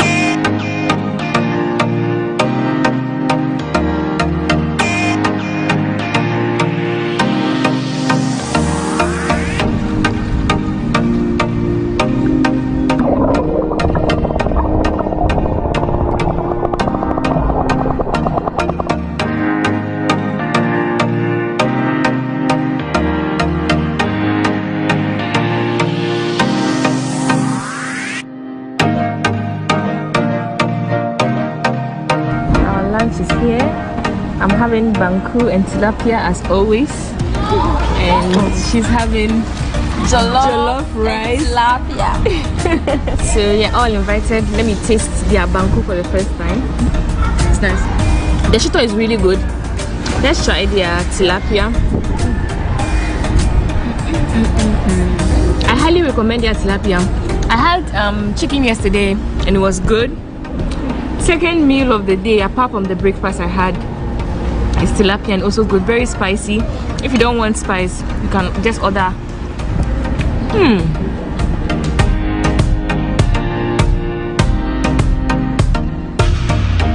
So I'm currently here at the gym and I'm the only one here. Yes, so this is my outfit check. Woo!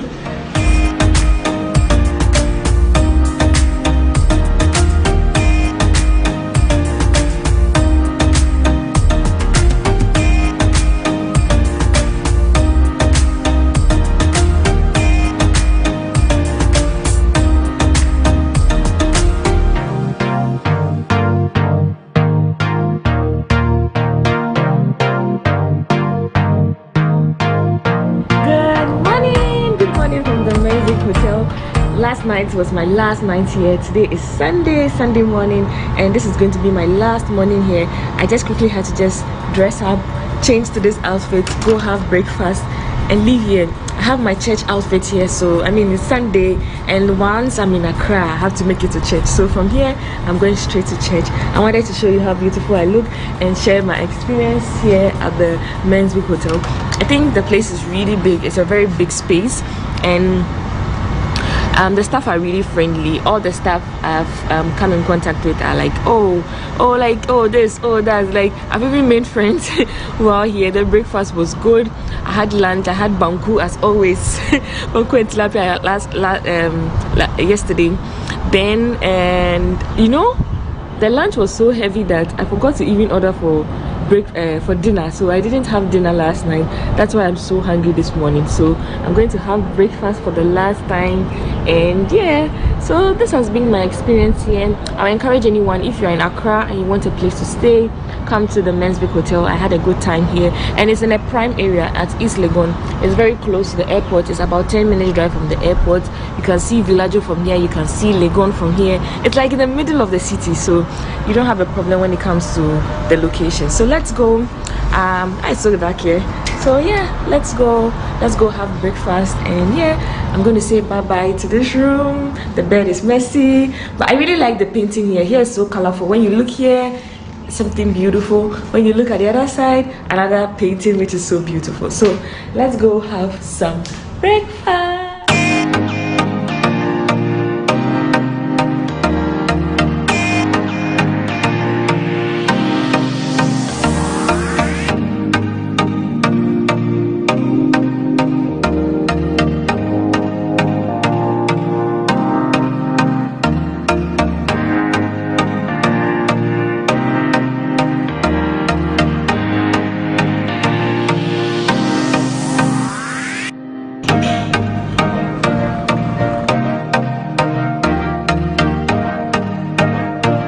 I made 3 new friends while having breakfast, and yeah, I have 3 new subscribers. So if you're watching this, shout out to you. Yeah, so yeah, let's go. Yeah, I hope you enjoyed watching this vlog as much as I enjoyed being here, as much as I enjoyed documenting my entire experience at the Men's Week Hotel. Until next time, on my next video, I want to say I love you all. I just left East Legon. I'm going to church. Catch you guys on another day, another video. As always, thanks for the support and everything. I love you all.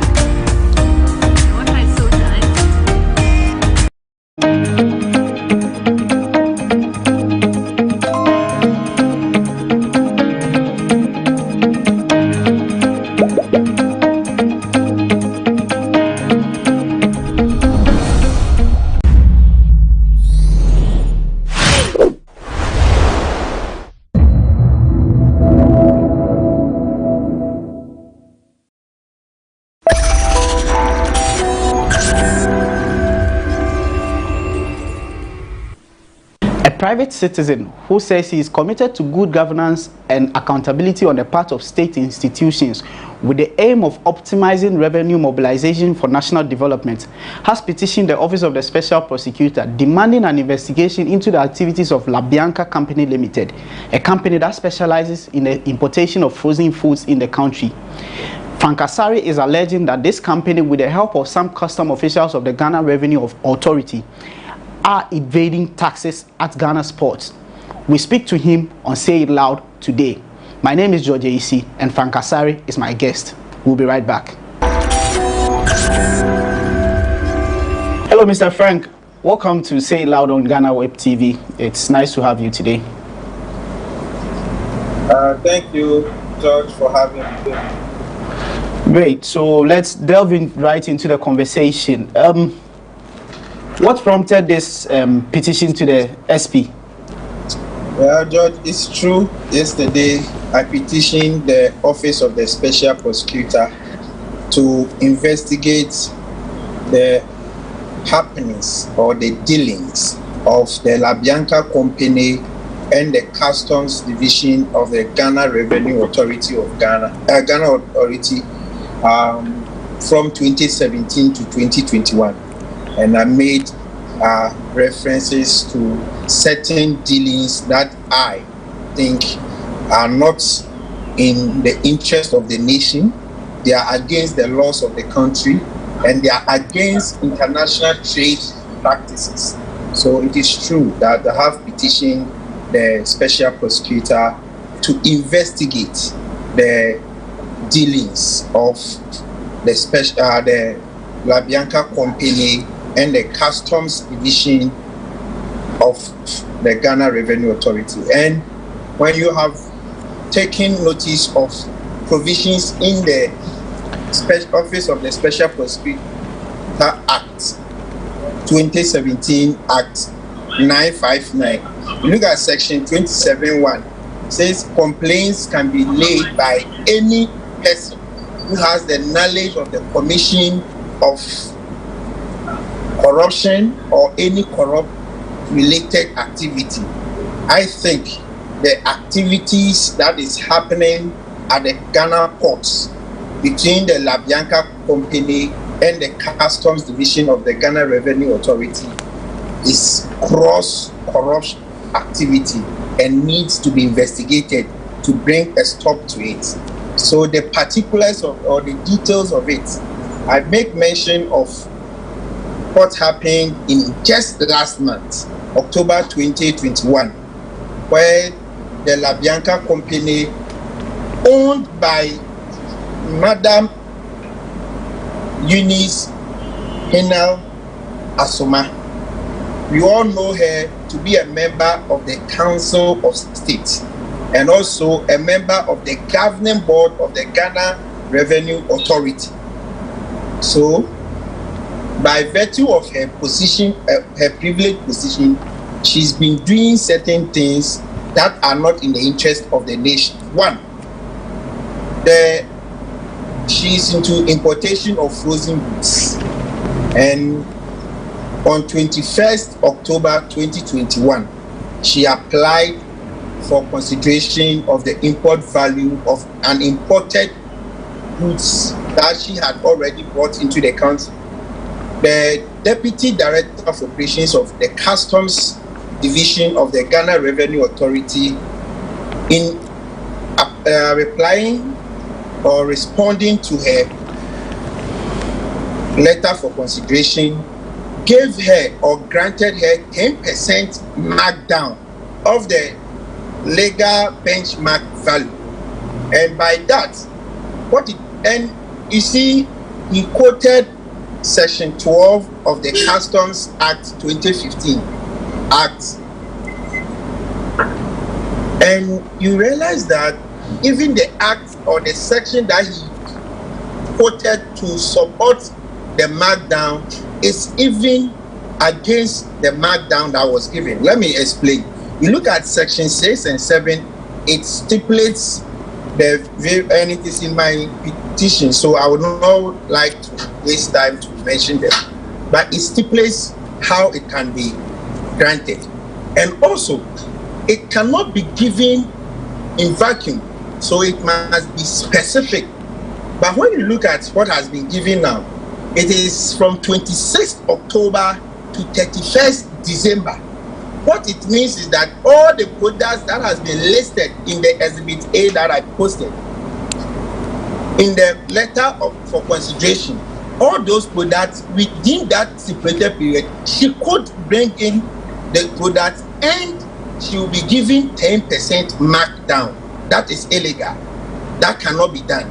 That is against international best practice, and in fact against the GRA protocols that have been used over the years. It must be specific. You see, when you are granting the markdown, you have to look at the invoice, the product that is being imported. It is a pre-shipment thing, so you don't give it in vacuum. Now, LaBianca, when she's giving this markdown, the 10% that I'm saying it is illegal, gives her an advantage over all competitors. So my reason for petitioning the special prosecutor are in three folds. One, for the fact that the nation has been crying that we are losing resources. Other people who import such frozen products are paying the actuals. They are paying the correct import duty on their products. But she is paying a 10% markdown, which is a revenue loss to the states. And by virtue of that, she gets an advantage over her other competitors. What it means is that she can sell a product below certain threshold, of which the other competitors cannot do so because they are paying the actual import duty. And another thing is that the frozen products that she is bringing, we produce same year, poultry, chicken, and what have you. So it is also going to kill, and it is killing our local industry. Right. So to me, it is very, very pertinent that the special prosecutor investigates the dealings of the LaBianca company and the customs division of the Ghana Revenue Authority in order to stop the corrupt dealings, and it will help the country to get the needed revenue. It will also take away the advantage she has over other competitors. So it is in good faith, it is in the name of good governance and accountability that I bring this petition to the special prosecutor. My brother. Right, right. So your petition focuses on one person. And we understand this company is a limited liability company. So ordinarily, you are supposed to isolate the owner from the company in some way. But then you somehow try to draw a connection between your allegation and Madame Hine. How, on what basis are you able to come to this conclusion? So I state that the company is a limited liability, but it is owned. And yes, when you look at the company law, the company itself is a person, and the individual who owns it is also different. But we should not lose sight of the fact that the person who owns the company is in a privileged position.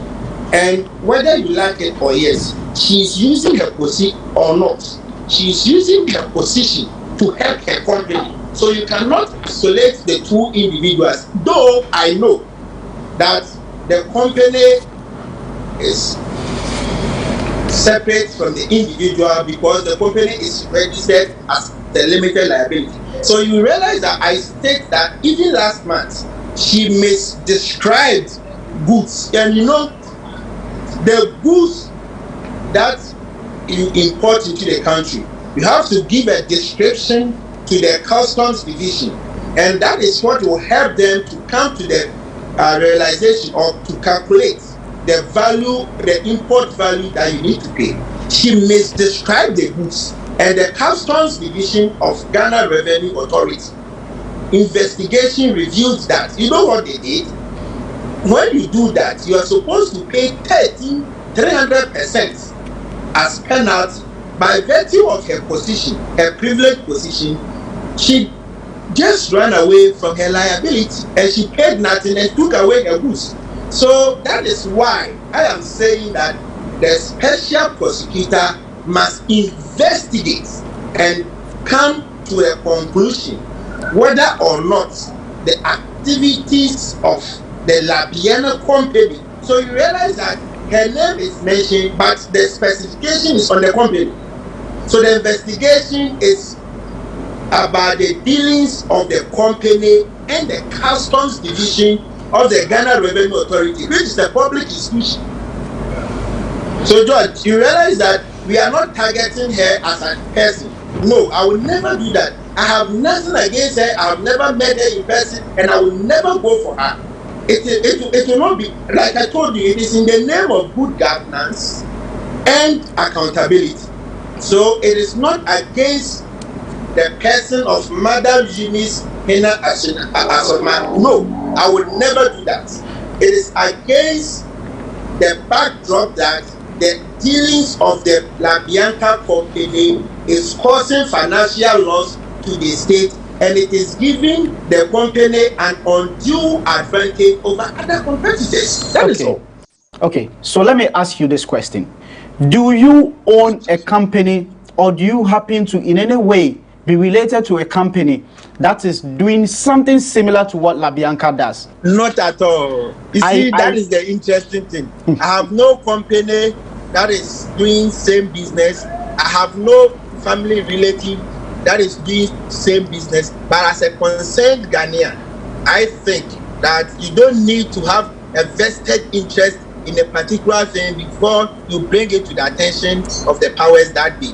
You need to take interest in something just as a citizen to help the country raise revenue, to help other competitors. You don't need to have an interest. But the interest I have is that I'm a consumer of frozen food products.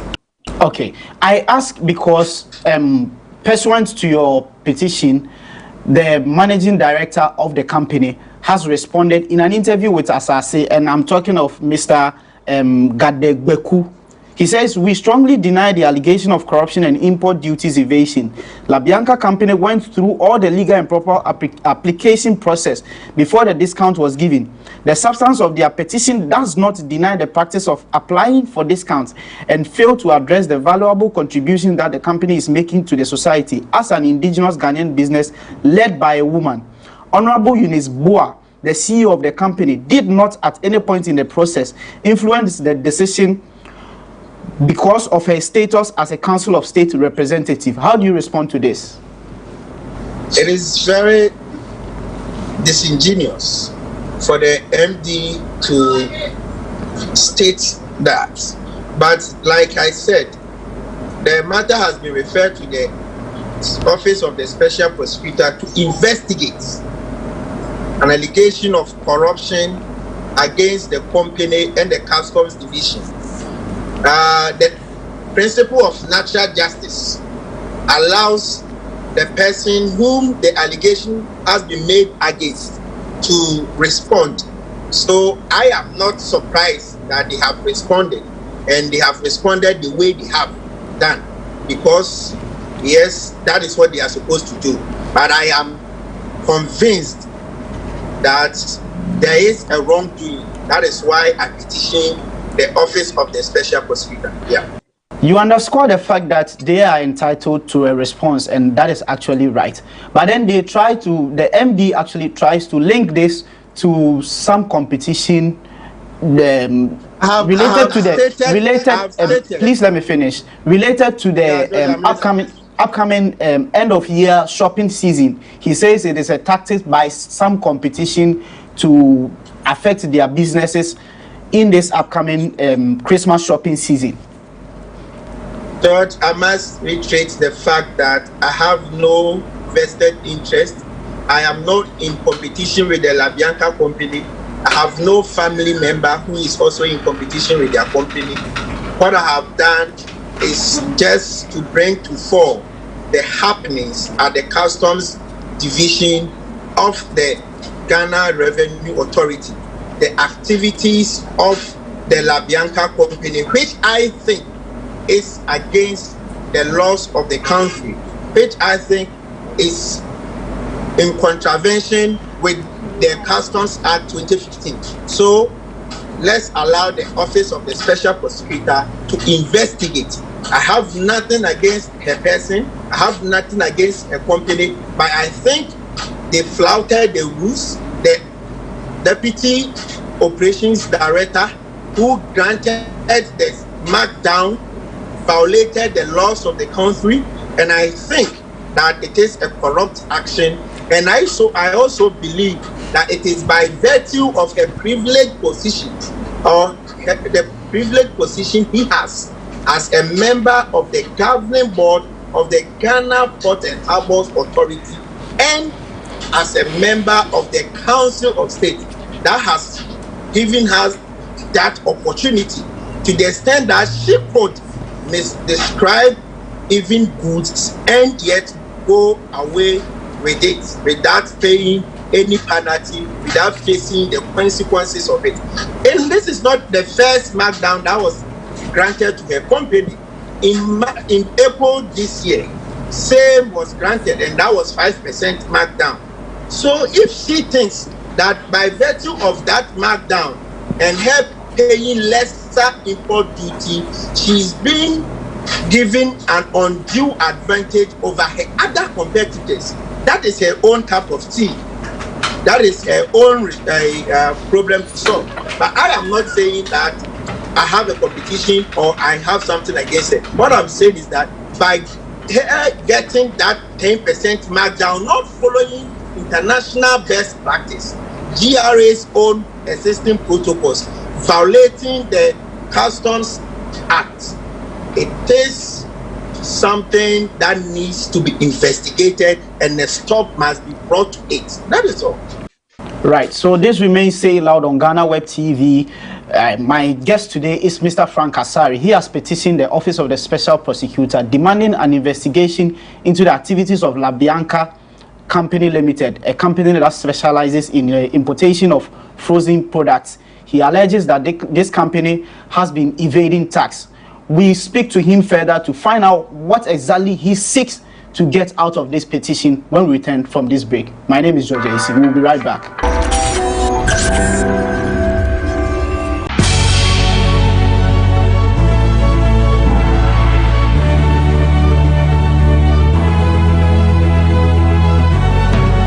From the dawn of time, people have engaged in several businesses. With the onset of technology and innovation, life has relatively been made easier. By using debit or credit cards, mobile banking. Thank you. And your favorite mobile money? Tech has indeed married business. On BizTech, we spend time with faces behind known and upcoming businesses in the country. Learn more about the new technologies and innovation, as well as find out about the trending issues in the world of business. Join us as we serve you with a variety of compelling interviews, projects, and others right here on GhanaWeb TV.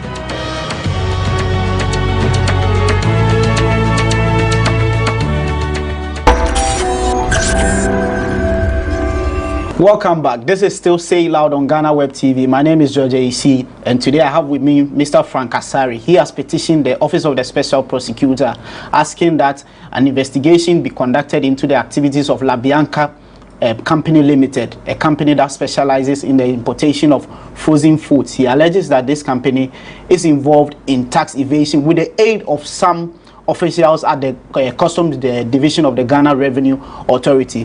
Mr. Frank, so you've petitioned the Special Prosecutor, and you, in some portion, relate this to the Customs Division.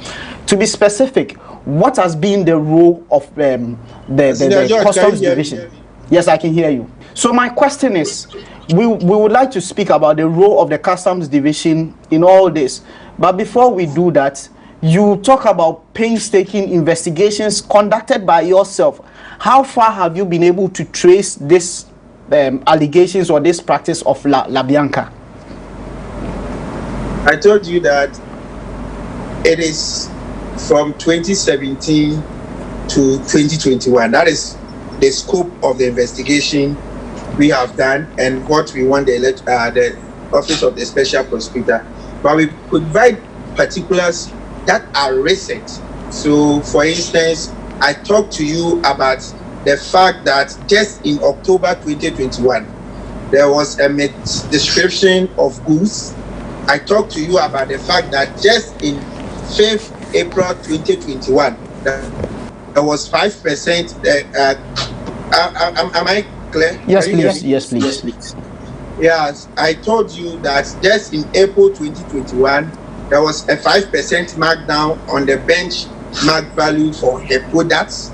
And also in 2020, just in October 2021, she applied on 21st October, just 5 days.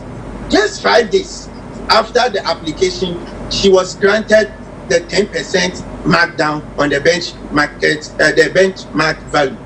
And even if you are to go by their own protocols of the GRA, you realize that it doesn't just take 5 days to grant the markdown. It takes time because it has, even when you are going by international best practices, you need to even confirm from the country where the product will be imported from. You need to confirm the invoices. You need to do a lot of background checks. So on average, per your understanding, on average, how long are we talking about? Oh, we are looking at least a month. And even that, when you grant it, it should be specific just to the particular products that are yet to be imported. I've told you that it is a pre-shipment thing. So this one that has been granted here, like I told you, the exhibit has been provided and you have access to it, is from 26th October to 31st December 2021. So she's been given a blank check. It is like as we speak, as I speak to you, I write a check to you, I sign and just don't state any amount. You can write any amount that you want. And that is against the law. It should be specific. So even if you are granting her a markdown, it should be specific. But this time round, she has given you a listed product from chicken leg, quarter, whatever, about 20 products. And she says that she needs consideration on the customs import value. He said, no, you cannot grant her the consideration, but based on Section 12 of the Customs Act, you are granting her a markdown. Fair enough. The markdown must go through some rigorous process. We don't go through that process. We have put it aside. Then you grant a markdown from 26th October to 31st December. What it means is that now the best practices where you have to submit your invoices, your investigation has to be done from where you are importing the product from. You have to look at the products you are bringing, the value of the product, the classification of the product, the origin of the product. All that will not be considered within this stipulated period because she's been given a blank check. And what we are saying is that that is wrong. That is illegal. Do you happen to know how much the state has lost to this situation or this practice? Do you have any wrong? I will leave that for now. But then have you estimated? Yeah, I don't want to go into the specifics of the amount that the state is losing. All I want to do is to bring to fore that the activities, the dealings of the LaBianca company and the castle. You see, I don't mention only her name because she cannot do it herself, or the company cannot do it by itself. It has to be aided by someone and a public institution. So I do mention the fact that they are being aided by the Customs Division of the Ghana Revenue Authority. They are supposed to help the nation acquire or get revenue, and the budget will be read today. I don't know whether they are even reading it. We all know the revenue shortfalls that we have as a country. So the government should be interested in this matter. The special prosecutor should be interested, because at the end of the day, the money that will be that is lost, or the money that later will be accrued will not come to my coffers. It will go into the coffers of the country. And as a citizen, that is all I can do to help in the nation building, in the name of good governance and accountability. You at this point, the Customs Division would obviously go and answer to the Special Prosecutor. But do you at any point sought to get any explanation or clarification from the Customs Division on why they granted these exemptions as it will be? Yeah, you know, one of the problems we have as a country is that most often when issues come up, we talk and we don't take action. And it is one of the reasons why corruption is festering in our country. That is why I took it upon myself to petition the Special Prosecutor so that with the powers that is given him by the Act, the Office of the Special Prosecutor Act 2017, he will be able to come to the conclusion. So anything they will come to tell me or tell you, they can lie to me. I hope you get it. Yeah, and they can get away with it. But when they lie to the Special Prosecutor, it comes with consequences. That is why I want the Special Prosecutor to investigate the alleged wrongdoing. The Office of the Special Prosecutor was set up to basically fight corruption. And we are all in this country. We know the history that has come with the establishment of the office till today. You decided to run to the Special Prosecutor rather than any other institution. We have the Yoko, we have all these people. Why the Special Prosecutor's Office? Okay, I think that personally, the current Special Prosecutor, being my former lecturer, has an integrity and she has a reputation to protect. This interest is issue is a public interest issue, and I have the firmest belief that the Office of the Special Prosecutor will do justice to the issues that has been raised.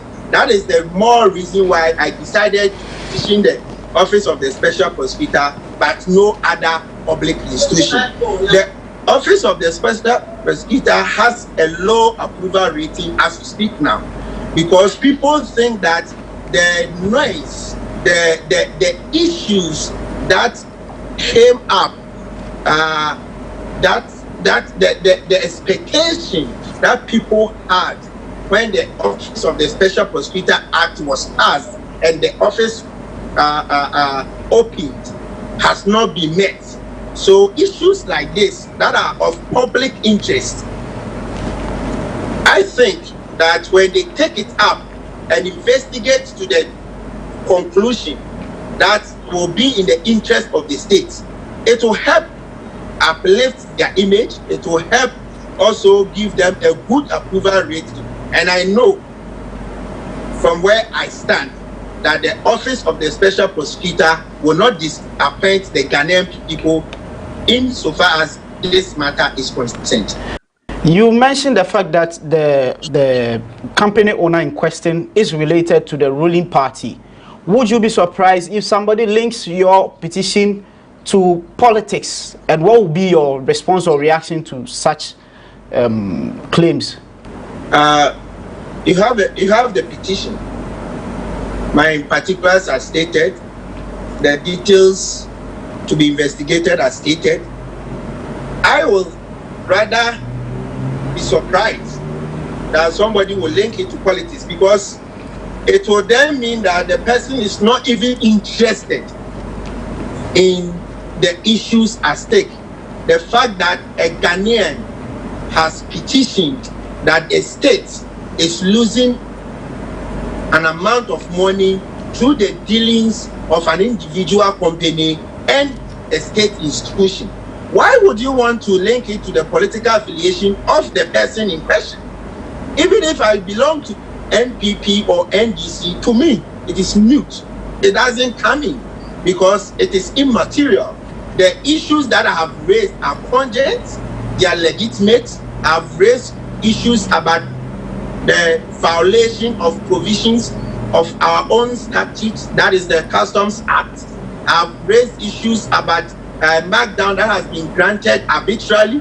that was not followed, due process was not followed. I've raised issues about the state losing money. I've raised issue about competitive advantage of the company over other competitors. I've raised issue about the state local companies losing revenue, local company not being competitive as a result of this. I think that should be what matters, and that should be what the people who want to respond or people who want to have something to do with this matter should be interested in, not the political affiliation of the petitioner. Have you received any response from the Office of the Special Prosecutor? Probably a preliminary response yet. Yesterday, the Office of the Special Prosecutor received my petition. I'm waiting to have a copy of their response. I know they will respond. Like I told you, I personally have believed in the current Special Prosecutor that he will rise up to the occasion and he will live up to expectation and he will bring to conclusion the dealings, the alleged corrupt dealings of the LaBianca company and the Customs Division of the Ghana Revenue Authority. Okay, viewers, this has been another edition of Say It Loud on GhanaWeb TV with me, George AC. Today I had as my guest, Mr. Frank Asari, who has petitioned the Office of the Special Prosecutor demanding an investigation into the activities of LaBianca Company Limited, a company that specializes in the importation of frozen foods in the country. He alleges that documents available and based on his own investigations, this company is involved in the evasion of tax with the help of officials at the Customs Division of the Ghana Revenue Authority. Till we meet again for our next episode of Say It Loud. It's bye for now.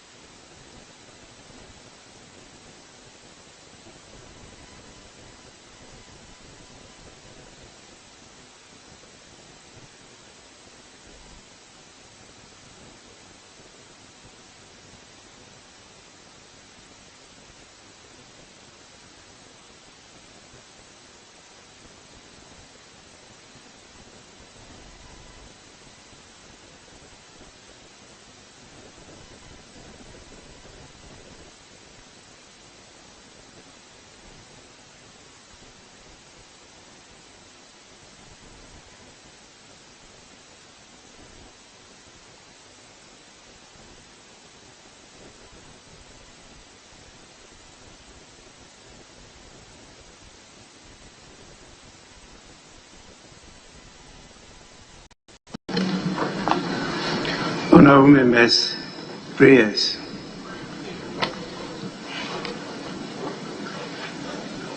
Almighty God, we humbly beseech thee to look with favor upon this Parliament of the Republic of Ghana. Grant that it may be as in thy sight. Give divine guidance to the President of the Republic. Endow members of Parliament and ministers of state with discernment and vision, integrity and courage, that through the labors of government, this land and people may be well and truly served, and that good purposes for the common human life be realized in our midst. Amen. O God, grant us a vision of our country, fair as it might be, a country of righteousness, where none shall wrong his neighbor, a country of plenty, where evil and poverty shall be done away with, a country of brotherhood, where all success shall be founded on service and honor shall be given to the deserving, a country of peace, where government shall rest on the will of the people and the love for the common good. Bless the efforts of those who try to make this vision a living reality. Inspire and strengthen our people, that they may give time, thought, and sacrifice to speed the day of the coming beauty of Ghana and Africa. Amen.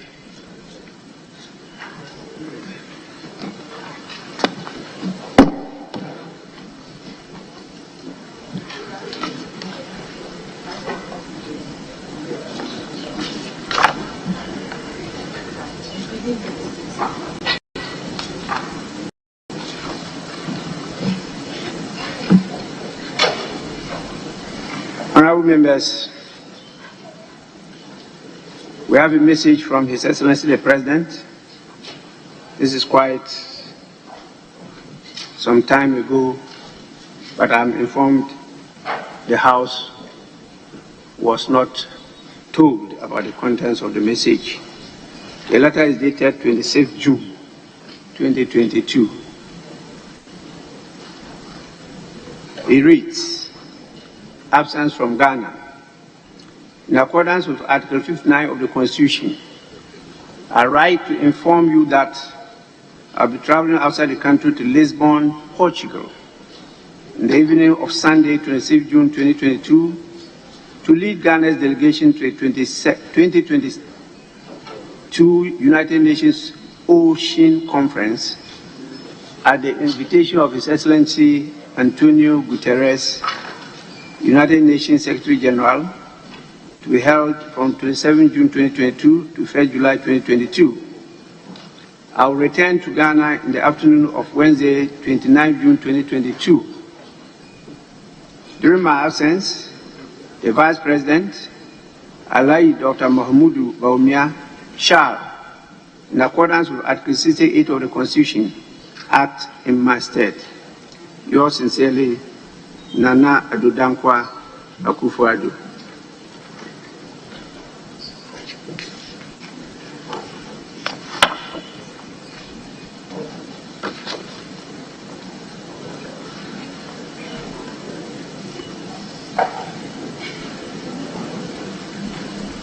Honorable members, item 4, correction of votes and proceedings and official report.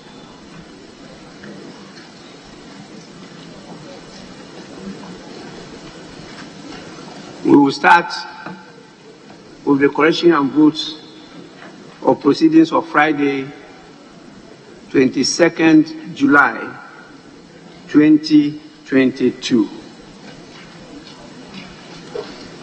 Page 1.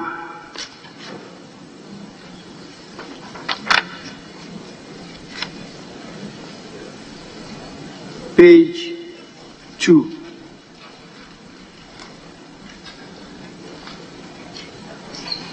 Page 3.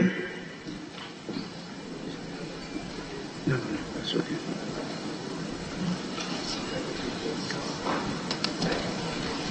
Page 4.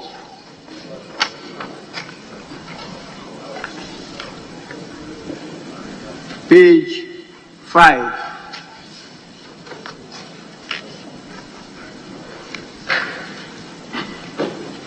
Page 6.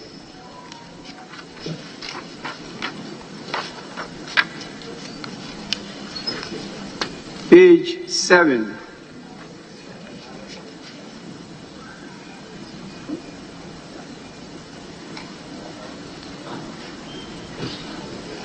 Page 8.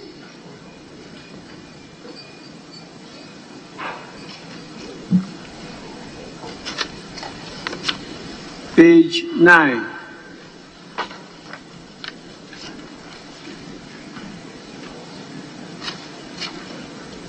Page 10.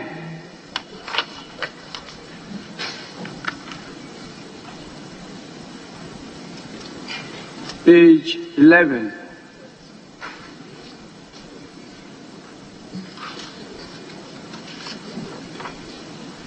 Page 12.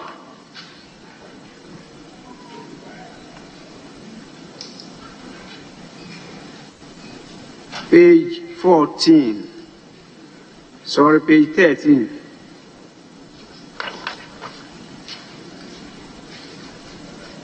Page 14.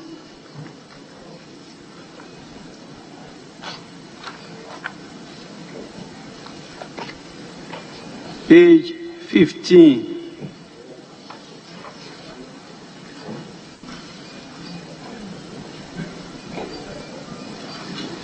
Page 16.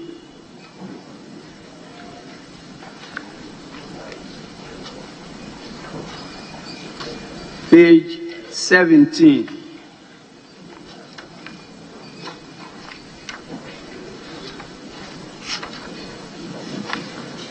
Page 18.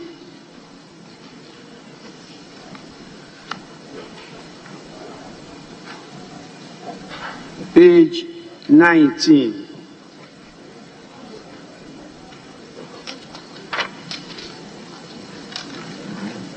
Page 20.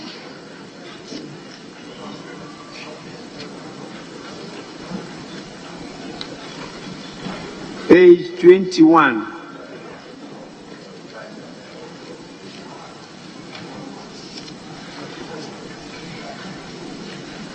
Page 22.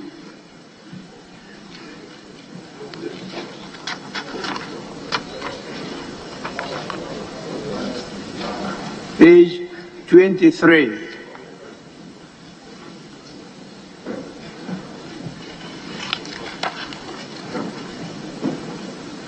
Page 25.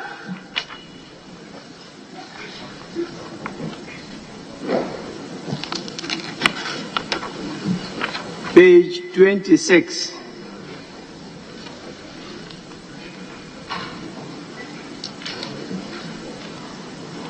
Page 27.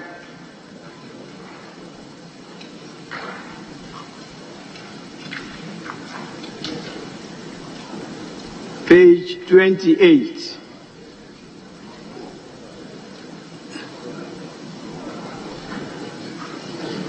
Page 29.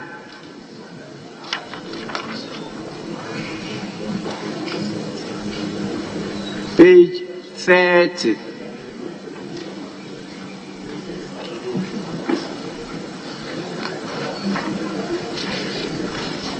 Page 31.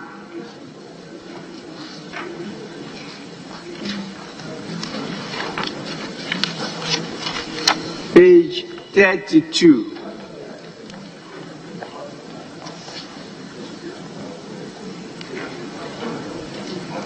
Page 33.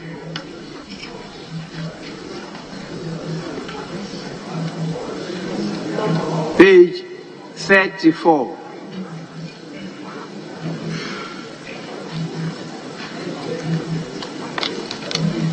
Page 35.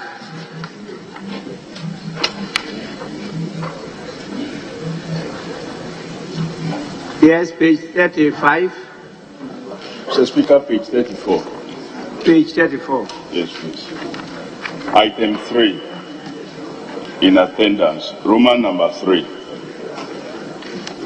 Mr. Mohamed Hadi Tuferu, is Honorable MP and Deputy Minister for Food and Agriculture, in line with the reporting of others, because that day he represented the sector minister as Deputy Minister.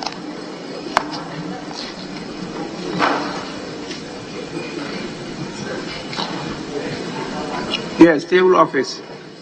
Kindly capture what is drawn our attention to. Page 35.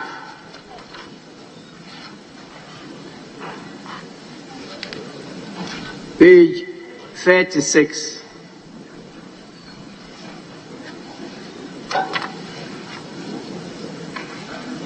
Yes, page 36.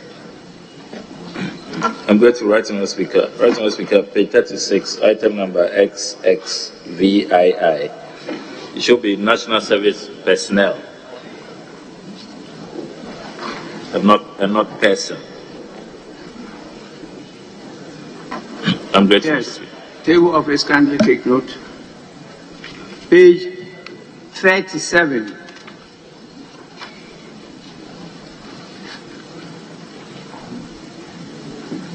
Page 38.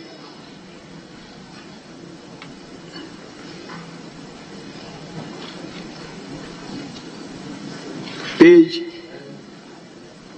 38. Yes. Speaker, I may have to indulge you to bring you back to page 15. And that one will require some directive from you. When you come to page 15, the clause 33, I'm sure the draft person can, despite subsection 4 part A and part B of the third schedule of the Customs Act, is hereby. We don't use the word are hereby.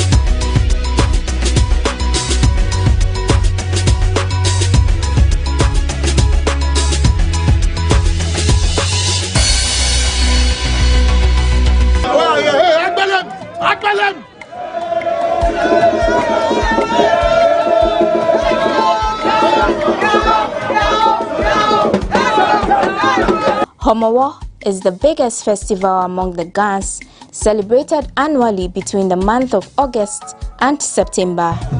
The phrase Homowo emanates from two Gan words, Homo, which means hunger, and Wo, which means to hoot at. Together, the word means hooting at hunger. The festival is commemorated to mark the victory of the Gan people over hunger they experienced during their migration. During this celebration, there is great display of Gan heritage and culture, and the festival attracts people from all walks of life. Whereas the Homowo festival is generally celebrated on different days by the various Gan groups, there are pre-celebrating activities prior to the major event, which is marked on Saturday. This year's festival began with the Gan Mashi people who marked the Sobi celebration on Thursday in honor of all Gan Thursday bonds. Thursday bonds on this day carry foodstuff in a procession amidst singing while they march to the palace of the Gan Manche, Ni Takite Kochuri II.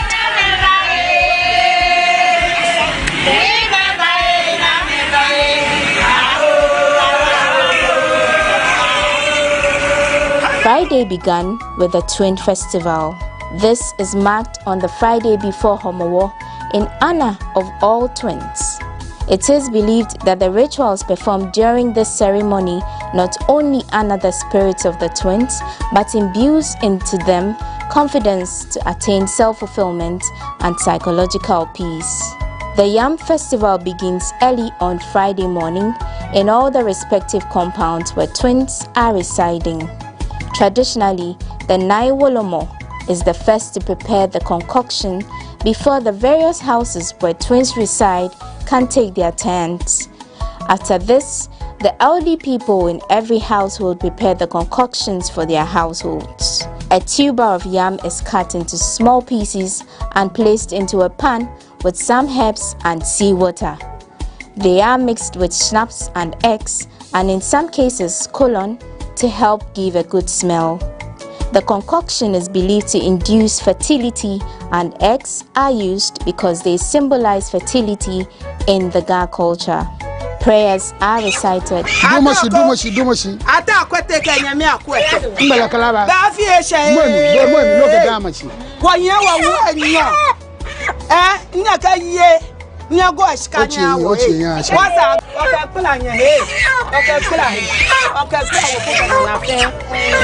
After this, 2 white fowls are slaughtered, one after the other, and each slaughtered fowl is thrown backwards, and the manner in which the fowl falls is significant. At least one of the fowls is supposed to fall on their backs. If both fowls fall on their bellies, it is a sign of bad omen. This is done upon an appeal to the gods to forgive them of their shortcomings. The water is used to purify the twins or is smeared on some parts of their bodies. After this, any other person who may want twins or goodwill proclaims what they want and donates some money, and some of the water is used to purify them. Not everyone has the privilege of having twins, so when God gives you twins, He has graced you, and so you have to take good care of them. This is why we perform these rituals every year.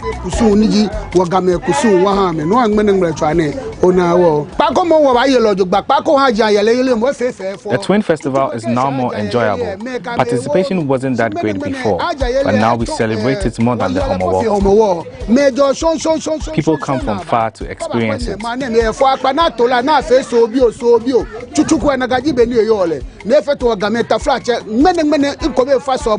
The church has been lying to us, and since we are very few, once someone becomes convinced, the others also stop.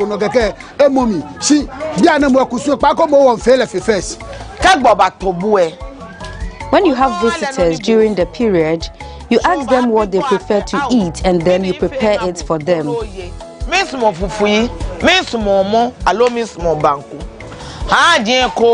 Twins are seen as animals who fight in the womb. So once they come out of the womb and they are performing purification rituals for them, they put the horns of the sheep sacrificed aside, and it is cleansed every year when they bathe them. Also, with the concoction prepared, people say their wishes over the monies they donate and then put it in the bowl. It is believed that by the following year, what you asked for should have come to pass. The Twin Festival will continue. We won't stop today, we won't stop tomorrow. It is also humans who wrote the Bible and introduced Christianity to us. The various families make merry in their homes with feasting following this. The twins, their parents, and all other relatives all dress in white clothes later and parade the town to show their joy. During the procession, young twins who cannot participate are carried on the shoulders of older family members. The remnants of the concoction are taken to a spiritual house near Agbogbuloshi, where the content is emptied.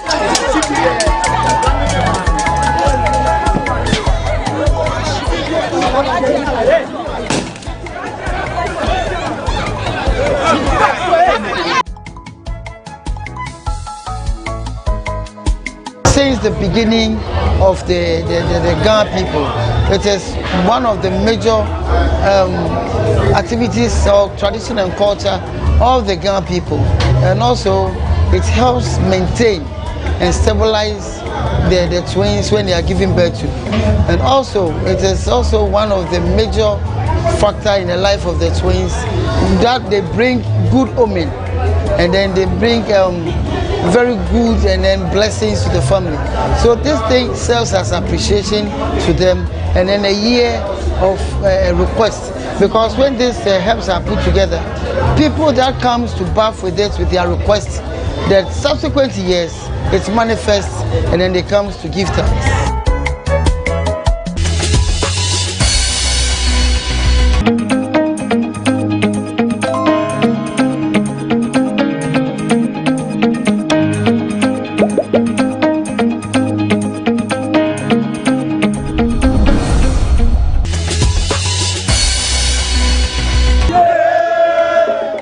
Day is the main ceremony and is usually patronized by many. The occasion is characterized by pomp and pageantry.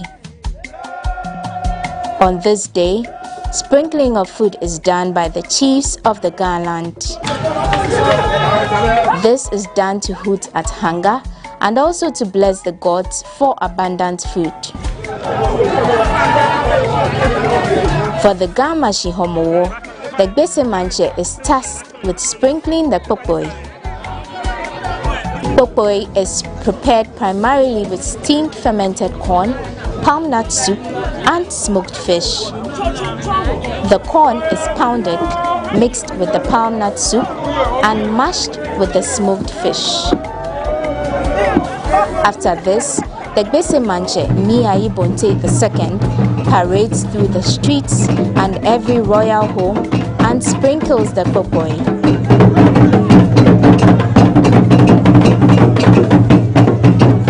He is followed by sub-chiefs from different Ga areas and residents of the area amidst dancing and drumming.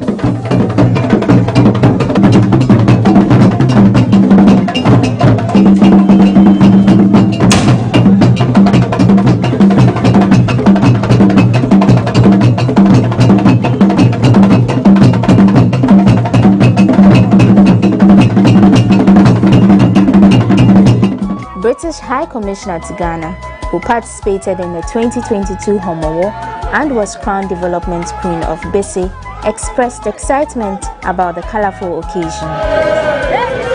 Harriet Thompson, who now bears the stool name Na Okaicho Mlami I, Bese Noya Manye, had this to say. It's been a real honor to be part of the Homowo Festival today.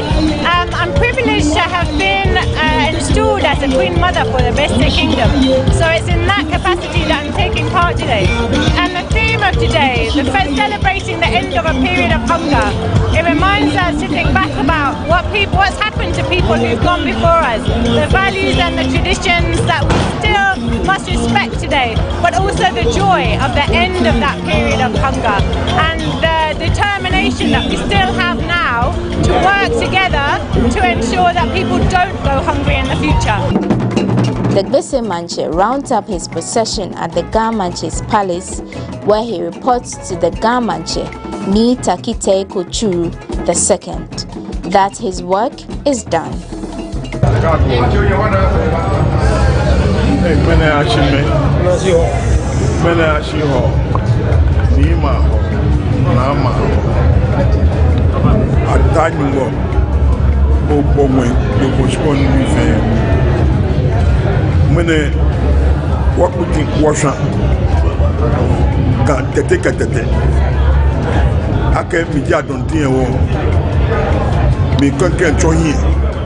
I was the one who went to sprinkle the Pokpoi first because I am the leader, and I have made them aware that I have finished, and so it paves the way for any other chief to do same.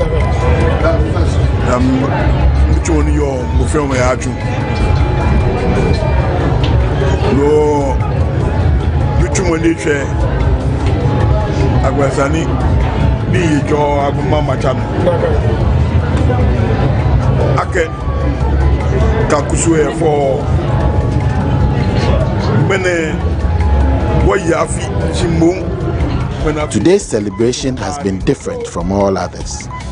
Today the crowd was massive.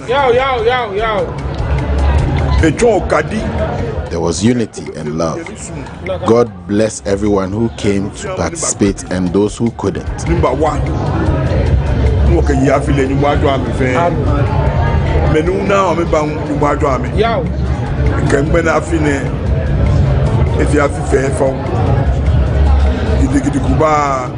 This year's has been special. There was no violence. We should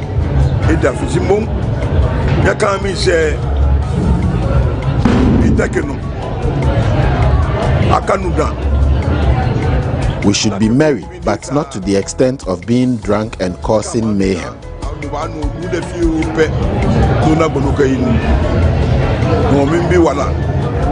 I ask for life.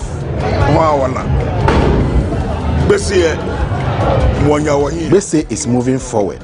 We are not coming backwards. So anything that will disrupt the peace, I will step in myself.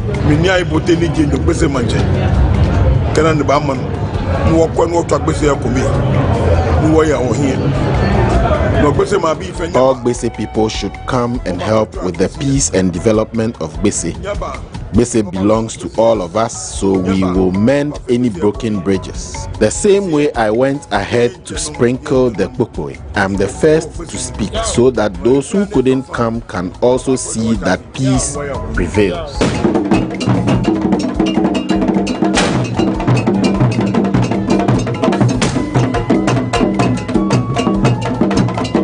Other residents and leaders in the community also expressed their thoughts about the occasion. The Gbese Palace and area has become beautiful. It wasn't always like this, but this year it has been revamped.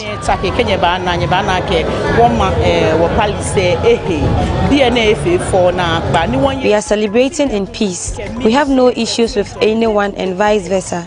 We urge all to cooperate and we hope that it goes on the same way, so we will all live in peace.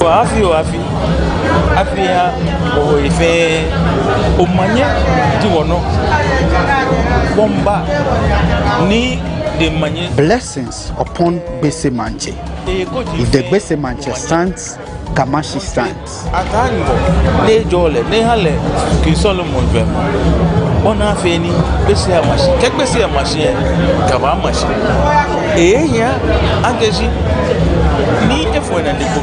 It is important that he gathers all the small towns for unity.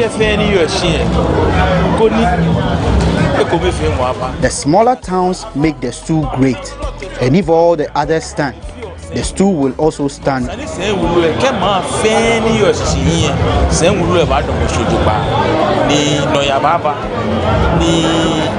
And the youth will get profitable work to do after school. All these are important to him, and it is his desire that is happening.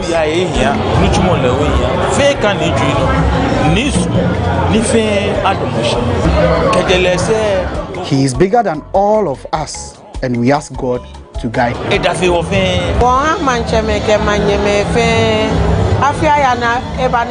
We greet all chiefs. We pray this year bring us good tidings. If there's a hole in a tree, every animal can enter. But if there's no hole, Gbese stands. So if the Gbese Manche says he's bringing together all the villages and small towns for peace and unity to prevail, and for wrongs to be made right, so that we can celebrate bigger next year, I ask for life for all 7 houses in Gbese. After this, any other sub-chief has the permission to sprinkle the kpokpoe in their respective areas.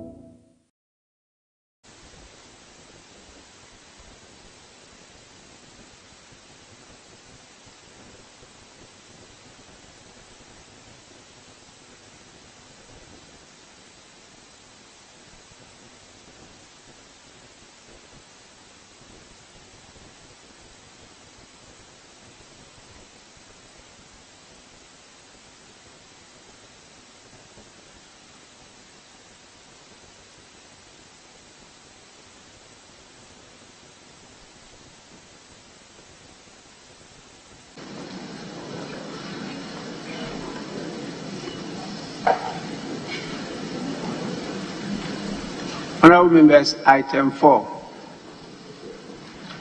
correction of votes and proceedings and official report.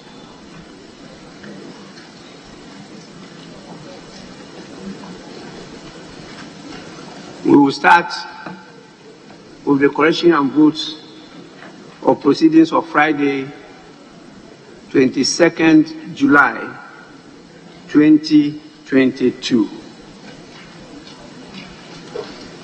Page 1.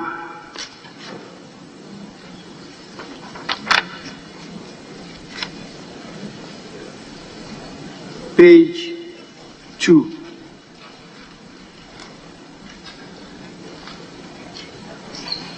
Page 3. No, that's okay.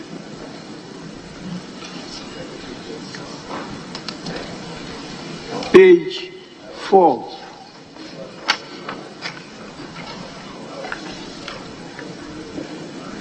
Page 5.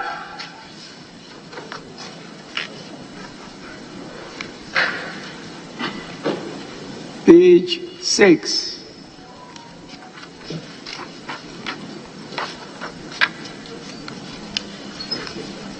Page 7.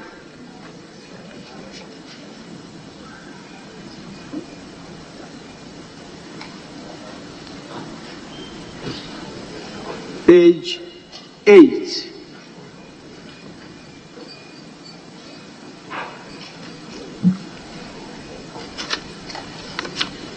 Page 9.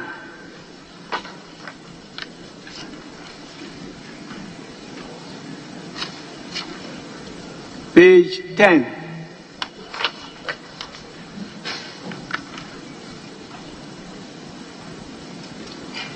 Page 11.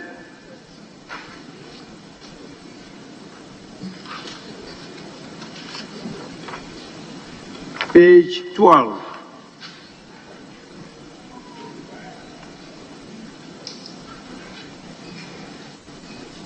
Page 14. Sorry, page 13.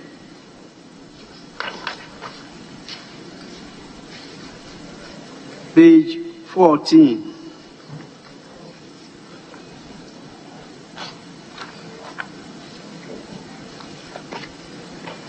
Page 15.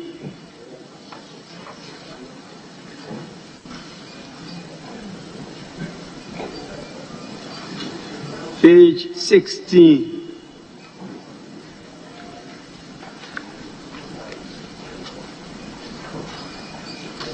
Page 17.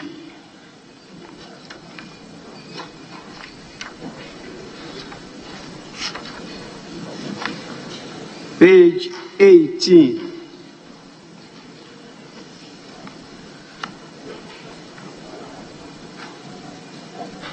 Page 19.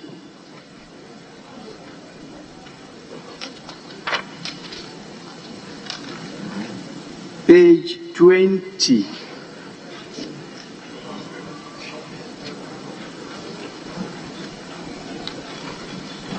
Page 21.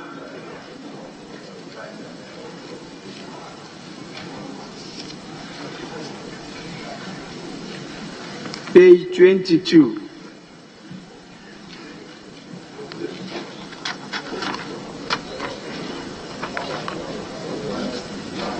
Page 23.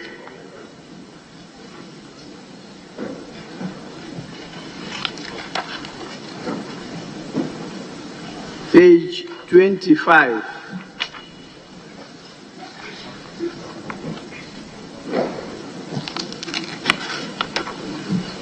Page 26.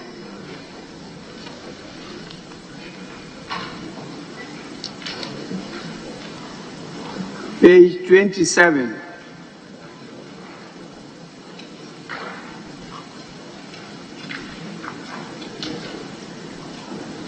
Page 28.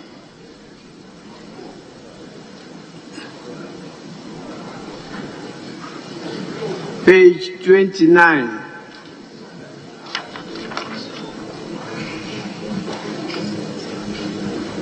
Page 30.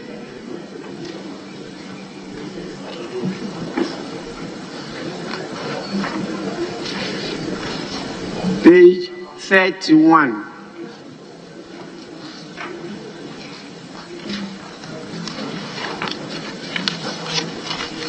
Page 32.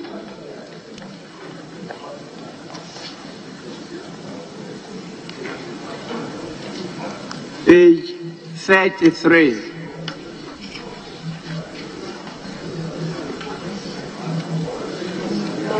Page 34.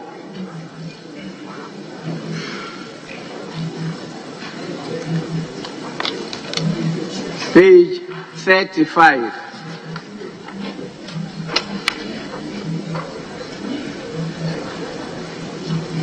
Yes, page 35. Mr. Speaker, page 34. Page 34. Yes, please. Item 3. In attendance, Roman number 3. Mr. Mohamed Hadi Tuferu, is Honorable MP and Deputy Minister for Food and Agriculture, in line with the reporting of others, because that day he represented the sector minister as Deputy Minister.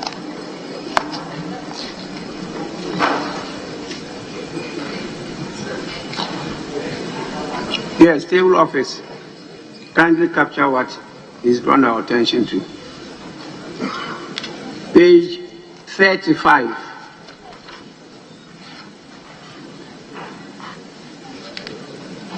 Page 36.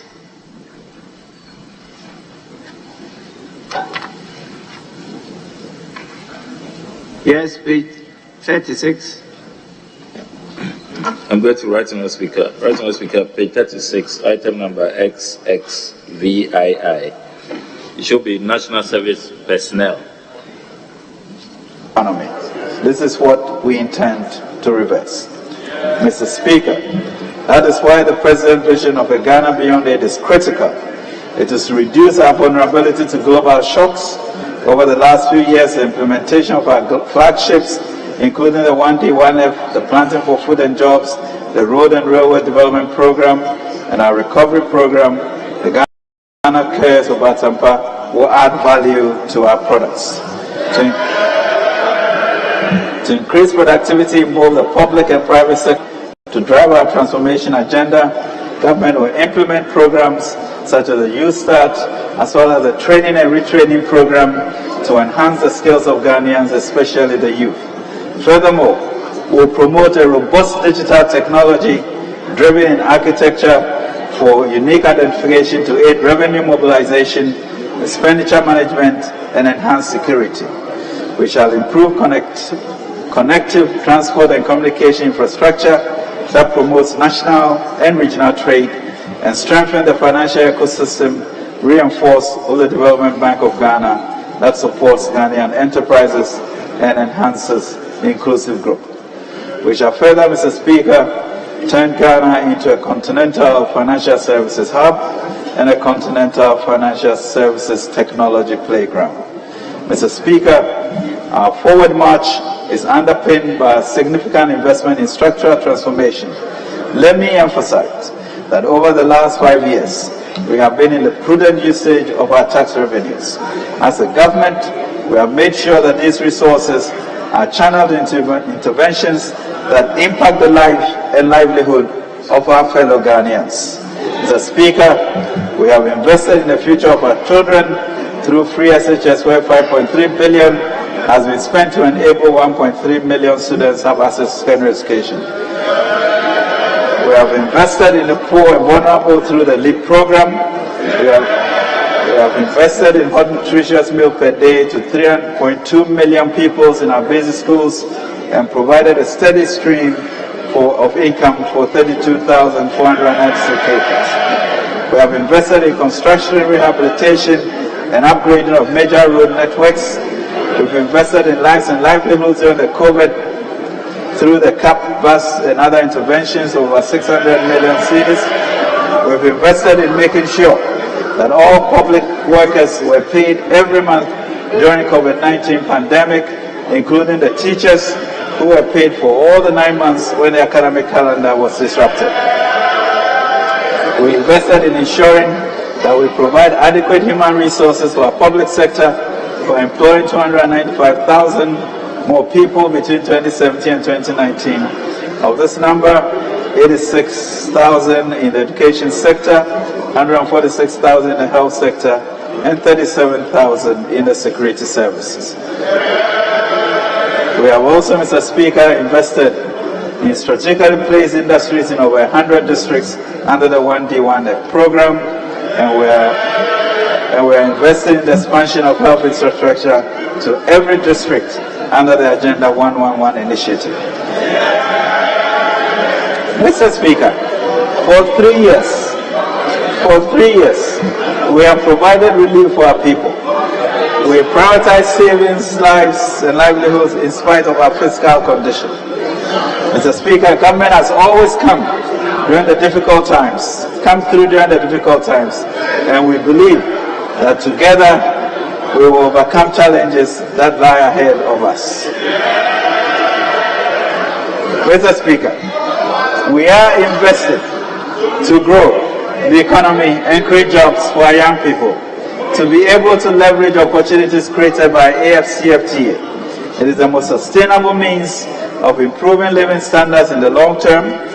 At this critical time, we are directing resources to regain economic stability. This is what Ghanaian households and businesses expect and deserve. With discipline, dedication, and hard work, we will overcome the current challenges that confront our nation. We are convinced we can do this again. We work closely with Ghanaians to turn around the economic situation in 2017, and we can do it again. Mr. Speaker, in the immediate term, we will strengthen our focus on efficiency in our fiscal operations and transformation efforts. To this end, we are aggressively improving revenue mobilization by adopting more innovative and comprehensive approaches, including technology, rationalizing expenditures, adopting policies to address inflation, promoting production and improving productivity, including implementing the Ghana Cares and USAT programs, and exploring innovative financing as illustrated by the recently approved 750 million Afri-Exim facility. Mr. Speaker, predictions on a changed global outlook since the war has manifested. According to the IMF, the outlook has darkened significantly and uncertainty is exceptionally high. The downside risks about which the IMF had previously warned have now materialized. Mr. Speaker, there is no crystal ball in predicting when these uncertainties will end. The pandemic, which has been at the root of the current worldwide torment, is far from over. Crucially, the global weekly average of COVID-19 infections has surged from 472,895,000 to 1.08 million between 31st May 2022 and 22nd June 2022. Even though the active infection rate in Ghana stands currently below 500, despite harsh economic sanctions and tacit diplomacy, we are witnessing a war of attrition in Ukraine with no end in sight. Monetary policy adjustments to tame surging inflation may persist over the medium term. We are also developing a new strategy to enable us to confront these uncertainties as part of the enhanced domestic program. This program will stimulate economic growth, promote fiscal consolidation, and enable us to re-emerge on the path of sustained transformation and debt sustainability. We have invited a fund to support key components of this program. Mr. Speaker, this program reinforces our focus on fiscal consolidation and debt sustainability. To demonstrate our commitment, we are not seeking additional resources despite significant challenges. We will stay within the appropriation for 2022. Government will balance underperforming revenues and the adverse impact of the strong external headwinds with effective use of our windfall from upstream petroleum sector. Mr. Speaker, the Ministry of Finance will work with the Bank of Ghana in the coming months to provide emergency financing in the case of shortfall within the law, given the current unpredictable and challenging environment. Bank of Ghana is also taking measures to help reduce inflation and has introduced critical measures to help stabilize the cedi, which is to exercise Ghana's first right of refusal to gold produced here and for the first time in the Fourth Republic at least, build a strong gold reserves culture to protect the city as we move forward. Mr. Speaker, the collective achievement of this initiative will offer a more permanent respite and improve our capacity to withstand similar challenges in the future. Our economic prospects are bright, but we'll have to contend with recurrent external challenges and adapt quickly to a new environment. There will always be unexpected challenges ahead. These have to be carefully considered and measures put in place to resolve them. Mr. Speaker, we are confident because we have laid the key infrastructure upon which we can anchor this process of national growth. Mr. Speaker, we are even more confident of an imminent breakthrough because we have, Mr. Speaker, a track record, a plan, the discipline, the dedication, the competence, as well as the compassion for our people and our country. But most of all, Mr. Speaker, we have God who gives abiding grace for this new journey. He guided the Akufo-Addo government to successfully exit an IMF program in 2019. He will again use this government to successfully go through this program to redeem us from this. We will chart a sustainable course that will restore and improve macroeconomic stability, energize and expand economic activity, create jobs, and strengthen Ghana's structural resilience to future external shocks. Mr. Speaker, I serve a president who has shown by his deeds that he is deeply committed to the welfare of the masses of our people. Ours is also a government that is not afraid to make hard choices for the good of our country. I want to appeal to Ghanaians to keep faith with the president and his team. We know things are tough now, but we have a plan and the will to drive it. We want this House to do exactly what it did in the earlier crisis of 2020. Support us in our bid to reduce the impact of this global crisis on the nation and to tackle the vulnerabilities in our economy to make us prone to such shocks. The President wants the Sovereign House to be a strategic partner in government's effort to stabilize the economy and spur growth to create jobs. Ours, Mr. Speaker, is a proud history of finding solutions to our country's issues, the MPP government of the Fourth Republic. We have done it before, we will do it again, and with the help of this House and the support of the good people of Ghana, we shall come out of this stronger. As we claim the Lord's promise in Joel 2 to send his people corn, wine, and oil to satisfy us and eliminate this reproach. In this journey, we must eschew pessimism. That takes invaluable energy away from our forward march to transformation. As one people, we must speak the same language of patriotism to guarantee our own collective success. For a united country, will have no restraint but victory, Mr. Speaker, in Kunim. Mr. Speaker, I'm thankful for the opportunity to be here to outline our programs. I'm grateful that we continue to engage and find sustainable solutions to our challenges. God indeed bless our homeland Ghana and make us great and strong. Mr. Speaker, I beg to submit.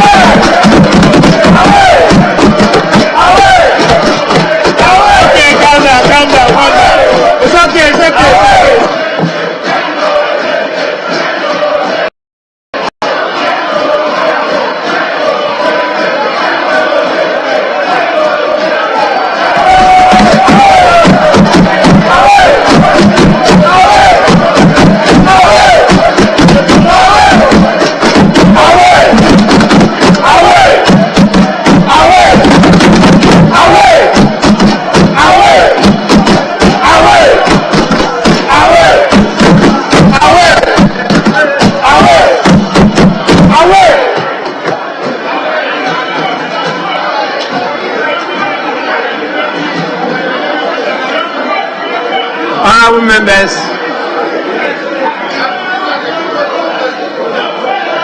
honorable members,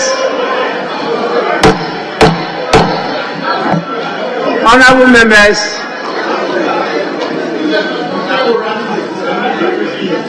this is a clear manifestation of how far we have gone with our democracy.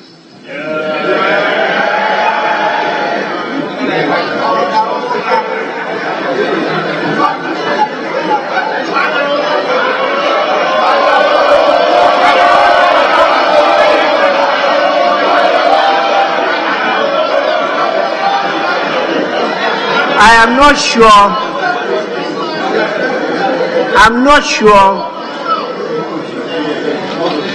you really understood what I said.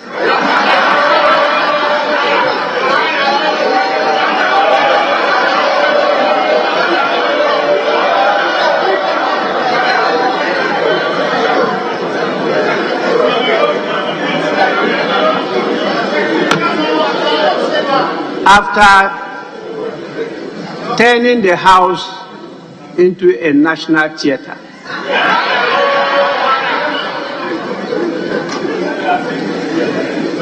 and making yourselves happy, I allowed you because you've been sitting for a long time. So I just wanted you to exercise a bit. With this, I also have a compulsion and I have to take 10 minutes. So sitting is suspended for 10 minutes.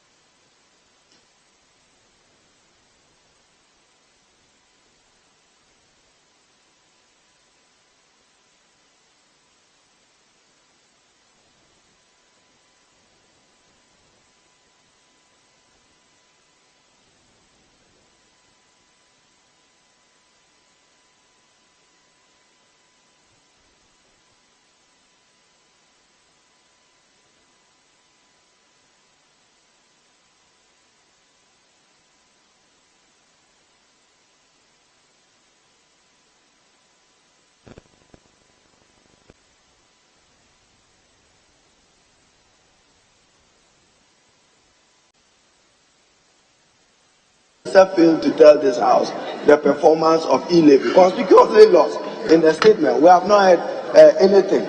But Mr. Speaker, what is even more important is that, Mr. Speaker, with that one, I will raise a procedural issue so that we will all be guided.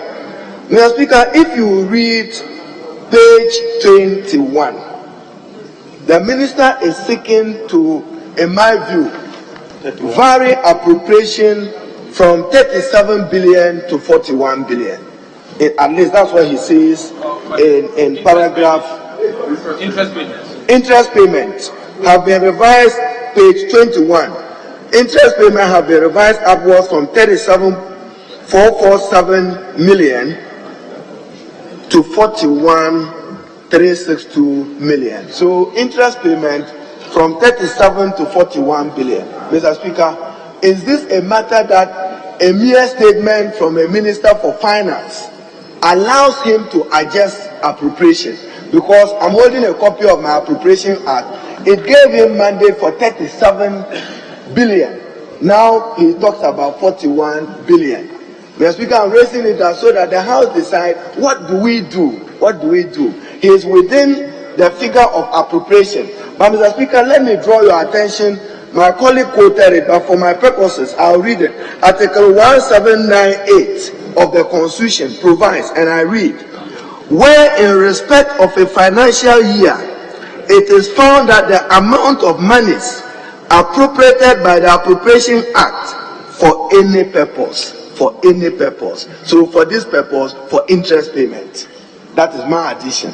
For any purpose. So this purpose, as we approve appropriation, was for 37 billion, not 41 billion. Then the Constitution continues, for any purpose is insufficient. So 37 billion insufficient. Now working towards 41 billion. Or that a need has arisen for expenditure for a purpose for which no sum of money has been appropriated, like a COLA of 15%. Did you provide for it? I'm just raising these issues. To that act, a supplementary estimate showing the sum of money required shall be laid before Parliament for its approval. So, Mr. Speaker, we want to be guided. The other, Mr. Speaker, is that the Minister is seeking in page 31 to reintroduce road tolls through the back door. When he says, I read paragraph 57.2. Paragraph 57.2, he says, the completed road will be tolled. Not my words, his words.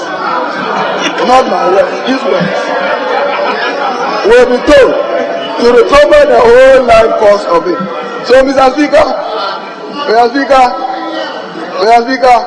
the Dagombes have a proverb that dance which goes into dawn, dance which goes into dawn tomorrow morning. The tie is never in the haste to begin the dance. Tomorrow, the Honorable Akufo-Addo will lead us in the dance with his team in debating this budget. So, Mr. Speaker, let my colleague respond to the procedural issue. But to Ghanaians, don't be disappointed. This is what you opted for, and this is what you have. Thank you, Mr. Speaker.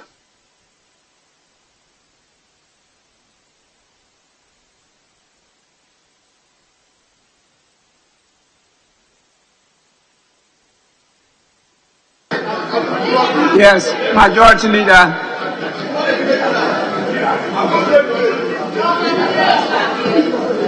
Speaker, we have listened to the Minister responsible for finance with the presentation of the mid-year review.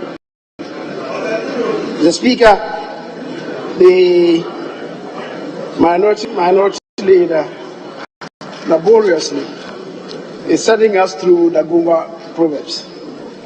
Let me indicate to him that in any dancing, the dancing skills rest on the knee and indeed the heel, not the thigh.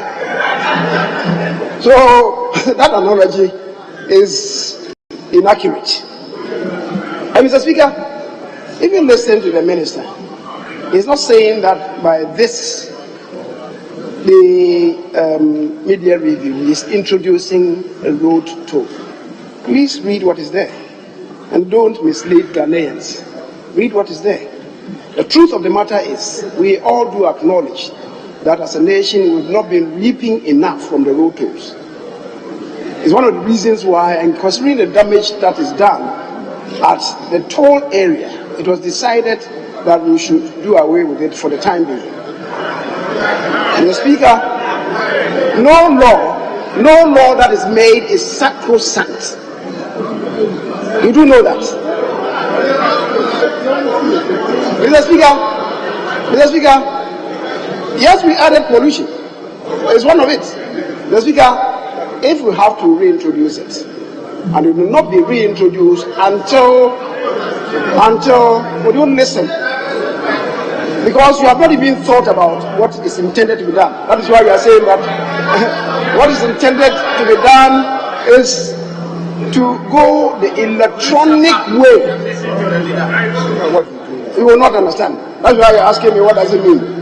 Mr. Speaker, so the good book says, those who have eyes to see, let them see.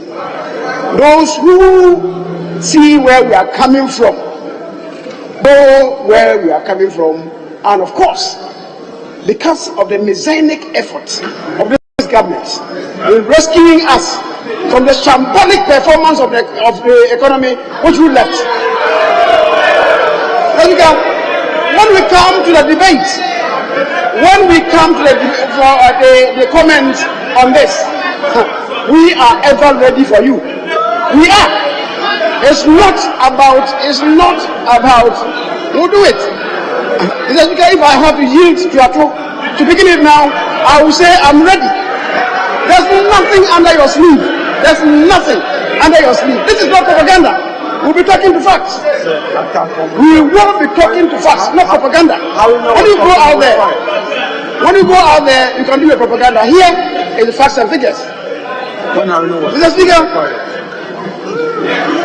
Speaker, the minority leader is indicating that he mentioned some line items, and he's saying that because it's been mentioned, we need supplementary estimates. I cannot comprehend that.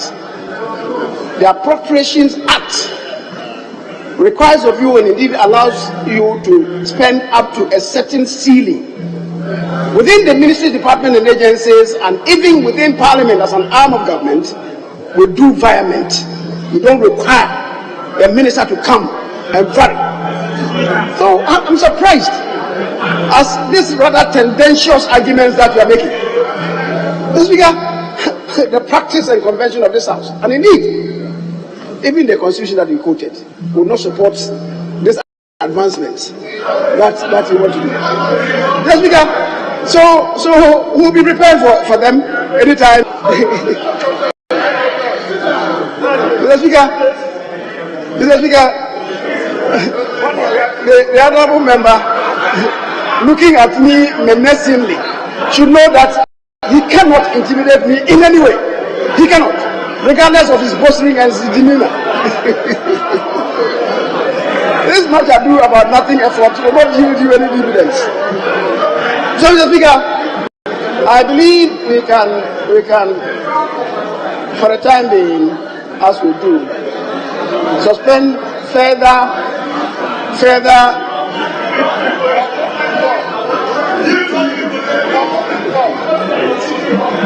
Let's begin.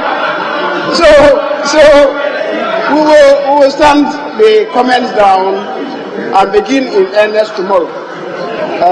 The business committee gave some indication about the time, and I will plead with us to be on time tomorrow, given the time that we have, so that if we are able to sit at 10 o'clock in the forenoon, and certainly we'll have extended sittings, we'll be able to do justice to the matter before us. Mr. Speaker, thank you very much for the opportunity.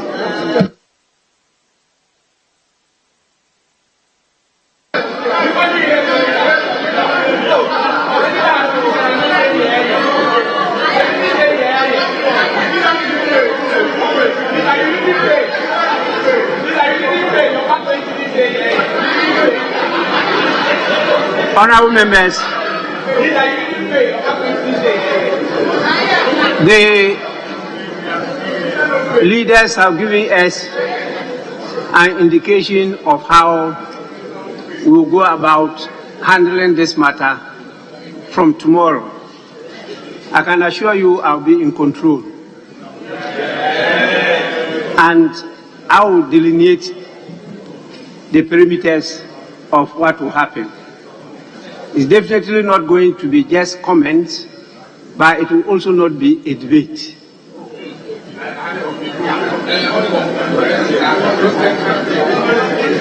With your kind permission, let me acknowledge some distinguished personalities that have come to support us, not just receive the statement, but also to encourage us to do a national duty. We have at the distinguished visitors gallery the Chief of Staff of the Republic of Ghana, our own former member,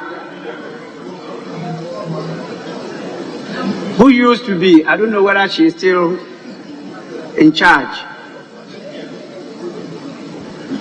She was the senior most of my wives in Parliament.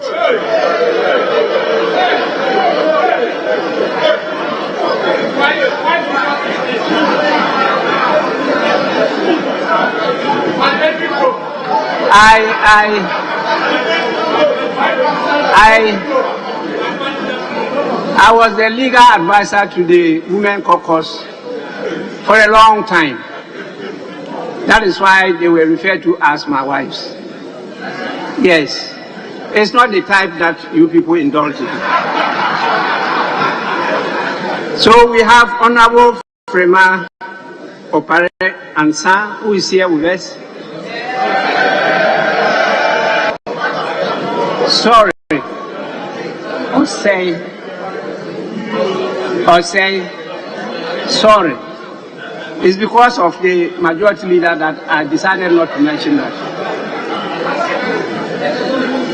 I also want to acknowledge the latest chairman of the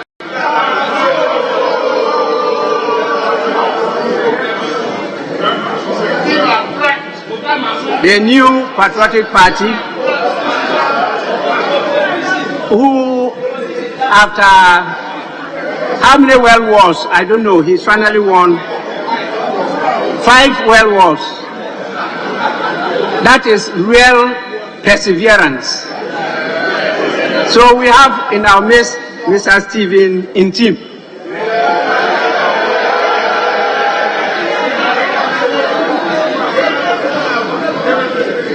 We have the General Secretary of the new Patriotic Party, also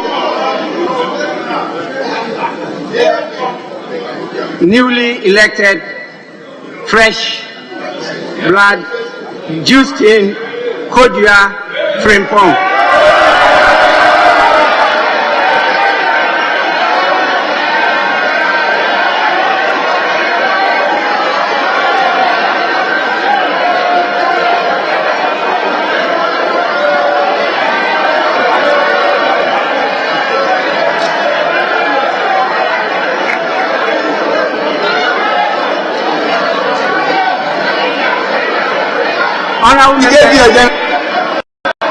Honorable members, honorable members,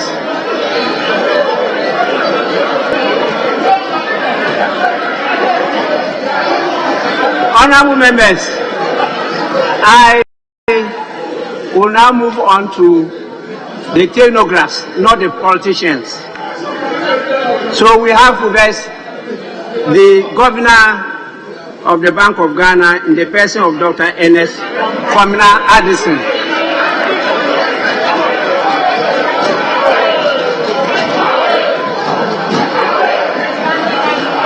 Honorable members, There's good reason why I said we are now moving on to the technocrats, not politicians. So please acknowledge them as such. They are not in our class. We are not in politics with them. They are technocrats. We have the Deputy Governor of the Bank of Ghana, Dr. Opoku Afra, and we have the Chief Director of the Ministry of Finance, my brother and friend, Mr. Patrick Nimo.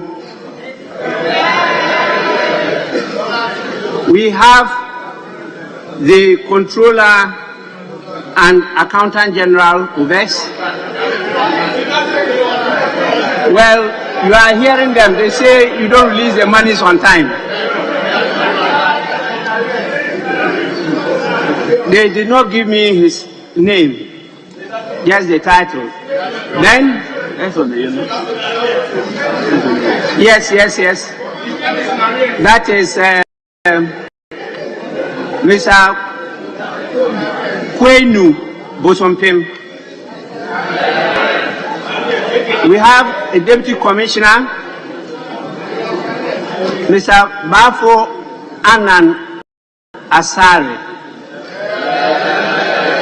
And we have the Deputy Commissioner, GRA, Mrs. Julie SM.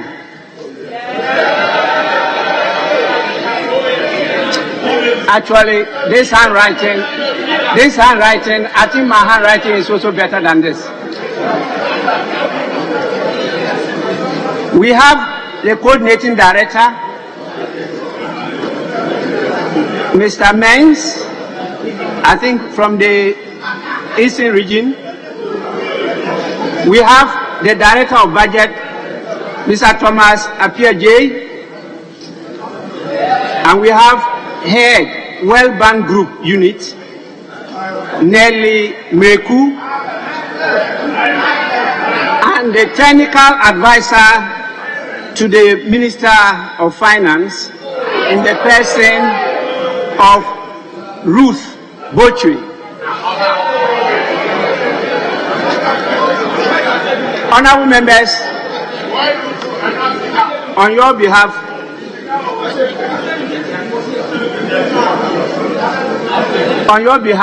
I want to warmly welcome them and thank them for coming to support us. This is a national duty, and we will try as much as possible to work together to do the right thing.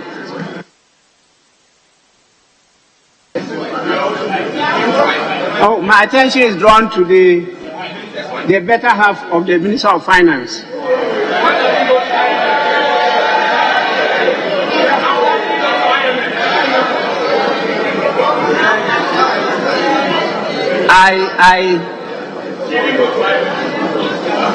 I'm told she is not like the Minister of Finance.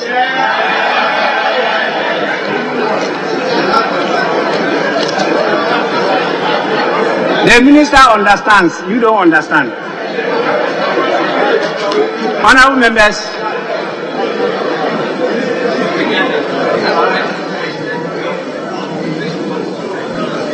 subject to what the leaders will say, I will at this stage want to allow one member to make a statement, the normal statements.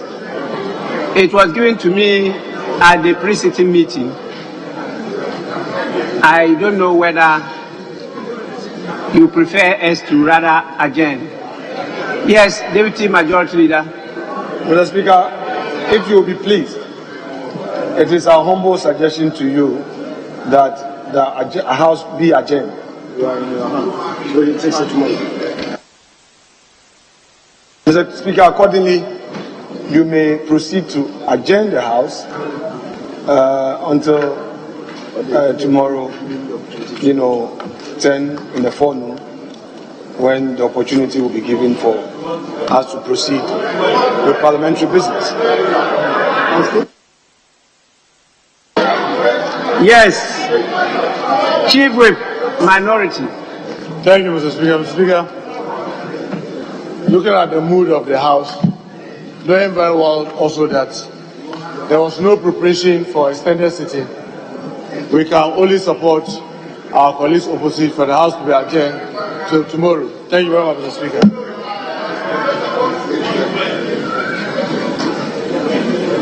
Well, before I proceed to adjourn proceedings, I want to inform members that we had earlier on programmed to commemorate the International Day of Parliamentarianism tomorrow, Tuesday, 26th July 2022. And so we're organizing a program at the Justice D.F. Annan Auditorium, which is to commence at 1 p.m.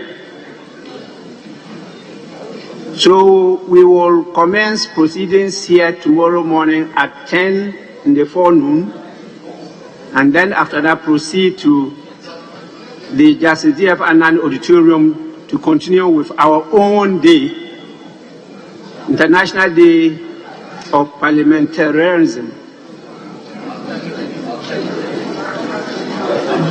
All members should make it a point to attend and participate in the commemoration. With this, honorable members, I proceed to adjourn the House.